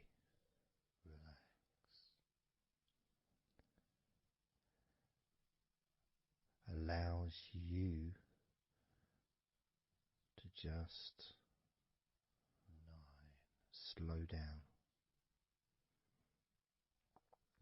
So I'm going to count again from 10 down to 1 and notice that gap widening. The gap.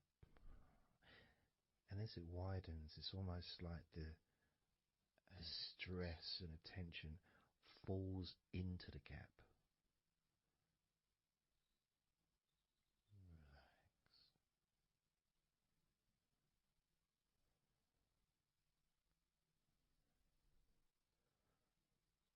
And gives you that distance, that space. Now, 10, 9, 6, 8,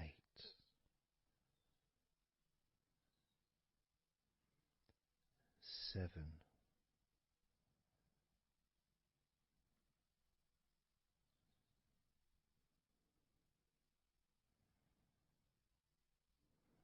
6,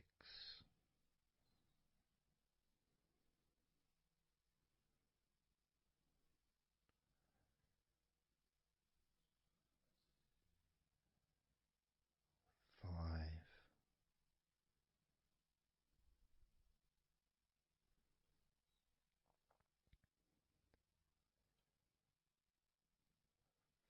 4,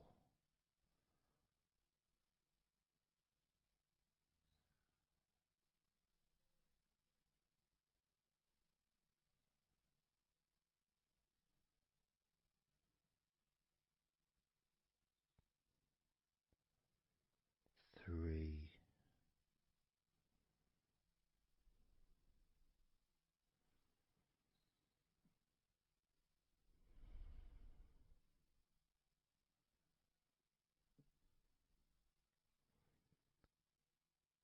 2,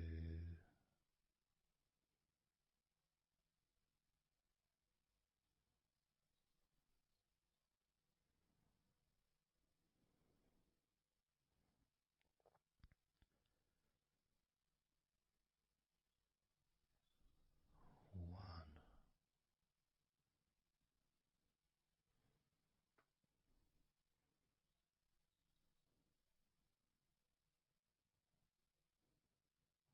How does your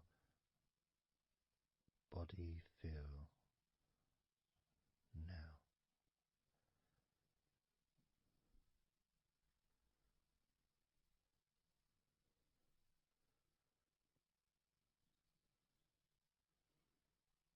Can you notice that you're feeling calmer?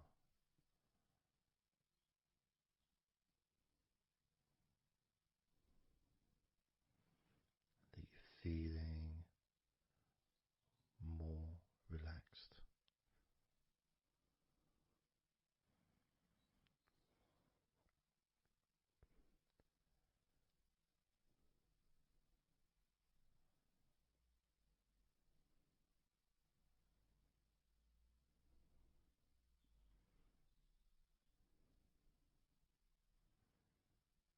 As we now focus on your legs, just your legs.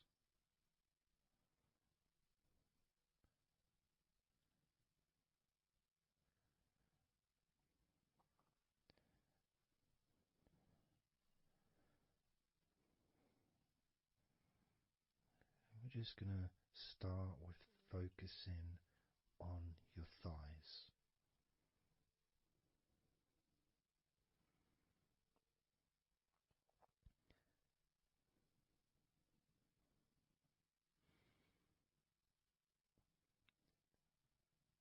Of course, it's not the most exciting thing to be doing because I'm sure, like most of your body, there's not a lot going on right now.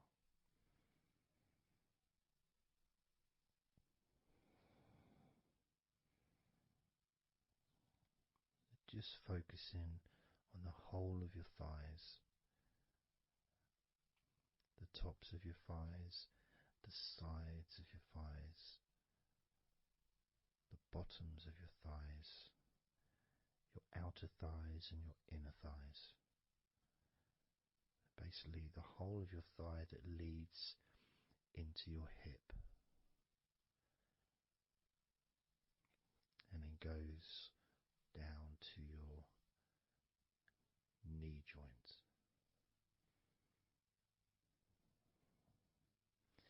Now, this is a big area. It's a very heavy area. It's very strong. Probably the strongest muscles in your body are in your thighs.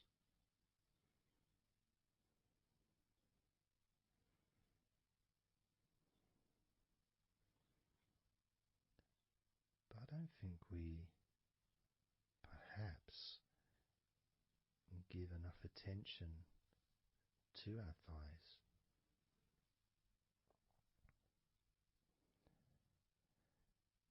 Perhaps we don't acknowledge how important our thighs are to our lives.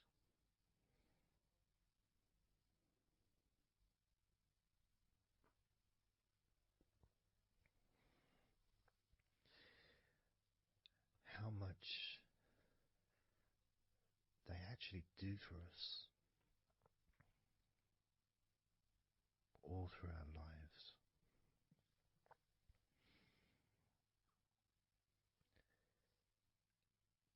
And it may sound really weird, but I think that all of our body parts, especially our thighs, need some TLC. A bit of love shown, a bit of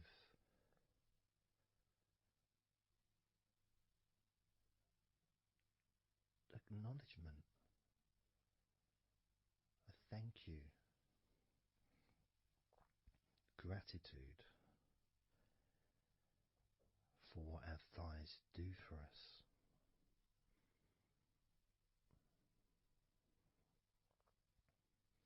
And I know this may sound a bit strange. Maybe you think, why am I? Surely I should be out in the garden hugging a tree or something. Well, it's hard to set a microphone up on a tree. That's why I'm doing this indoors, otherwise I would be outside hugging a tree. No, I can't see the television from the tree.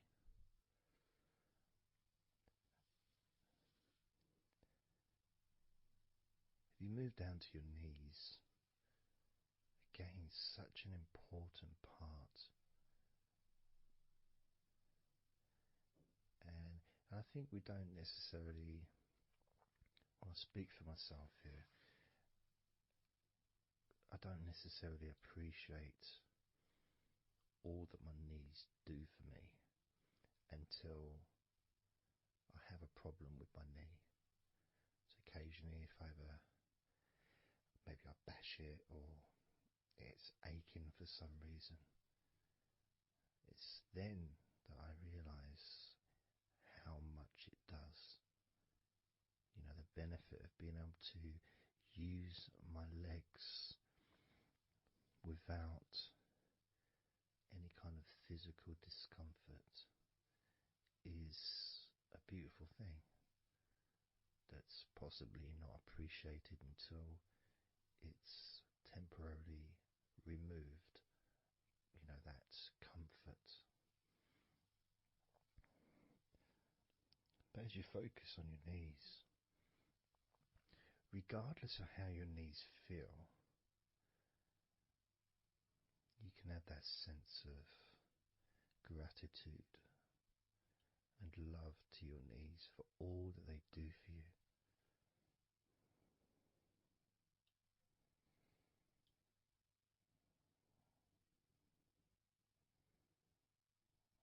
And you can still have that attention on your thighs, and maybe notice how your thighs feel. Maybe you've noticed that they are relaxing more deeply.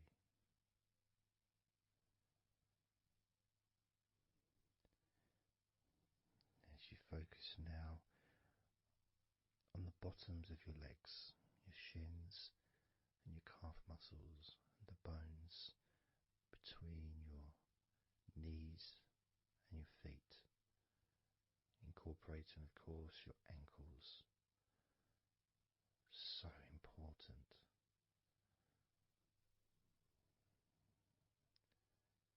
Anyone that's had even like the slightest sprain of an ankle knows how much we take our ankles for granted.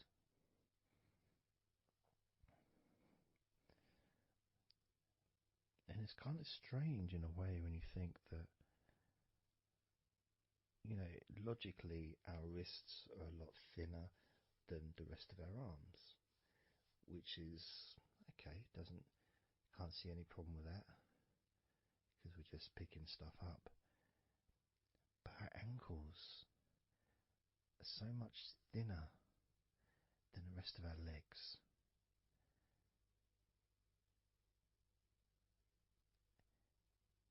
And from a physics perspective, or logical even, it doesn't really make sense that all this weight would ultimately be resting on your ankles, then leading to your feet.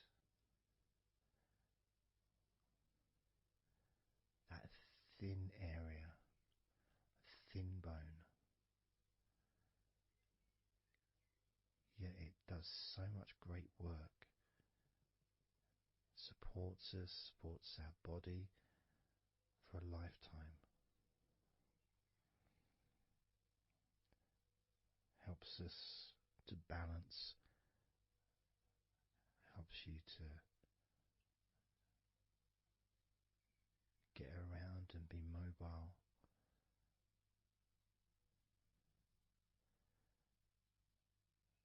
And there's the calf muscles, of course. When I was younger, I couldn't see the point in calf muscles. It didn't seem to do anything. Okay, if I walked around on tiptoes, then my calf muscles get some work. But of course that's not true. The calf muscles are being used whenever we use our legs.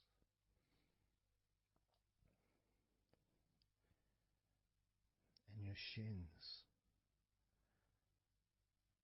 there to protect your lower legs, shaped in a way almost as a protector for the bone.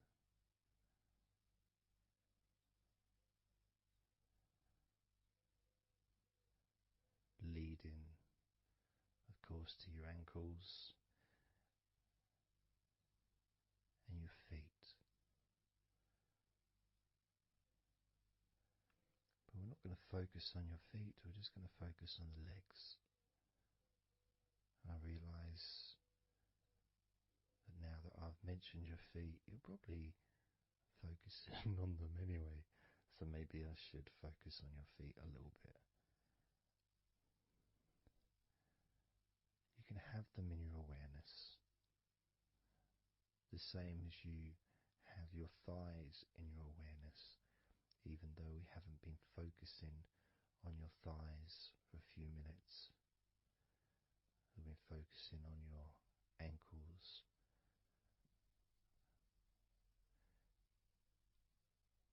There's still that sensation of comfort in your thighs. And there's that movement of energy,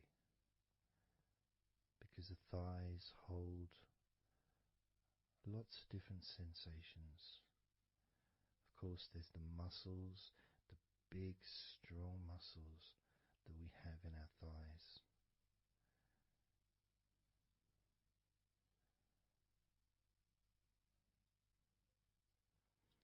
But the skin on the outside of the thighs, as in the outside of all of our body, can be very sensitive. Sensitive to the touch, sensitive to temperature.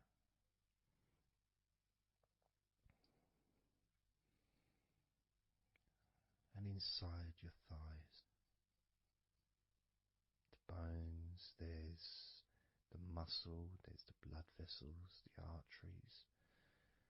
So all this stuff, it's inside your thighs. And I guess sometimes it'd be nice if you could actually put your fingers inside your thighs and massage. So you can massage on the outside, of course, but to be able to get deep into the muscles, and to be able to just massage inside your thighs, massaging the bones of your leg, massaging all the veins, and just gently healing your thighs. And you could move down, massaging inside your knees, just massaging those bones, but with healing fingertips, spreading that healing energy deep into the joints of your knees. Of course, there's the back of your knee, the inside crease where your knee is. It's a very sensitive area. Feels very nice when you stroke it. That might be because it's an area that's not really touched very often. It's almost like a hidden part, that crease in your legs. It's almost like a part that has a sensitivity which is a little bit different.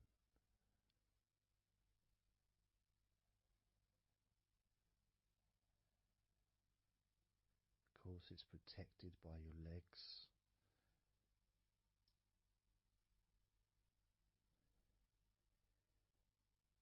So you can imagine putting your fingers into that crease in your legs.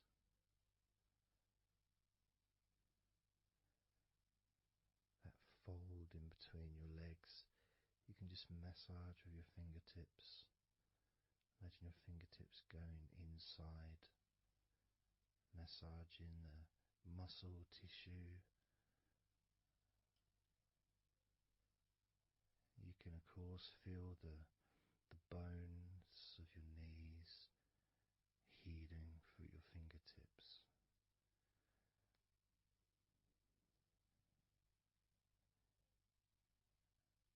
And then as you go down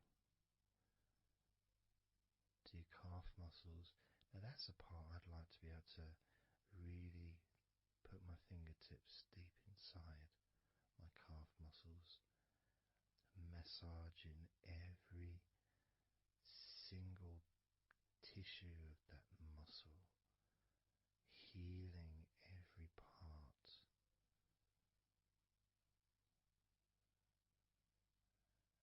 And then doing the same shins, massaging and gently stroking the bones, gently stroking them, healing in a loving way, because they deserve to be treated as the precious bones that they are. Because our legs are so precious, as in all the other parts of our body. They're more precious than any jewel on the planet.